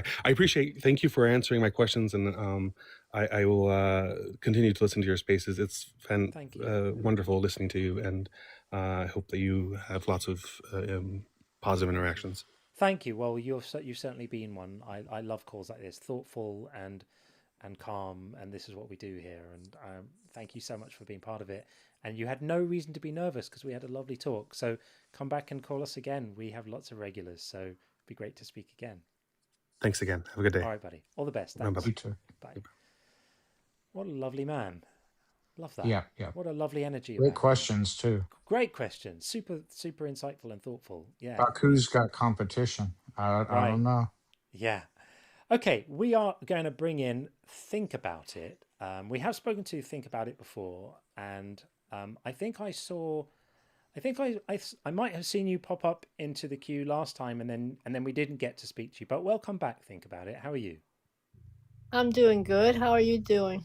We are well. You never change. I'm amazed with you. I'm really amazed how the strength that you have to spend all day long talking to people. That would drive me crazy. I love it.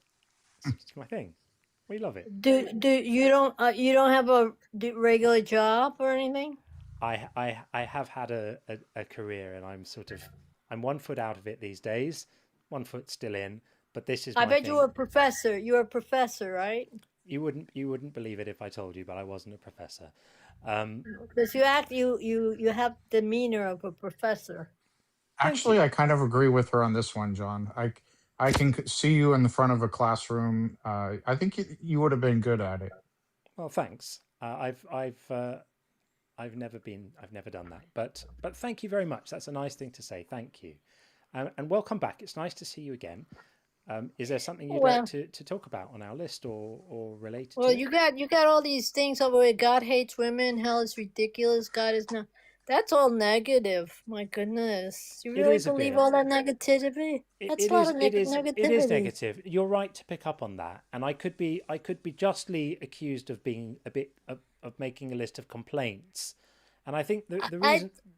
Yeah. Go ahead. I'm sorry. I let you That's speak right. this time. No, that's cool. I said the reason why I sort of make a bit of a list of complaints is that I think it's important for us to engage honestly with these things. So it's fine to just say, you know, God is love and everything's wonderful and Jesus loves you and all of this stuff. I think that we need to engage honestly with the text.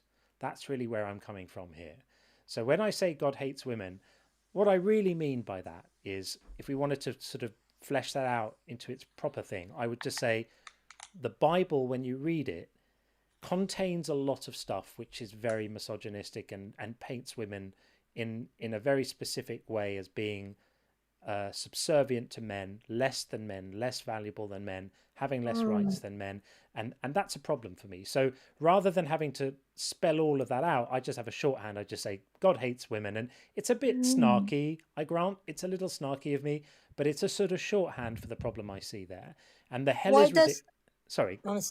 No, did you want to lean into that and speak about that? Yeah, well, yes. I just wanted to know why you're concerned about. First of all, do you get that in the New Testament or the Old Testament? Both, of a slightly different We must be reading different Bible, because I never, all these years I've been follower of Christ, and I'm a woman, I would be the first one to pick up on it.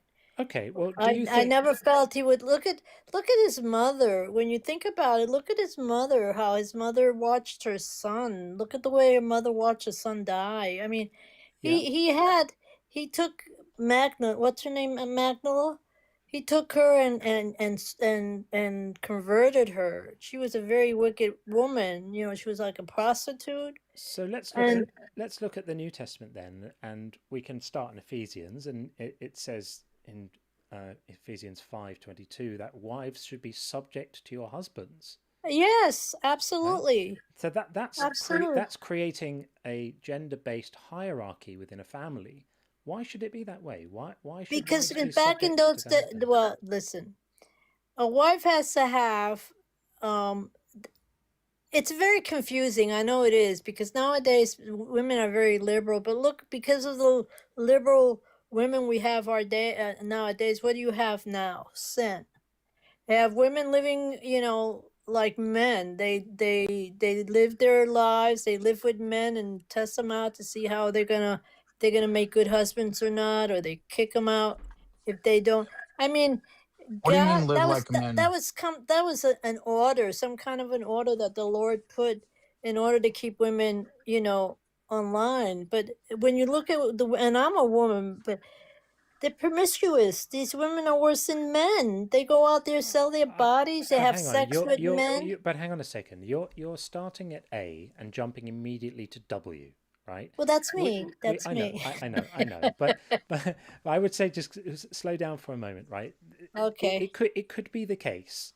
It could be the case that there were Thank some you. women who might have been promiscuous. Now, it remains to be established that why that should be a problem, because I think if women want to be promiscuous, if they're not hurting anyone, I don't see why that should be a problem. But Well, even of course they're hurting people. well, These women are out there selling themselves. But they have kids out of wedlock, and then these kids, they bring up these kids, and they don't even know who their fathers are. that's a separate issue to promiscuity, because it's possible to be promiscuous and not have children out of wedlock and Well, and the not most hurt women that anyone. are promiscuous eventually do get pregnant. Well, I that's mean, a separate issue, and also the thing I was trying to say is that's a million Okay. miles away from the idea that women should submit to men. Exactly. Even if we granted that was a problem, and I don't, but even if we granted that was a problem, it doesn't follow that the solution to that is put men in charge of women. That really doesn't follow. Why? Women, don't you think that women and men should be equal? Are you married? Yeah. And you're not the head of the household? Nope. It's a partnership. My wife and I manage things together. And there are things where when we have a disagreement, sometimes she will make a convincing case, or I'll just compromise and back down and let her have her way on something. And sometimes I'll make a more convincing case and she'll compromise and back down and let me have my way on something. I respect her far too much to imagine for 1 second that I should be the head of the household. I think that's a horrible idea. Oh my goodness. Think about it. Can I give you something to think about? Who, Sean, me or John? Yeah, no, you. Okay, so you started off saying men should be in charge of women because women who aren't are out there acting like men. So with sleeping around or what have you. So if that was a problem, why would putting the men who you say behave that way in charge of them? It doesn't really track that would be a solution. And also, if the problem is them acting like men and men are misbehaving, why aren't you then saying that the woman should be in charge of the man so he quits sleeping around all the time? None of this tracks logically. Well, it doesn't to you, but it does to me. I'm not saying a man. I agree with John. You should have a partnership in your marriage, but there should be the man should be the one that is. I don't know. Maybe it's the way I was raised. The man is the one that I'm asking you to push back on that. I'm asking you to question that. Why? It's possible to have a partnership where both people are equal terms. I just feel men. I just feel very secure with when I was married. I felt very secure. I just felt, he could do a lot of things that I couldn't do. He'd be in charge of things that I couldn't do, and that makes the man the head of the house. I'll grant you this. Think about it. You guys are. How old are you, John? That's a closely guarded secret. Is it? Yeah. Okay. Well, I think about it. I've seen too much. I've seen too much going on. It just, I mean, there's no, you know, I can't even explain it. And you're very fortunate because I did make a promise to myself I wasn't going to visit, and try to debate because it does no good. I can't convince you, and you We're can't not. convince me. We're But not. We're not trying to win something here. Think about it. no, but you're trying to convince people that God is a horrible person that hates women and that hell is ridiculous.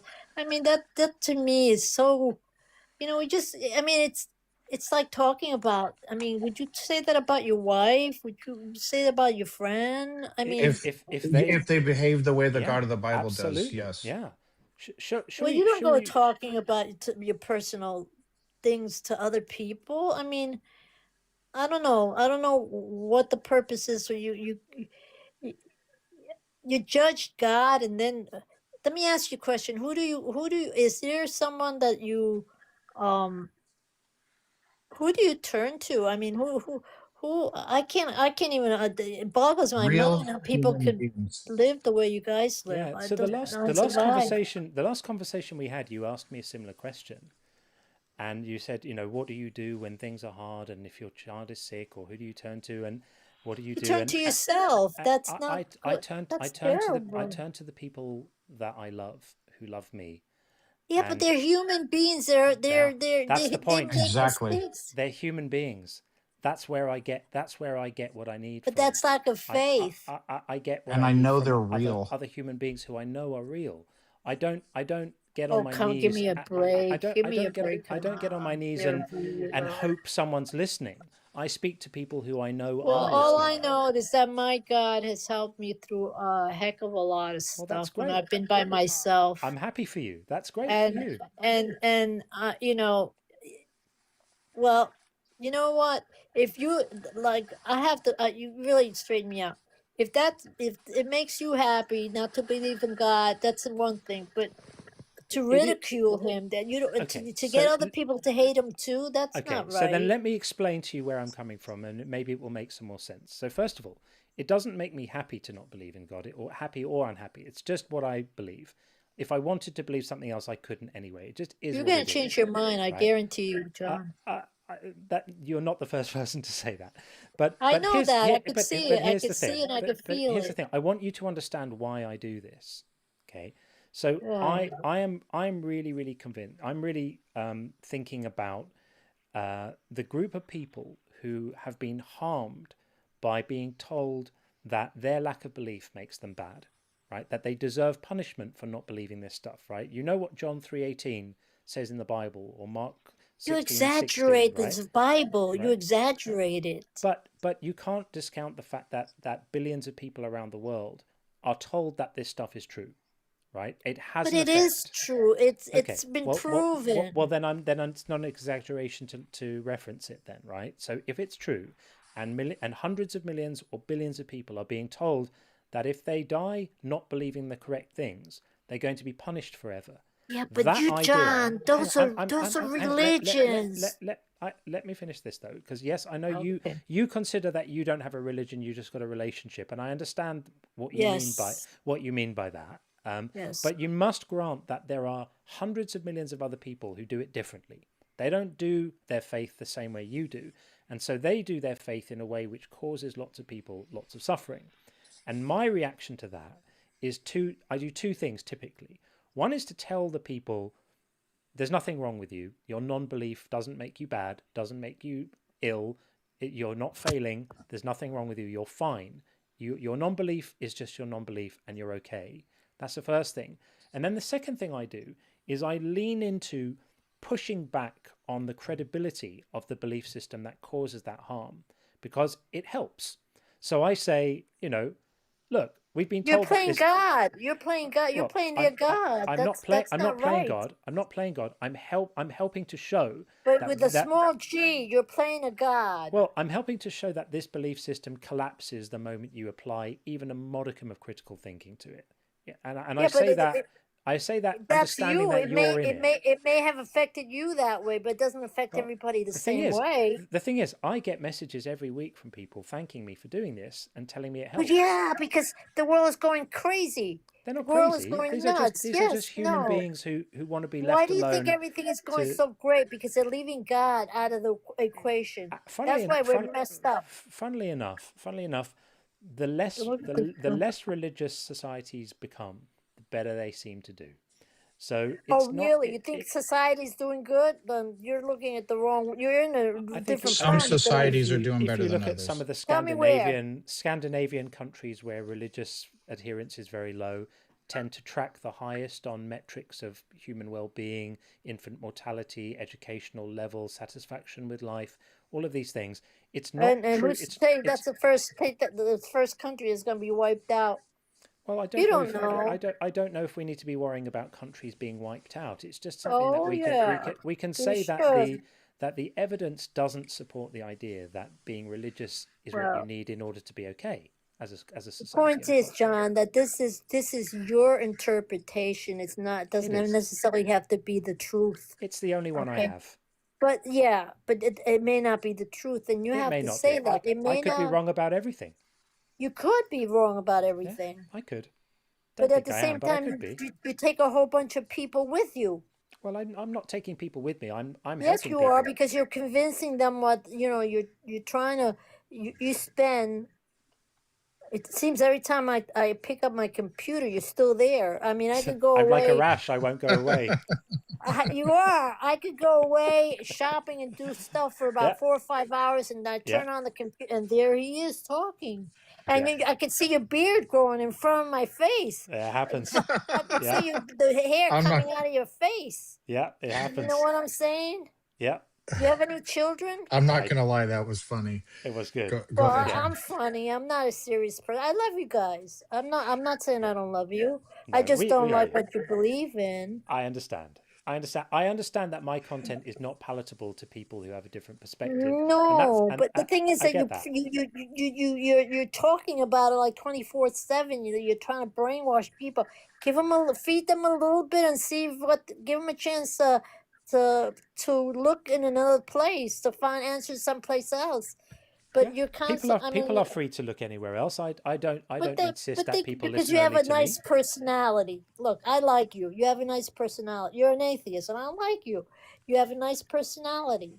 Thank you. There's no. Yeah, he does. He does. No you argument. Have a very warm personality, a nice smile. But I see your eyes. There's something about your eyes that I see that is not too agreeable. Oh, wow. I don't know why. We were getting on so well. You were saying nice things, and then you went in my eyes. I've been told I have nice eyes. No, there's something. Well, you have nice eyes, but there's something about your eyes. And oh, man. There's something. Do I need to have them looked at?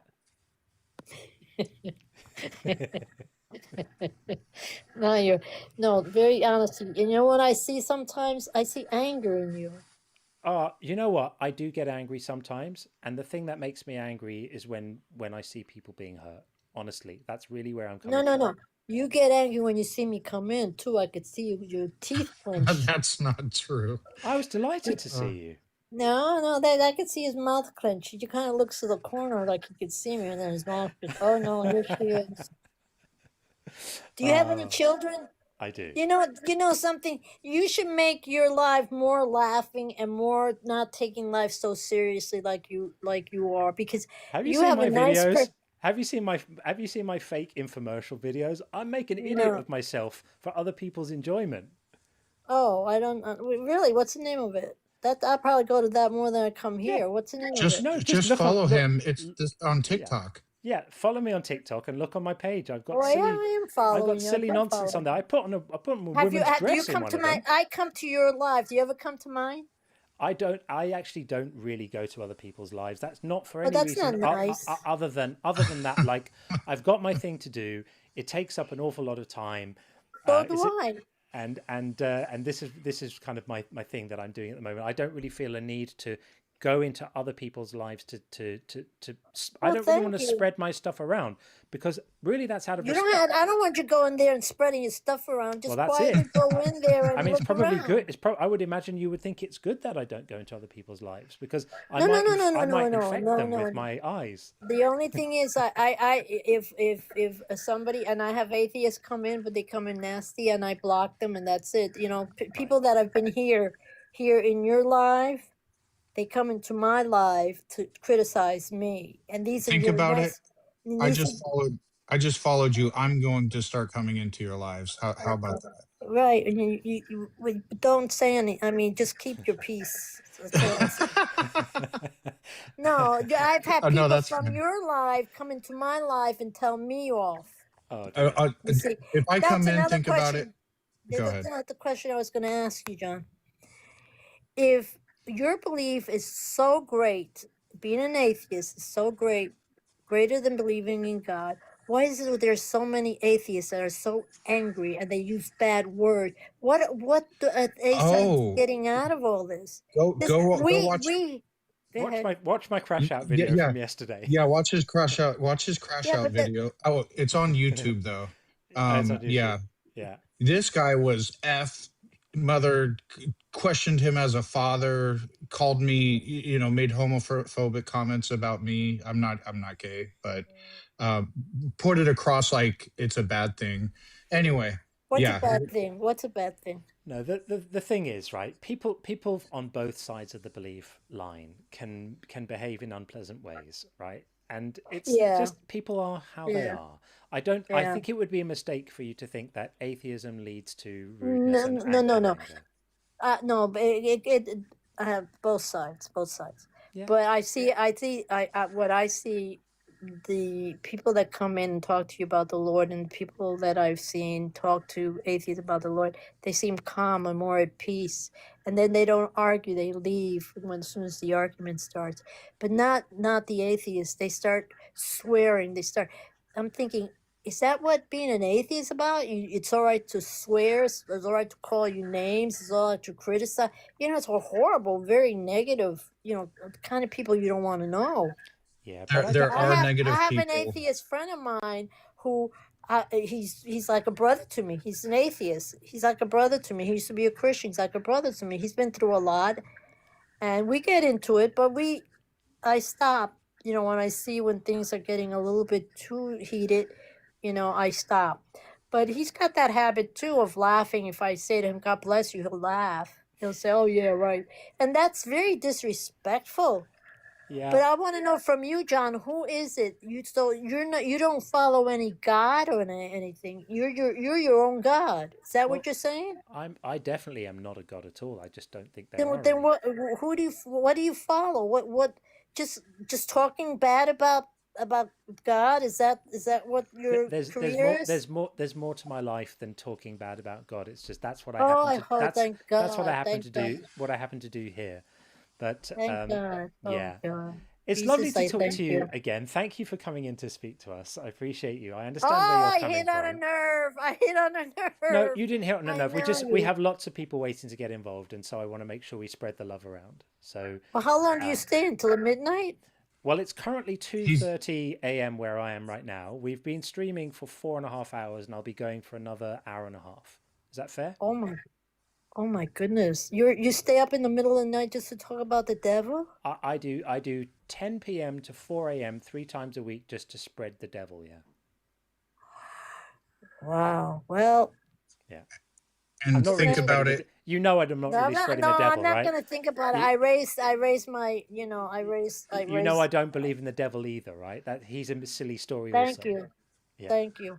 Yeah. Well, you should believe in him because he's very much alive. Well. And it's scary because I've seen him. Well, I hope he doesn't pay you a visit again. And if he does, send him to me and I'll sort him out.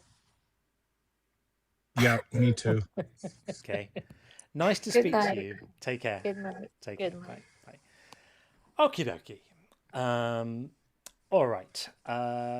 We will change over to the YouTube side again, Sean. And we're going to get, looks like B-Tip, by the looks of it, is coming in right now. Let's see how that works.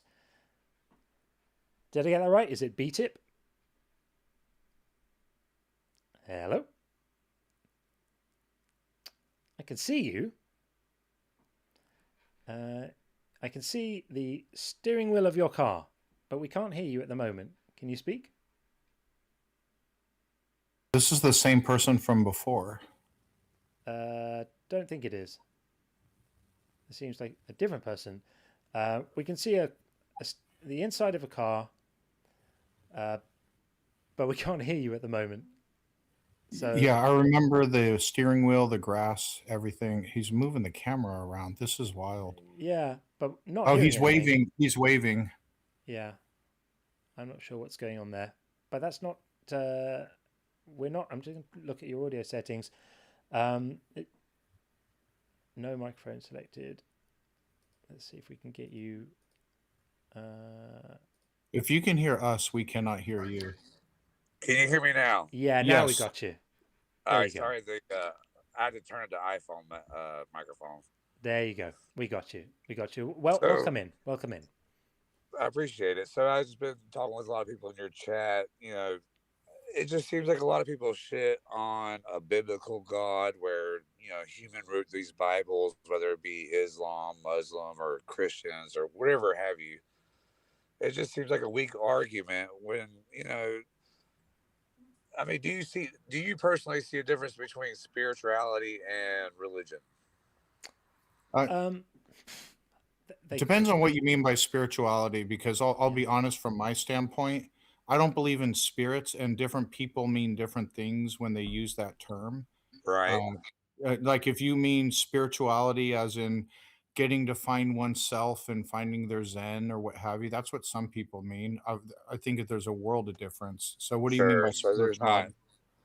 So I see what you're saying. So not necessarily they're using a God for their morality or their existence. They're just kind of using. Yeah, like if people believe in a vanilla God that doesn't interfere, isn't the biblical God or the Islamic God. When the statements that are made in the prompts are mainly geared toward the traditional Abrahamic God in Islam, Judaism, and Christianity. So if you have a completely different God concept, like God is the universe, or you know, it doesn't pertain to that necessarily. It all depends on what those beliefs entail. And I know I would go one step further and say, even if we're talking about the Abrahamic God, I don't necessarily have too much of a problem with people who are believing in that, as long as they're not promoting the idea. Like there are some people who have a very soft version of Christianity, and they don't think that non-believers get sent to hell. And you could say, well, they're not being biblical. Well, that's fine. At least they're not being assholes either. And so, you know, I'm really, where we're coming from here is pushing back against what I see to be harmful ideas. Harmful ideas in that they hurt people, they cause trauma, they cause people to feel shame for who they are, they cause people to, you know, that's really where I'm at. So as long as someone isn't doing that, I don't really care what they believe. Like, fill your boots. If it helps you get through the day to believe in something, and you're not if it does help, just to be, you know, the devil's argument, if it does help them get through the day, how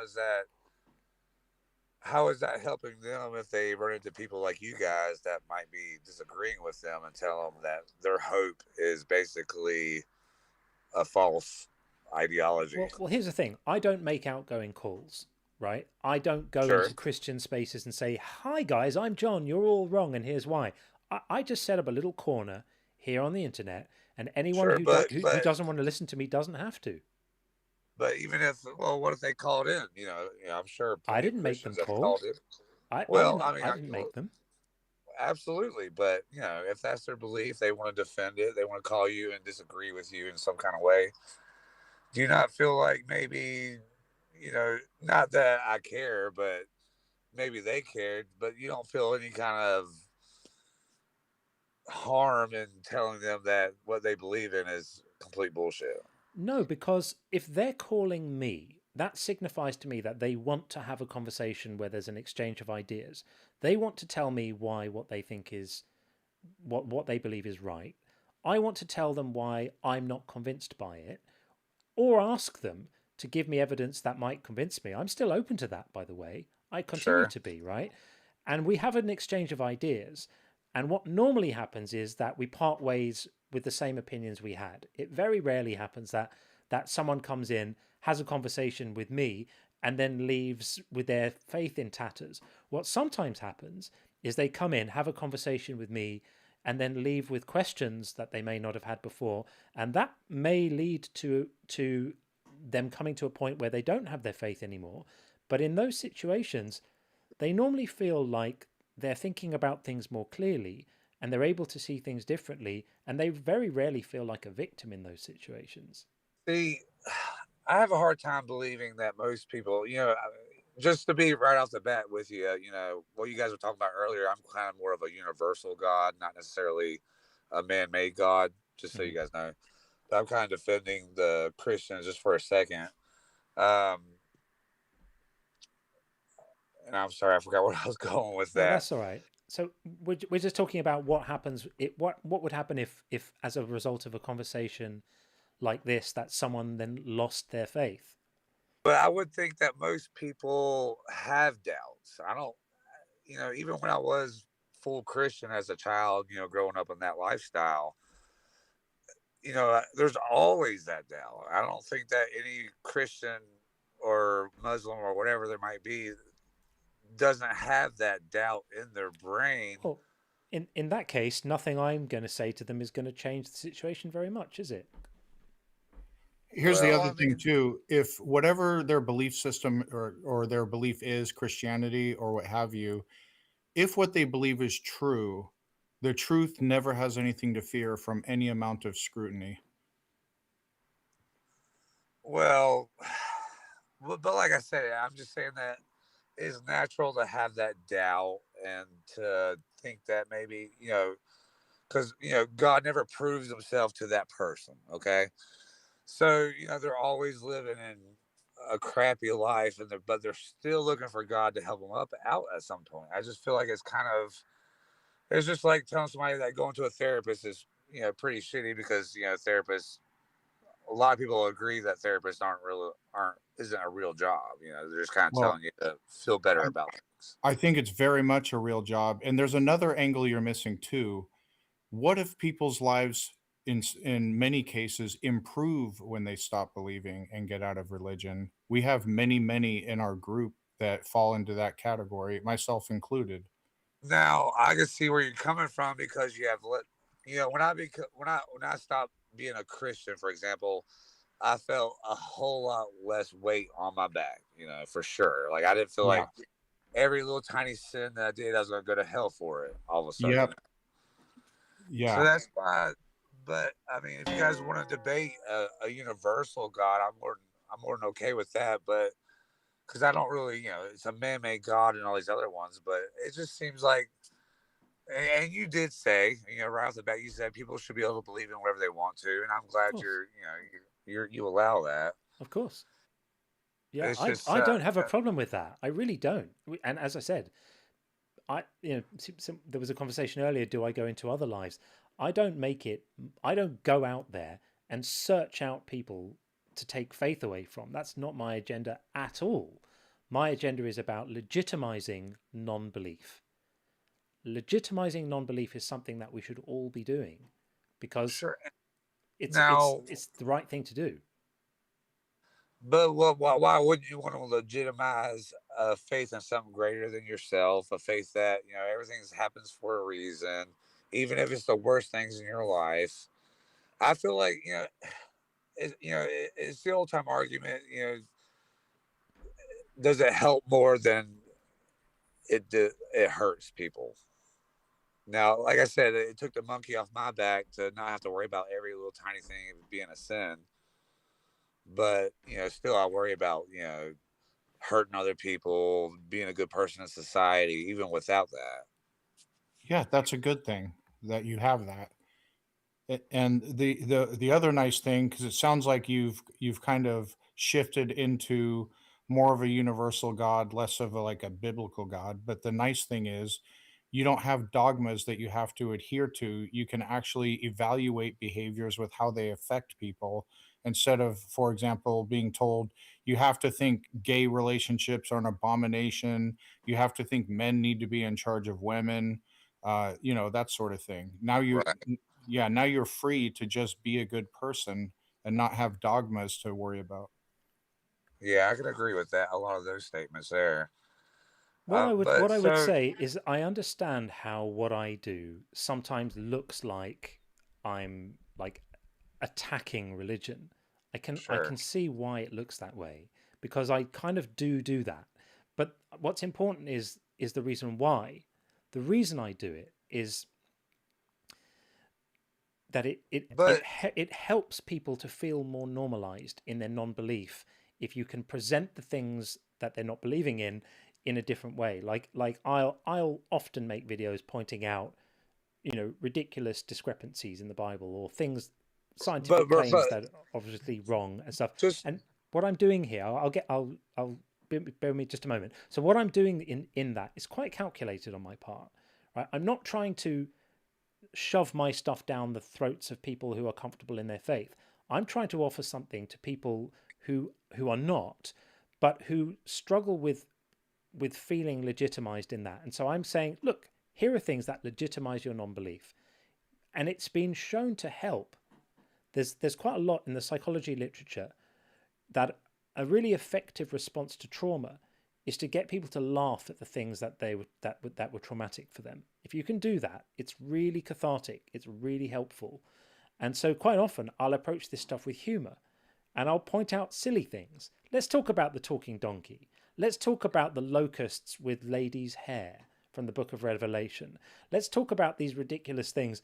And then you find yourself kind of laughing a little bit, and suddenly that stuff isn't so frightening anymore. It's not so dark anymore. We don't have to take it quite so seriously anymore. All of this stuff, these conversations often very serious. Everyone's taking everything very seriously.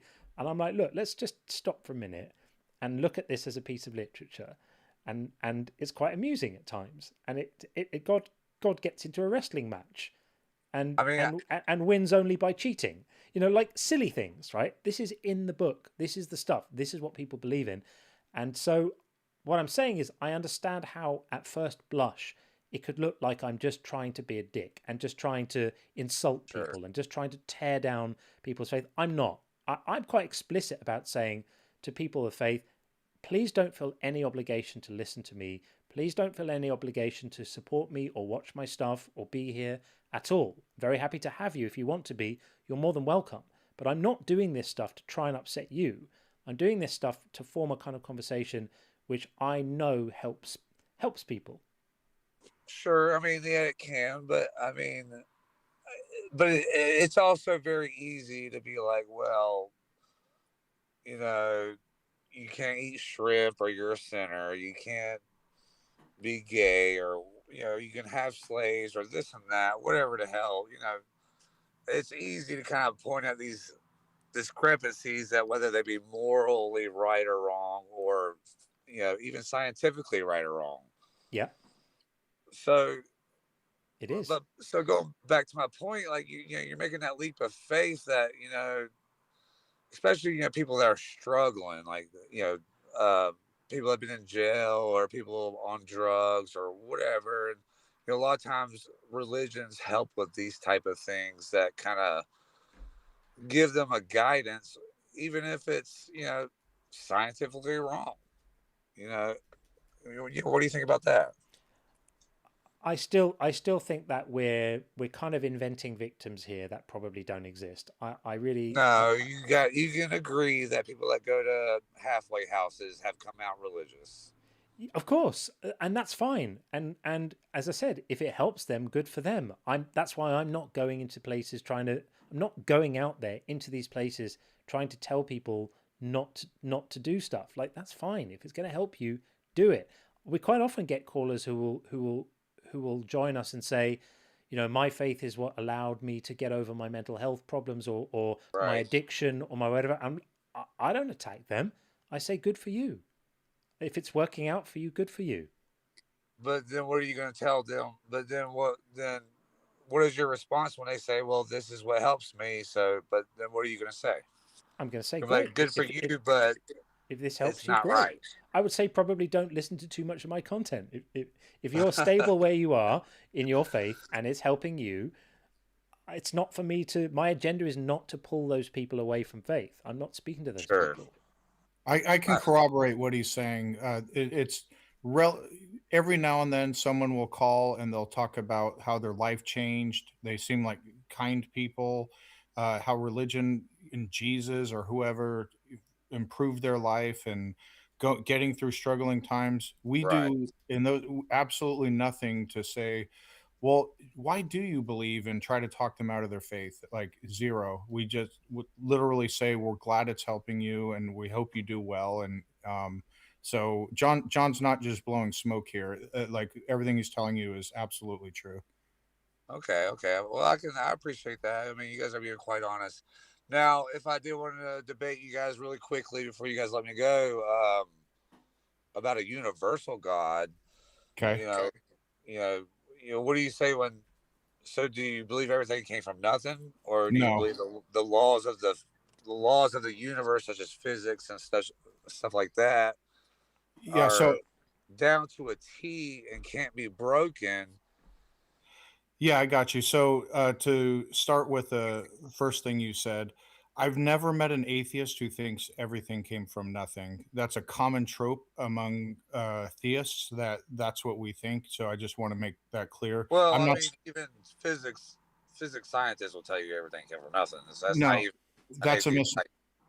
I like to read a lot about cosmology, and that's a very common misconception about the Big Bang. So, the Big Bang only says at one point about 13.8 billion years ago, everything that's observable in the universe was in a hot, dense state, and then there was a rapid expansion. It doesn't say how those things got into a hot, dense state, or if there's other Big Bangs out there, nor that it's necessarily the beginning of the universe. That's still something cosmologists are trying to work out. And my answer to why is there something rather than nothing is I don't know. And I keep that as a placeholder until there's sufficient evidence for an explanation. Well, I mean, you even got pretty blatant, obvious evidence in the sake of, when you observe an electron or a photon, it becomes a particle rather than just being a wave of probabilities. Yeah, you're So talking right about the there even shows that having, life itself Yeah, presents the universe to you in a way. I mean, yeah, no, I hear you. There's a lot of mysteries in science, and they're fun to explore. And I think it's important to just always, when you don't know, just say, I don't know. rather So than that, say God did it. I right. agree. I know what you're saying. People say that all Yeah. the time, but Yeah. When I was about I think about 18 or 19, I went through a phase of reading quite a lot of books about the parallels between like quantum mechanics and Eastern mysticism. There were books like The Tao of Physics and The Dancing Wu Li Masters and stuff like that. These were books that presented kind of layman's armchair explanations of quantum entanglement and wave particle duality and these things, and then presented them as evidence that various esoteric Eastern mystical ideas are true. And I found these books absolutely fascinating. And within a few years, I'd realised they were complete bullshit. And so I just think that we should just be slightly hesitant to go too much, like to make the leap from like this weird and crazy stuff is happening that we can't entirely explain in some areas of science to therefore pretty much anything. When I see a gap in our understanding, I just see a gap in our understanding, and I tend to pause there and say, well, let's wait and see if we can do something interesting with that gap and maybe make it not a gap by explaining it further. I'm very hesitant to jump from here's this thing we don't understand in science, therefore. Well, could it be that things we don't understand are just beyond comprehension? For example, if you listen to Joe Rogan or whoever, and they talk about taking DMT and it presents to them God peoples or whatever they're talking about, but it takes you to another level of sometimes understand. I've never taken DMT, so I couldn't, vouch for it. But a lot of people see things differently once they're out of it. It's just like a psychopath is always going to be a psychopath because he can't help it because that's his brain chemicals, right? Yeah. So could it just not be something like you say, we can't comprehend it, but yeah, just because I can't attach God to non-comprehensible things, yep, possible. Does it still not mean that we're just not capable of it?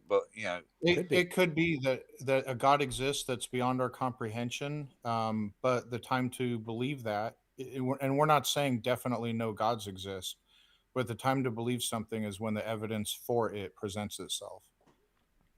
But we're not ruling out, that maybe there's some thing out there, being that exists that we would consider the fall under definition of a god. I can't rule that out. Yep. But the important thing is right now I can't rule that in. Yeah. Right. So, just because for me, for example, it's just hard to believe that all atoms respond to a specific law, and they will always do that no matter what. Yep. The laws of physics. Yeah. The universe is pretty deterministic. I don't believe people have free will like we think we do. Yeah. It just seems like, and when I say I'm more of like a Mother Nature God or whatever the hell you want to say, there's a lot of different definitions of beliefs, so I don't want to put myself in one, but I don't think we're going to argue too hard against you here, really. I don't see any of these things as a reason to believe.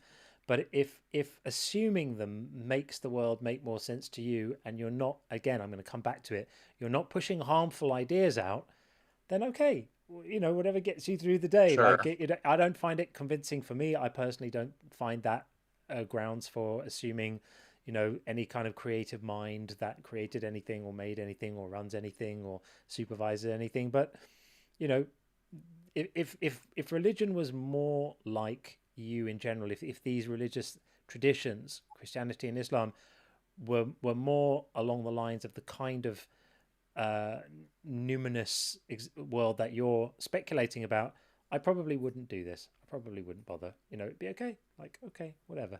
Sure.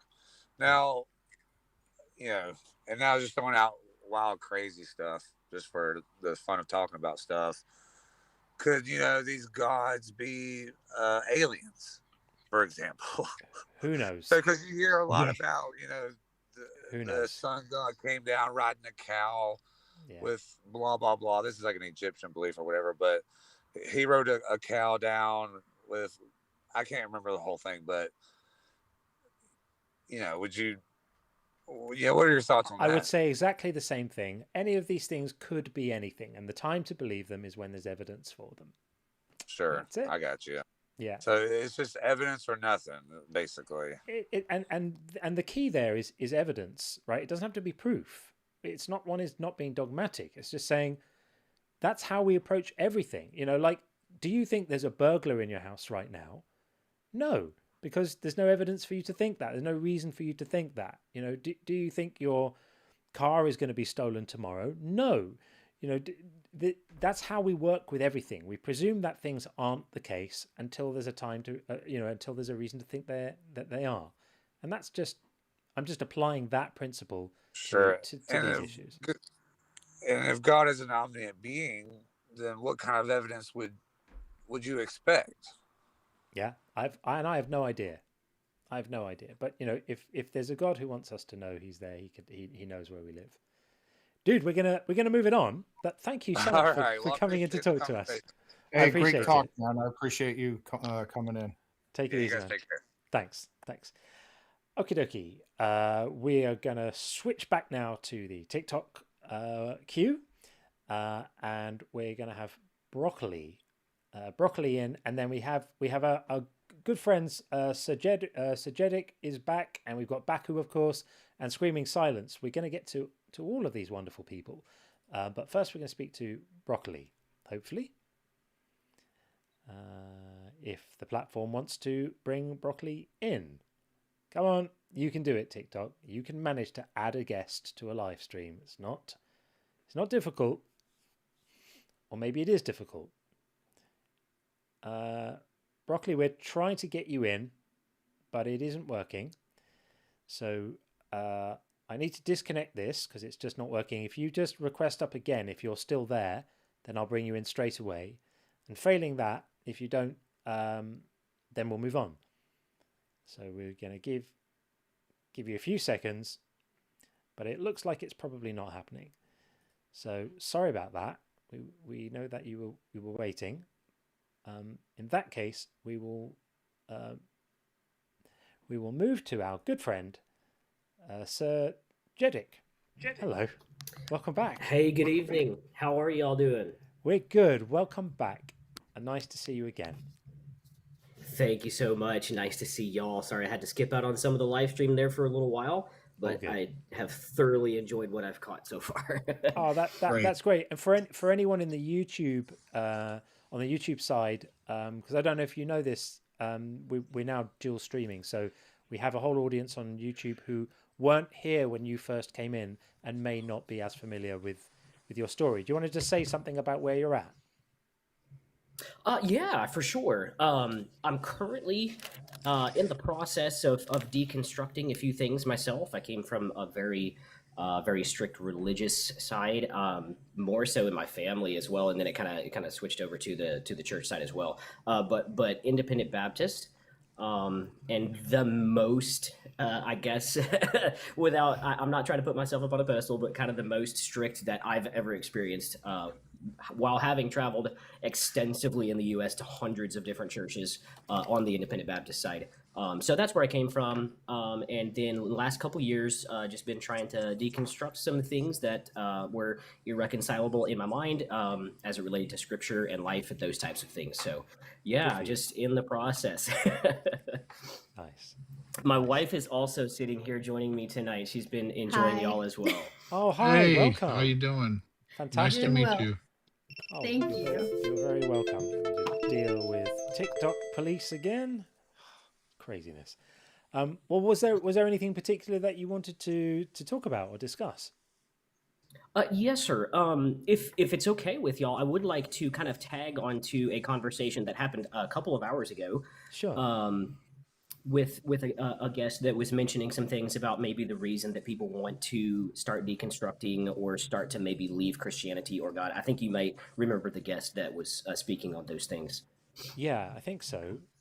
I'm not sure, but I have the context, I guess, that you mentioned.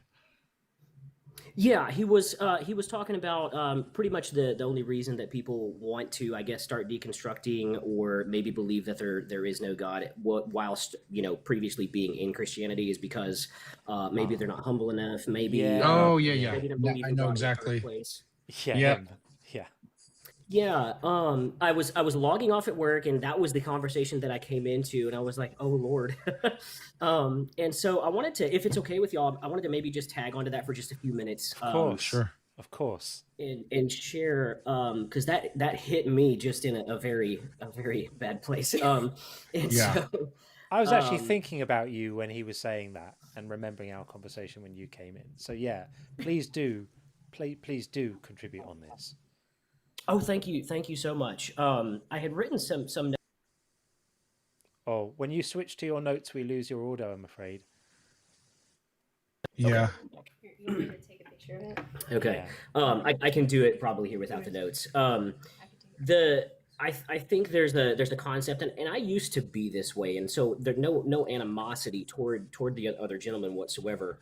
But when I was fully committed to the things of the Lord and serving in the capacities that I was serving in, I would have conversations with people that had tried to deconstruct. And personally, I used to hate that word deconstruct because I was like, man, you just up and left your faith in God somehow all of a sudden. Yeah. And I had no awareness of that process and the things that they had been coming across that were maybe irreconcilable in their minds. And so I hold no animosity towards anyone, but I did want to say that I think maybe the prevailing thought is that when someone is finally able to share publicly that they are actually deconstructing some things, maybe and again, I don't know where I stand on all of my beliefs right now, and that's a very terrible feeling to kind of be in limbo. Because I was taught that you have all the answers, you know all of the truth, you have everything, and you're not able to be intellectually honest with yourself and even be able to say, I don't know, when somebody asks you a question from the scripture. Yeah. So it feels kind of terrible to be in limbo, but it also feels very liberating at the same time. But I wanted to address maybe that the common consensus in that thought is if someone's deconstructing, then they never were really saved in the first place, Yeah. or they never actually believed in God in the first place. Yeah. And Sean, you said it very well, but I wanted to just kind of tag into your statement to him because Sean, you came from Christianity as well and deconstructed Yeah. from that. And I think I know for me personally, I had no desire to be where I'm at right now. Absolutely none whatsoever. Right. The reason that I'm here right now is because I gave myself so wholeheartedly to the study of the gospel, to the study of the religion that I was in. I wanted to have all of the answers. I was taught, study to show thyself approved unto God, a workman that needeth not to be ashamed, rightly dividing the word of truth. And when you begin to do that, you begin to notice problems. And so I was also taught in my family growing up that don't just take mom and dad's religion based on what mom and dad are saying, study it out with the thought in mind that I would come to the same conclusion as they did, and essentially have my own faith based on my own study, but it would somehow end up being the same faith that they had, if that makes sense.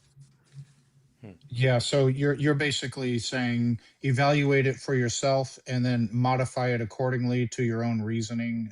Is that basically what you're saying? Yes and no. What I was taught was here's the beliefs that we have, here are the standards, here are the principles that we have based off of scripture, right? But you can't go out into society and live on those things and repeat what mom and dad said. You've got to be able to stand on your own feet. So study it out for yourself. Oh, got you. Yeah, yep, I got what you're saying. Right, but the misconception there is the fact that I would come to exactly the same conclusion that they had come to, right? Right. Yeah, so that was the intent, that you learn the truth for yourself, and so that way you can better defend it and it has more solid grounding. But potentially, and it does happen, the opposite ends up happening when you really do the evaluations on your own. Yes, and that's exactly where I'm at. And so I just wanted to throw that thought out there. This concept that somebody never believed in God, or that somebody was not truly saved in the first place, which it's a horrible mentality. That's not the case. It is the case with me. I believed it so ardently that I'm here at this point. Yeah. So it's important that I point out sort of a semantic trick, that just so people are aware of it when it comes up. He asked a loaded question that was nonsensical to the situation. For example, he asked me, were you really saved by Jesus Christ when I was a believer? And the thing is seeing how I'm an atheist now, I can't answer yes, because I don't believe Jesus exists. Therefore, I don't believe anyone was saved. So when I say no, I wasn't really saved. Yeah. See, he admitted he was never really a Christian. So it's a semantic trick that is done, and it's really disingenuous. It's and really bad cynical equivocation. That actually, it's yeah. I mean, it's only a step away from have you stopped beating your wife. If you say yes, then it's an admission you were doing it. If you say no, then you clearly still are. It's really the same thing. Yeah, that's right. I don't think that's a goodwill. I don't think that's like a good faith engagement. I feel a bit bad speaking about him because he's not here, but I'm addressing the argument, not the person. And I think that that's not a way to have a dialogue. And right. And I think really, if the only thing left in the arsenal of responses to people who have left the faith is to impugn their integrity and say that clearly they never really meant it, I really think that's sad. I really think that because that's setting up that's setting up an engagement that's not going to be authentic. It's like a straw man. You're engaging with a position that people didn't take, with a process they didn't go through, rather than actually meeting people like you and people like Sean, where you actually were. I think it's sad. Right. Yes. And to me, what that logic is doing is actually exposing the fact that they haven't been convincing. Yeah. Yeah. Exactly. You know, I ended up not being convinced somehow, you know, and keep in mind, this was a daily thing growing up for me of 2 and 3 and 4 hour family devotion sessions of studying scripture and doing these things. And when I say I was in it, it was my entire life. It literally was my entire life. And so, you know, with all of that being said, it's when they do this kind of argument, it kind of is the only thing to retreat to. And again, I hope it doesn't come across as I'm attacking an individual. It doesn't. I wanted to expose this kind of thought process because I think it's very harmful. It's common. But I think it essentially just exposes the fact that they have failed to be convincing. Yeah. Yeah. Yeah, absolutely. And the other thing I just wanted to offer you is this thing of saying like that it feels horrible to not have settled on exactly what you believe about everything. If I could just say, like, it's not a bad thing. It's okay to do that. It's okay to just say, I'm not really sure about this or that or the other thing. That's what intellectual freedom involves. Like, you've earned the right. You've been through the pain. You've now earned the right to say, I'm not completely sure about that, and that's fine. And you can stay in that place of being not completely sure. I think it's an idea that comes from somewhere else, that if you don't stake out a position on something and say, this is what I believe, this is how it is, that's somehow a failing or a weakness. It's not. It's an absolute strength. It's a valid epistemic destination to get to and just say, I don't really know about this. I'm not sure. I'm unconvinced, or I'm just in this place waiting for my thoughts to get clearer, which they may or they may not. And it's okay to just be peaceful in that place of not being sure. Well, I can think that we both completely agree with you on that. I think it's part of the deconstruction process that's so hard, that is part of the systemic issue, is you're not allowed to question, and you're not allowed to not know. That's literally the whole setup, is we know, and we are the only ones that know. So when you take that away, it is world shaking. You're left with nothing. Yeah, I totally get it. You're stripped of your world and your personality, honestly. Yeah, well, I completely understand how zero. You've had years of being told that you have to have a kind of solid ground under your feet on everything, and that not knowing is a weakness, and it's a shame, because actually not knowing is where some of the really cool stuff happens. Is when you say, I don't really know about this. I'm creating a space for my beliefs to form. I'm creating a space for learning to happen. I'm creating a space for personal growth and development of my ideas, and they're not cast in stone and locked down and calcified. They're alive, and they're growing, and they're organic, and they're taking inputs from all over. And it's actually a beautiful thing to have that space. But I totally understand why, if you've been told for years that represents some kind of failure, that there'd be a residual sense of wrongness about it. I really do understand that. Yeah. Right. It's a very real thing, and it's a huge thing that I'm still working through. But also, for the very first time in my life, I am able to take a step back and begin to be intellectually honest with myself. I'm able to say, I don't know. And here's what my wife and I have talked about this numerous times.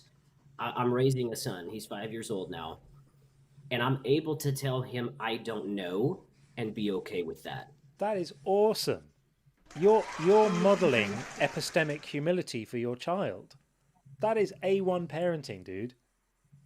You're on it. It's phenomenal. Thank you so much. It's phenomenal because I perceived my dad growing up, and again, like, you know, we all hold, you know, our parents in that high esteem, that high regard. You know, Dad's kind of like, you know, Superman, that type of thing. But Your dad was it was a very different. different level for me because I literally thought he had the answer to every question in the most important things regarding life. But I am now able to look at my son and tell him I don't know and be honest with him. I'm able to be honest with him, and he's able to tell me I don't know, and we can begin a dialogue and we can research that thing together.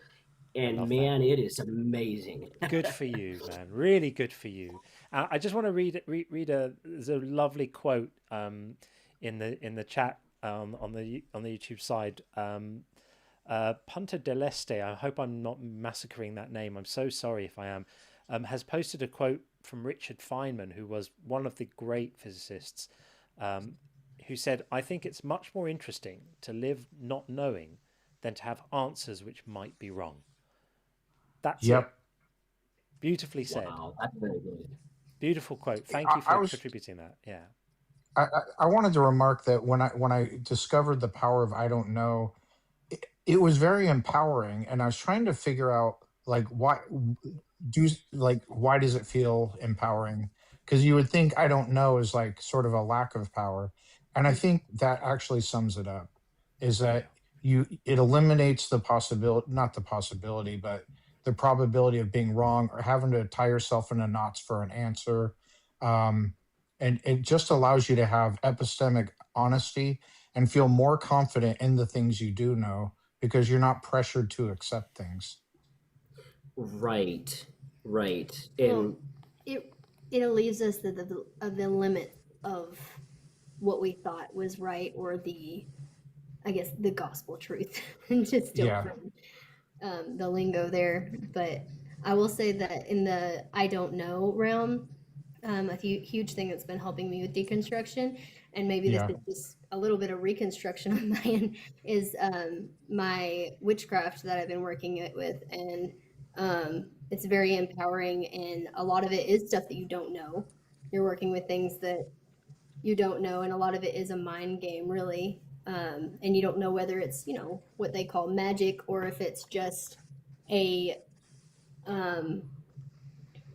maybe it's just a psychological game that you're playing. But either way, it's I am being more positive and intentional with my life, and I think that that's been very empowering and eye-opening.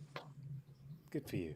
Yeah, great. Good for you. And you may find that, you know, as you travel along this journey of not just learning what you think, but learning how to think about thinking, that you might find that your views on, you know, things like that change, or you might discover, you might discover James Randi, and I'll leave you to do that in your own time, and your views on things might change.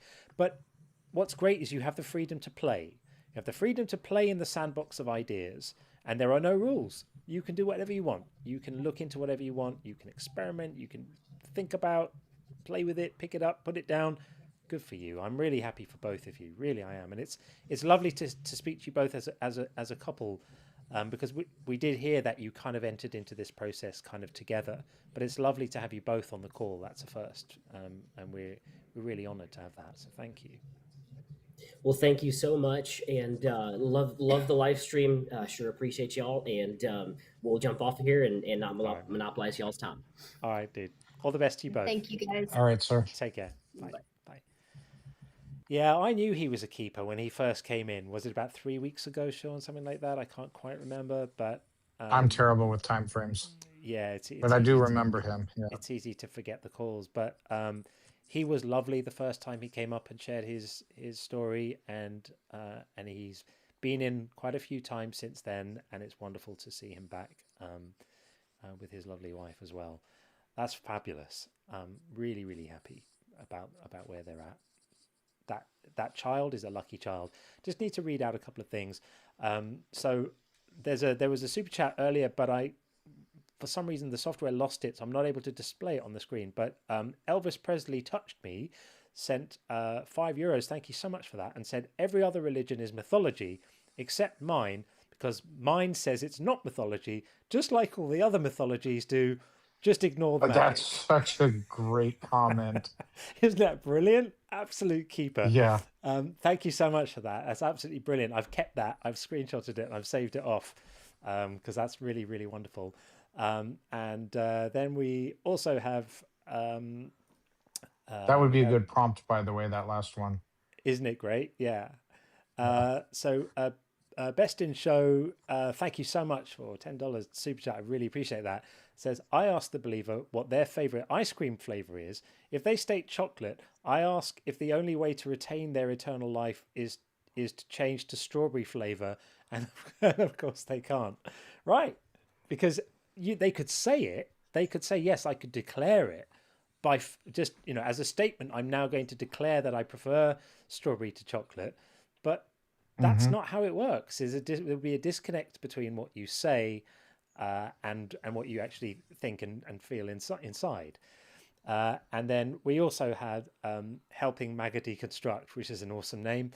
Sad to see her having stage 5 CBRS. Now, I need to be careful here. I think this turned up during an earlier conversation with someone. And I think I know what CBRS is.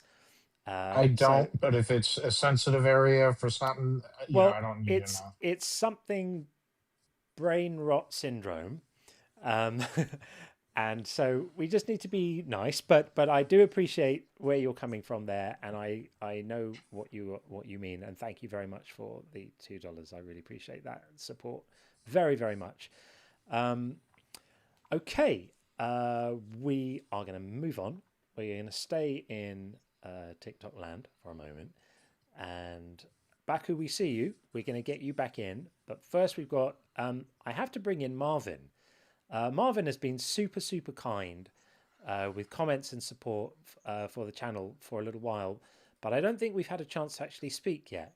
So this will be a very nice first time. It's always nice to get to do that. Marvin. Hello. Hey, how are you? I can barely hear you. You can barely hear me? Well, I'm speaking. I'm right here. Okay. I hope you can. Yeah. If there's a TV or something on in the background, I don't know if you can turn that off. It might make things easier. Yeah. Is that better? Yeah, it is. Yeah. Thank you very much for coming up, and thanks for your support so far. I really appreciate it. Well, I was brought up in a religious household, and we were Southern Methodists, and you were just taught not to question anything. Like, I was young, very small, and like the Ark story, and I'm like asking my parents, like, well, how did he get 2 fleas on there? Or kangaroos from the other side of the world? And it's like you were just like told to be quiet and just believe the Bible. And so when I got older, I started reading the Bible and just noticed a lot of contradictions in the Bible.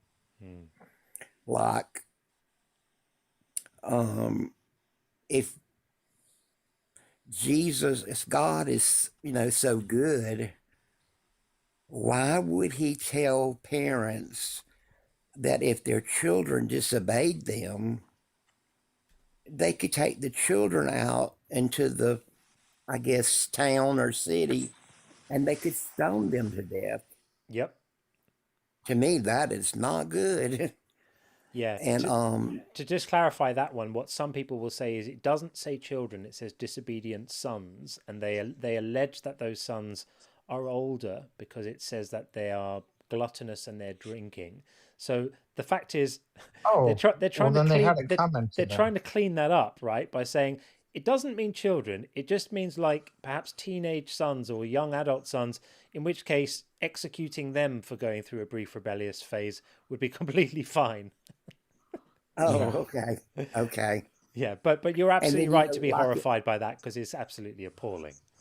yeah, and then, you know, it's like when you're young and you're going to church and you're told that either you're going to heaven or hell, but this carrot is dangling in front of you saying he's telling you that God is telling you, but if you don't worship me and do as I say, you'll go to hell. Yeah. And to me, what kind of love is that? Wouldn't you rather me love you because I want to, or am I forced to? Yeah. I think it might have been Christopher Hitchens who said compulsory love is not love, or something like that. If he didn't, Exactly. he should have done. Yeah, love is not something that can be demanded. If it's demanded and given on pain of the enactment of threats, then that's not really love, is it? It's just that's kind of a hostage situation. Not to me. Yeah. Not to me, it's not. Yeah. You know, and just things like that, and like Judas Iscariot, he has two different deaths. In the Bible, he died two different ways. Yep. He's either hanged or he falls on the floor and his guts spill out. It's delightful. Exactly. There's And so then- many of these. Some of the contradictions are fantastic. I mean, have you the differences in genealogy on the side of Joseph's genealogy. There's many. This is a silly book full of But the mistakes. main thing that would scare me as a child was like, you know, if you didn't love God and you didn't follow his ways, and adults will tell you were going to hell, and it would scare me to death. Yeah. I just don't think you should tell a child that. It's child abuse. To say that to children Yes. is child abuse. Let's call it what it is. To terrify children with Yes. stories like that is unforgivable in my view. Well, it was very nice talking to you, and I always watch you when I can find you, and I'll come up again sometime. Well, it's lovely to meet you at last, to speak to you, and thank you for sharing your experiences. And I hope you're in a much better place with it now. It sounds to me like you are. And Oh yeah, I'm in a much better place, but when you first start deconstructing, it's almost like, I started crying, and it's like your heart is broke because you thought of all these things that you were told were true. Yeah. And then you find out all these contradictions and everything, and they weren't true. Yeah, it's a loss. It is a loss, and we have to recognize that loss. We can't just skim over it and say and pretend that it isn't a loss. So you're right to say that. But what you get on the other side of it is so much more authentic, isn't it? It was like I was grieving. Yeah, it's like a bereavement. Yeah. Very normal. And but anyway, it's nice to meet both of y'all, and I will come up again and talk to you. That'd be great. Well, thanks very much for joining us, and I'm so glad I came across your stream. I'm glad too. Thanks, Marvin. Okay, bye-bye. Take it easy, man. Thanks. What a fine man. Lovely. Okay. We are going to bring Baku in to give us some questions before it gets super late, because we're entering the last kind of half hour or so. I don't think I can go much beyond. It will be the 4 a.m. mark for me, because I actually do have to function after that. Yeah. So we won't go we crazy. got screaming silence in the queue still. I don't know if you saw him. And Jason's there as well. Yeah. Yeah. But Baku, thank you again for being on standby for us. What have you got, buddy? Well, I have a question for the second topic and a follow-up depending on what your answer is. Excellent. So, the question is, when you say God is not morally good, are you assuming moral values exist independently of human opinion? No. Yeah, no, as well. Okay. And then the follow-up to that is, if morality is constructed or subjective, in what sense can God be objectively immoral? He can't. Yeah, agreed. But I would clarify that with something, which is that words also do have normative uses. And so I've spoken about this before in slightly different contexts. So when we use words like good or just or loving, even though there's a certain degree of, a lot in fact, of subjectivity in terms of what a particular person might think. So like person A might think a particular act is really bad and immoral, person B might think it's completely fine, and those are subjective opinions. But when we're talking in a kind of global way about things like just, what do we mean by just? Well, we can kind of define that. We can say, well, justice involves, not punishing the wrong people for the crime. That punishments should be in some sense proportionate and linked to what was actually done. We all kind of know it's not massively subjective to say that if you think that somebody should get the death penalty for a parking violation, right? That we kind of know on some level that that doesn't feel right, because it offends a sort of innate sense of fairness that we have. And yes, obviously everything stems from our mind. None of this is mind independent. But what I'm saying is that there are still sort of standards.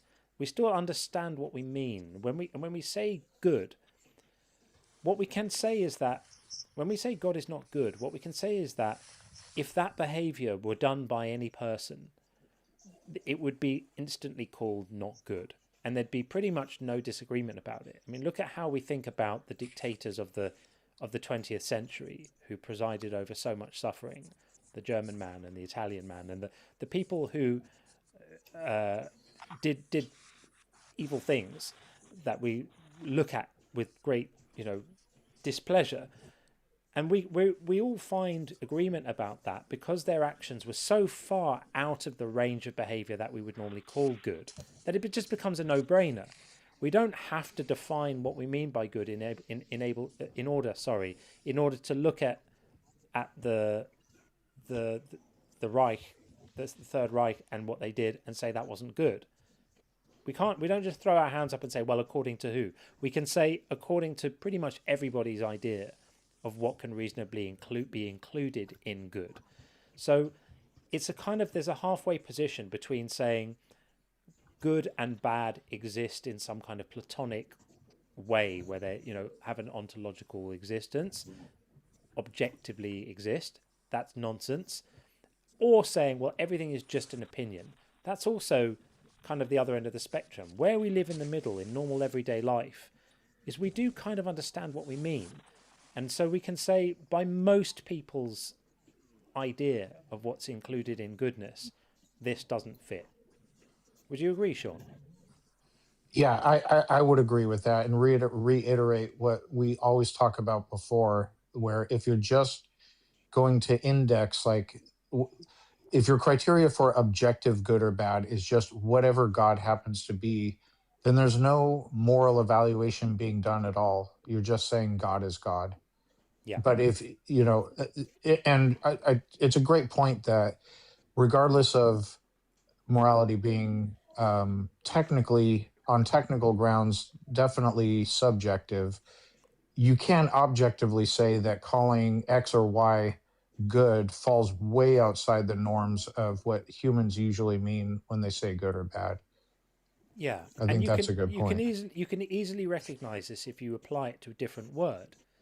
So I've used the word affectionate before and said, well, what would we, if someone did something that was clearly not affectionate, and someone said, well, they're very affectionate, and they never were, and they never showed any any affection to anyone.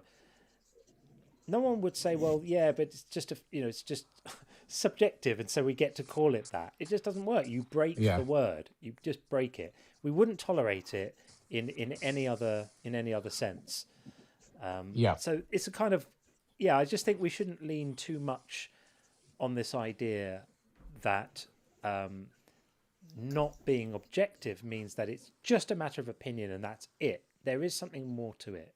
There's a normative usage Right. of words as well. Yeah. A big shout out to Danny Rubio in the TikTok chat. Lovely to see you, Danny. Not seen you in these parts for a bit. I hope you're doing well.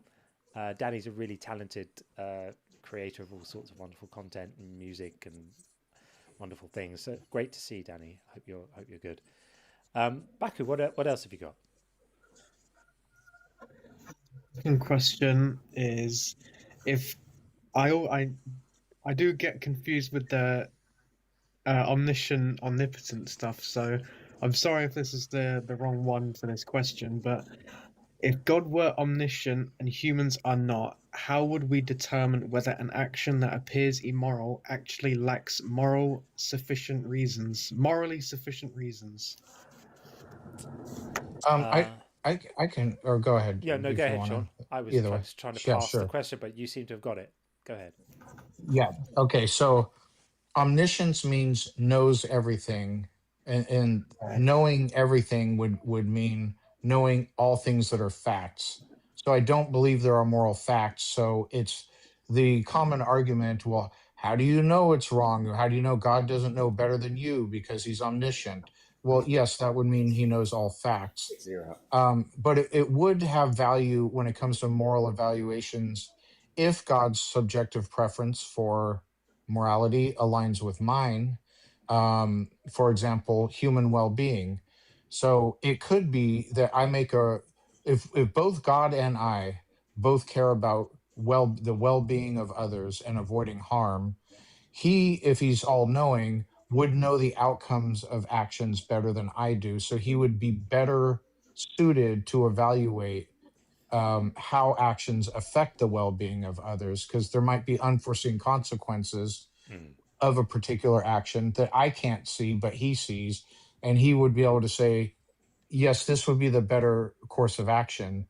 With that said, the biblical God does not seem to give a hoot about well-being. He gives a hoot about obedience. And so we have a different moral compass. Yeah. I've just brought Just Some Guy in as well, because Jason always has wonderful thoughts to contribute, and I thought this would be a good point to do that. Yeah, but I don't want to step on Baku because you guys are addressing his points very, very well. So I'll wait until you're done with his points. But if you have anything that you wanted to contribute on his points, you're more than welcome.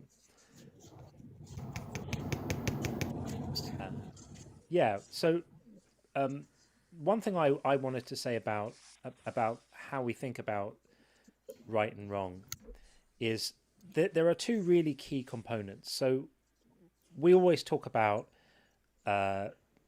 we evaluate rightness and wrongness in terms of increasing well-being and decreasing harm, which is a very sort of teleological approach, right? You're aiming for an outcome that you want, rather than judging the action intrinsically. You're looking at what the consequences are likely to be.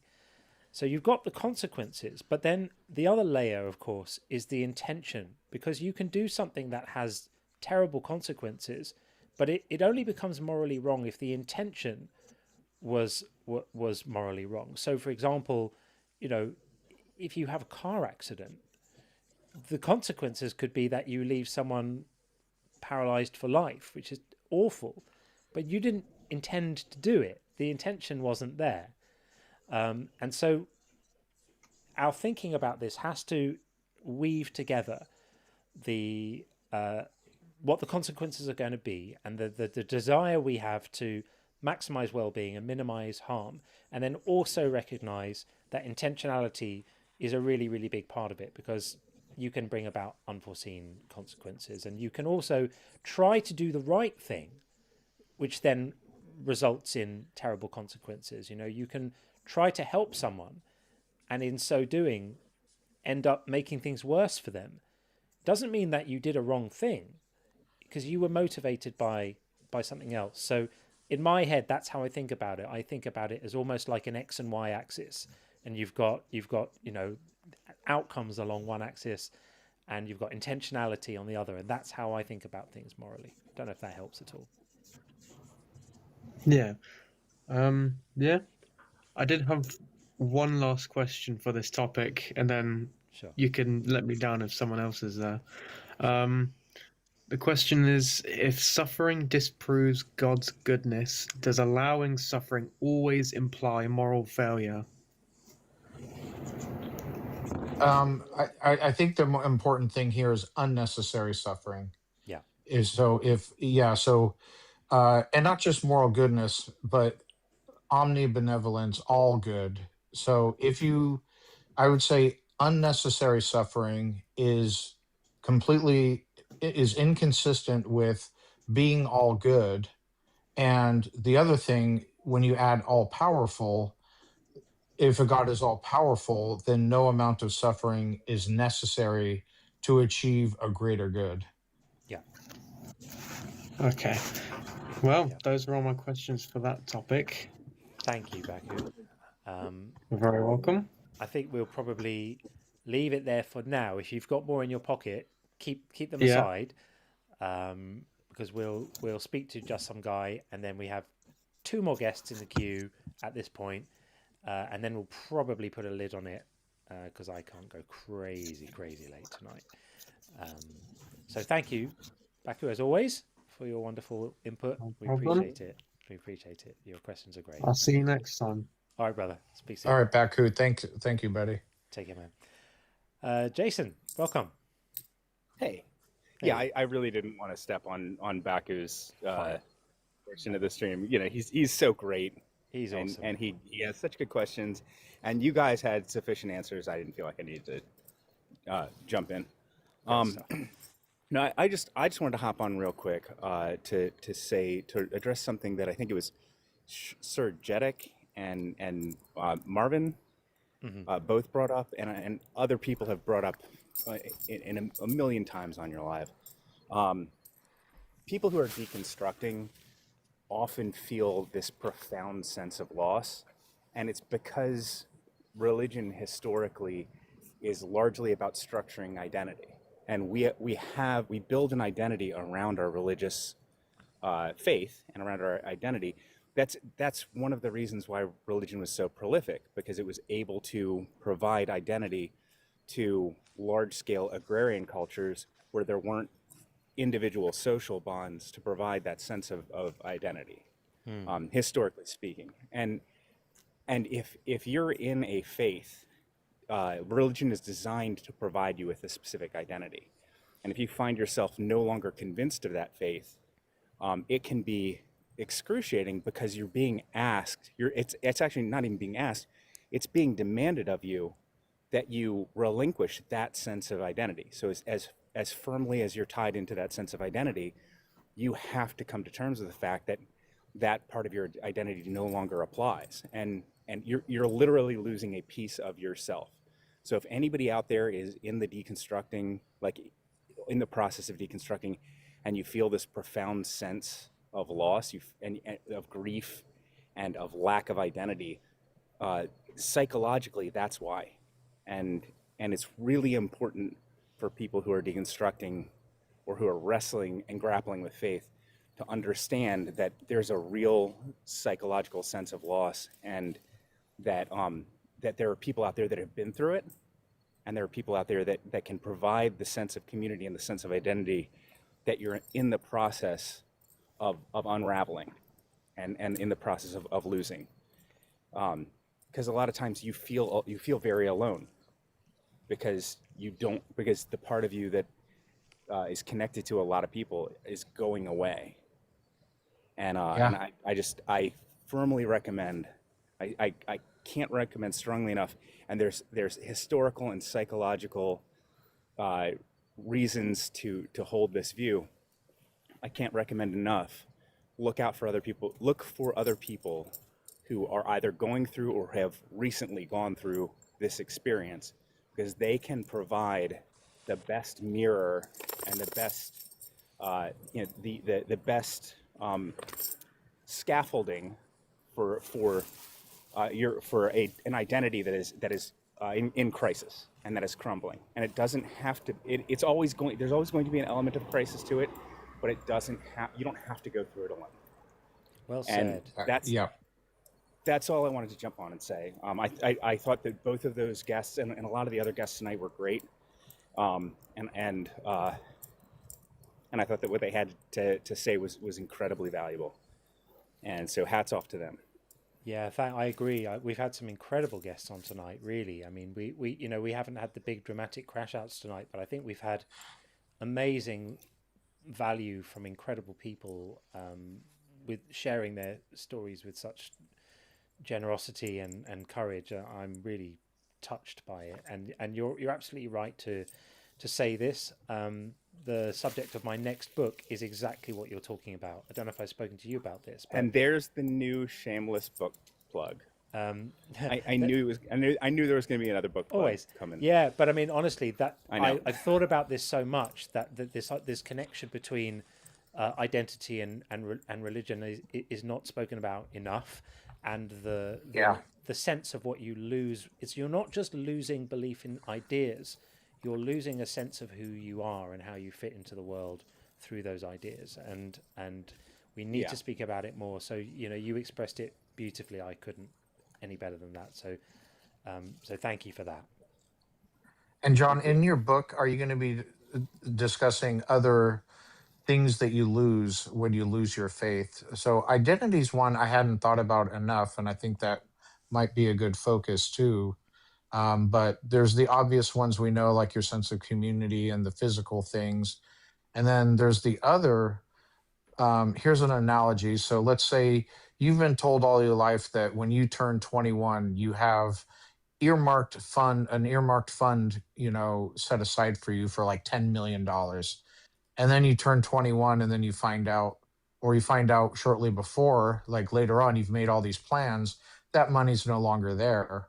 It's almost like losing the money, like that, like your whole life savings, even though you never really had it in the first place. Yeah. And now that's just money.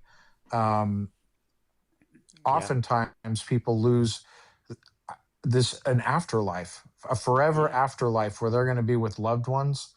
Now that's gone, and you have to come to terms with, hey, probably when I pass away, it's going to be like just before I was born, non-existence. And, that's another aspect of it. For sure. So I don't know if you're going to be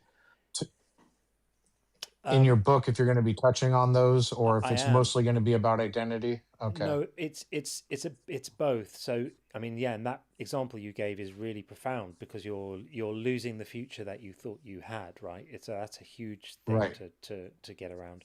The book is, I outlined it and I've written the first couple of chapters. So it's going to talk about identity and how we get these signals from very early in life, which again, it ties into the young child's brains taking this stuff in, and it becomes foundational, becomes schema, these ideas that we just build everything else on top of, and we define ourselves in terms of our cultural identity, in many cases religious identity, and then I'm going to look into what it means when we lose that. And a big part of that is losing these other things, like these other ideas that come with it. So no, it's not only identity. So yeah, absolutely right to mention that. And it's going to be much more personal. I'm planning to interview quite a few people and get quite a lot of real stories from real people. So I'm really looking forward to getting into doing it. Great. Can't wait to see it when it comes out. Thank you, my friend. Okay, we are going to bring in, we have two last guests. So we're going to bring in Screaming Silence, who is another new friend to the channel who we met, I think it's on the last one, or was it the one before? I can't quite remember. But it was great to speak to him then. I'm sure this will be the same. And then we have persona after that, and that will probably take us through. So how are you doing, Screaming? Hey guys, good. How are you? Very good. Thank you for waiting in the queue. Appreciate that. Of course, no problem. I think you tried to bring me up earlier, but my phone was glitching out. Yeah, may well be the case. So I kind of wanted to just after each guest, I kind of had something else I wanted to talk about, and then someone else would, and I'd be, oh, that's good, whatever. But so I'll just piggyback off this a little bit. Sure. You were talking about the identity, but I think another huge thing is purpose. Yeah. Which is what I've been kind of struggling with. And I think also not just your purpose moving forward, but kind of like in a way that your purpose that you had was like kind of in vain in some ways. Yeah. So it's kind of like a double. So you're dealing with two things at once. Because I don't know if you remember, I when I did talk to you the other day, I never like fully truly believed, but I was always trying to, and I was always acting as if it was the truth because everyone around me was telling me. So I think it was kind of like fake it till you make it. So I would always tell myself, like, something's wrong with you. Like, you're the one that's not getting this. So maybe eventually it's going to click. So my purpose was kind of like, eventually this is all going to work. If I just do it and I do it and I try, everyone's telling me it's going to work. And then now knowing that it didn't and it never was going to is something in and of itself that's very hard to get through. Yeah, for sure. I totally understand what you're saying. I really do. And this notion that that purpose is something that we inherit from above rather than generate for ourselves can be very pervasive, because I often get asked by people, well, what's, if there isn't a God and if you're not part of this cosmic story, what's the purpose of anything? If you're saying you're born, you live, and then you die, why is anything important? What is your purpose? And my answer to that is always that this idea that purpose is handed down to us is not really the way to look at it. The way to look at it is we make our own purpose, and we find meaning in our own lives, in the things that are important to us, and whatever they might be. It might be becoming really good at a particular thing you do, or it might be learning, or it might be giving, or it might be acts of service, or it might be being a parent, or it might be being an activist about something you really care about. Whatever it is, once you find that thing, there's your meaning. Your meaning is that's you making a difference to the world, which might be permanent. It might be that you leave the world behind slightly better than if you hadn't been here. It could be in a tiny way, or it could be in a big way. It doesn't matter. And I often think about it in terms of, like, imagine how crazy it would be if someone said, well, I don't feel like my life has any purpose unless I have a boss at work. Like that's almost like the next step, right? Like if I don't have a boss at work, I have no purpose. That would be silly, right? We would all recognize that as being silly. It kind of feels, it does. I know you yourself haven't experienced this, as you've said, but like it's kind of like that makes sense to me, because where I am in life, it's like I almost want someone to tell me. I'd rather someone tell me what to do than for me to like just do what I want. Yeah. Yeah, I understand. Like, no, you're supposed to be doing this because that's how it was my whole life, and it's difficult. It's hard.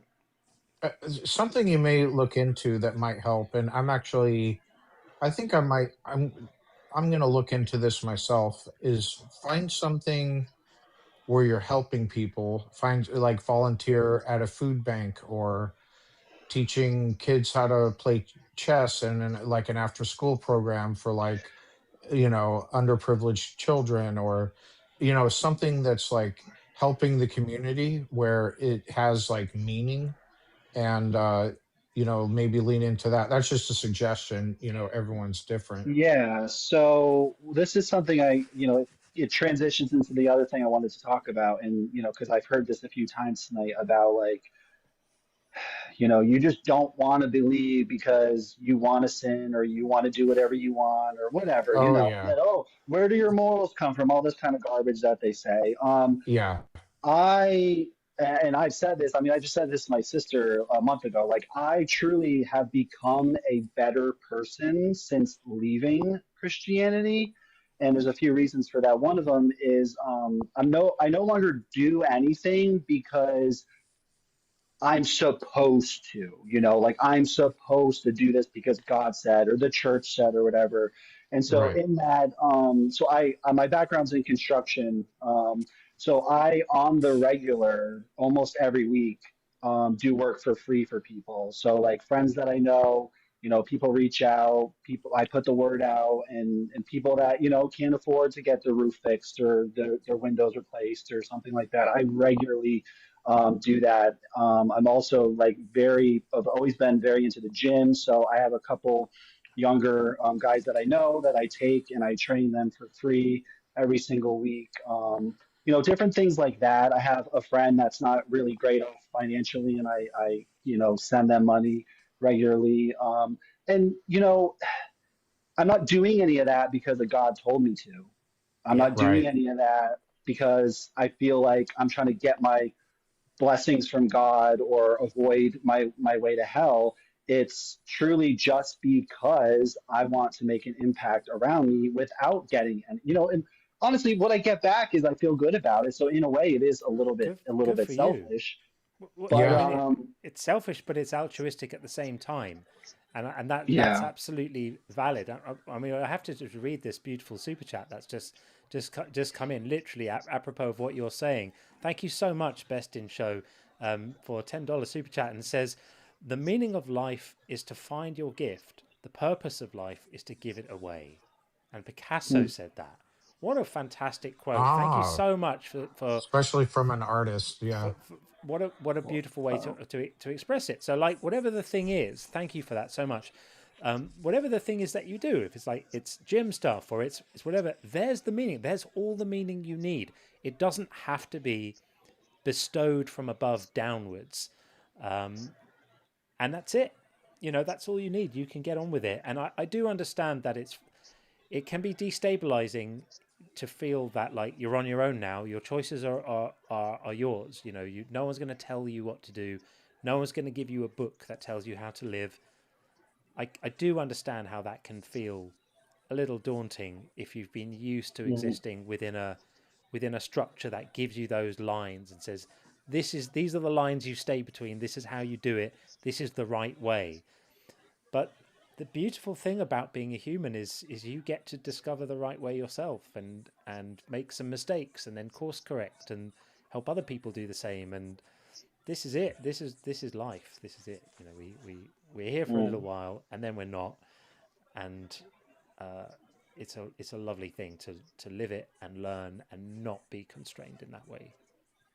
If and again, you don't have to answer, but just because you've been seems like standoffish to it the few times I've seen. What is your background in, if you don't mind? Like, what's your career that you were involved in? I worked in the music business for many years, so Okay, that okay, was my background. Yeah, yeah, and this okay. is now my full-time job. Without you don't have to get into details, but did you know a lot of famous people, famous musicians? Yeah, a few. Okay. Yeah, yeah. But this is my jam now. So and this is massively more rewarding in terms of how it makes me feel about the world, if that makes sense. Like, I worked in a fairly superficial industry and nothing I did, even though it was at quite a high level, really made a difference to anyone, really. It's like Yeah. you put out a record, the record comes out, like, okay, you made a record, but okay, and people might like it, but it's not really changing lives. It's not really, helping people in any meaningful way. And I used to have moments of existential kind of angst, even when I was at the peak of my career and doing very well. I would speak to family members who are medics or who work with kids or who do stuff that I felt was much more meaningful than what I was doing. I always felt like my life was lacking a little bit of, well, there you go, meaning and purpose. Yeah. And I don't feel that now. I feel self-actualized doing this stuff great. in a way that I never did. I'm not making the money that I did doing that kind of thing, but it's okay. This for me is it.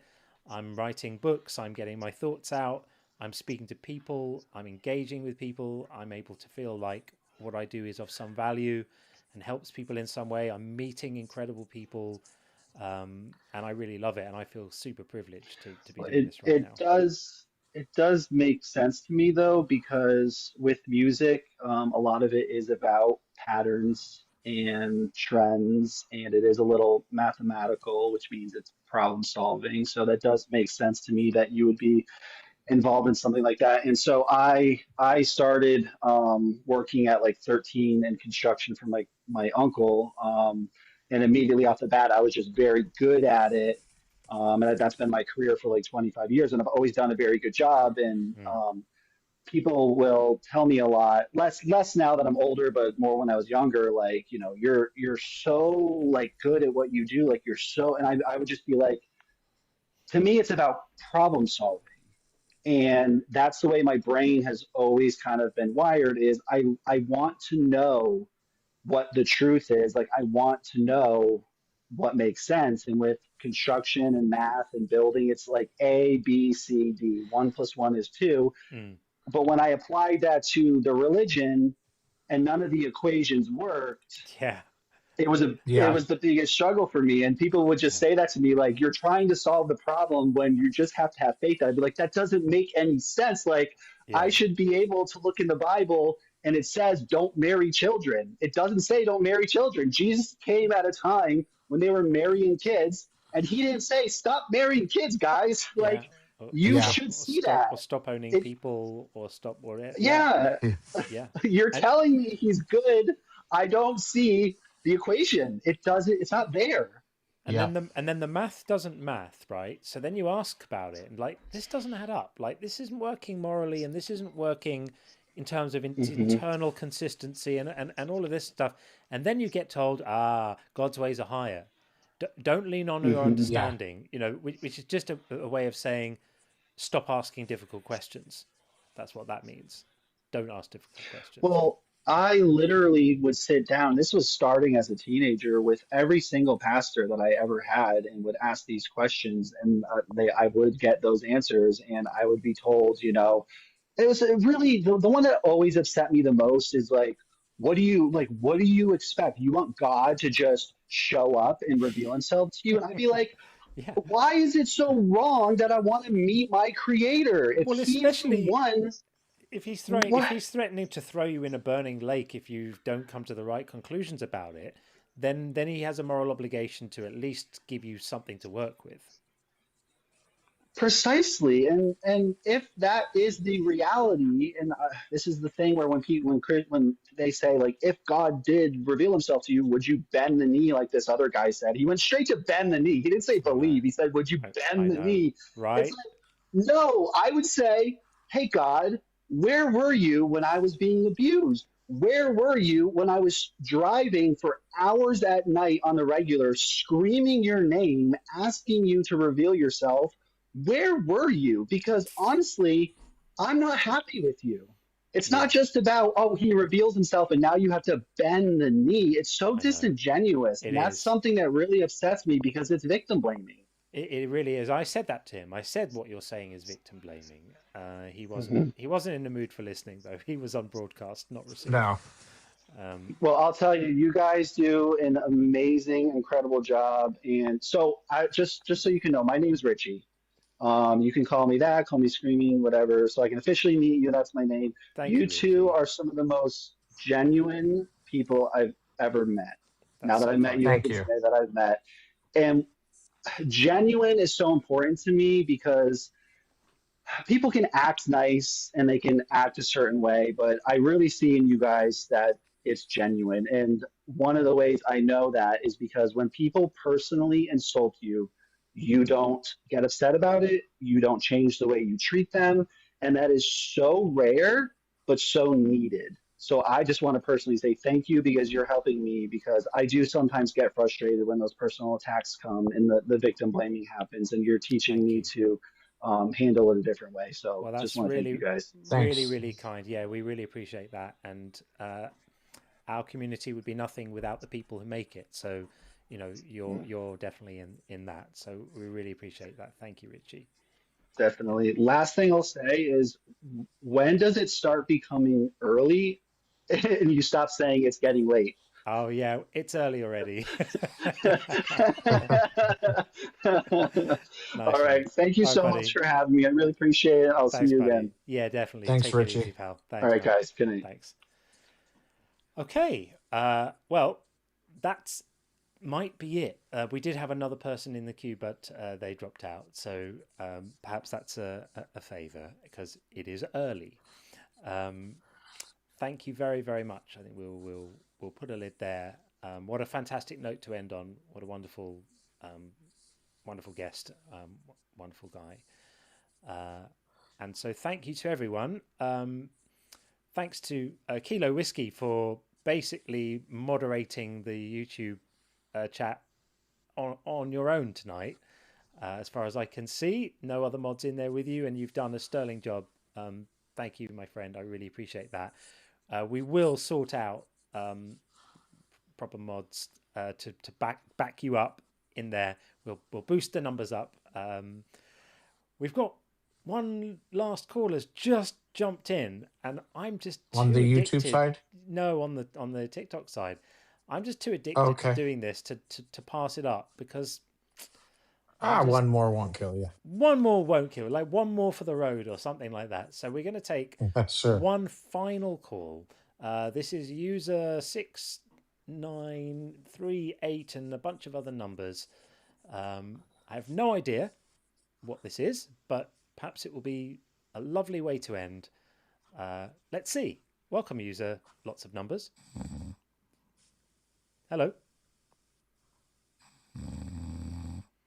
Or perhaps that's not possible. If he just it's just a requested troll. up. Yeah, it's just a troll. Yeah. Okay, well, there we are. That was it. What can I say about that other than we did have a real one though. Remember the real snorer, the person that was waiting forever. We properly had someone who was in the queue for a while, and when we finally got them in, they were spark out snoring properly. Yeah, not like that. Yeah. That was funny. Huge thanks to everyone on the YouTube side. It really helps. Liking the stream really helps, and the other thing that really helps is if you are so inclined, once the stream appears in the live tab where it lives forever, any comments on there really help as well with that. So even if you drop a comment to just let me know where you were watching from or something like that, that would be super helpful. It just helps to build things up, which we're trying to do. Thank you very, very, very much indeed. Thank you for the generous super chats. That's massively appreciated. Thank you for 204,000 likes on the TikTok side. That is crazy work. People, thank you so much. Really, I can't thank you enough for that. That is amazing stuff. So thank you, everyone. Thank you, Sean. Thank you. And we'll be back. 2-3 days. Thanks to all the regulars, and we'll see you guys soon. Yeah. Thanks, guys. Take it easy.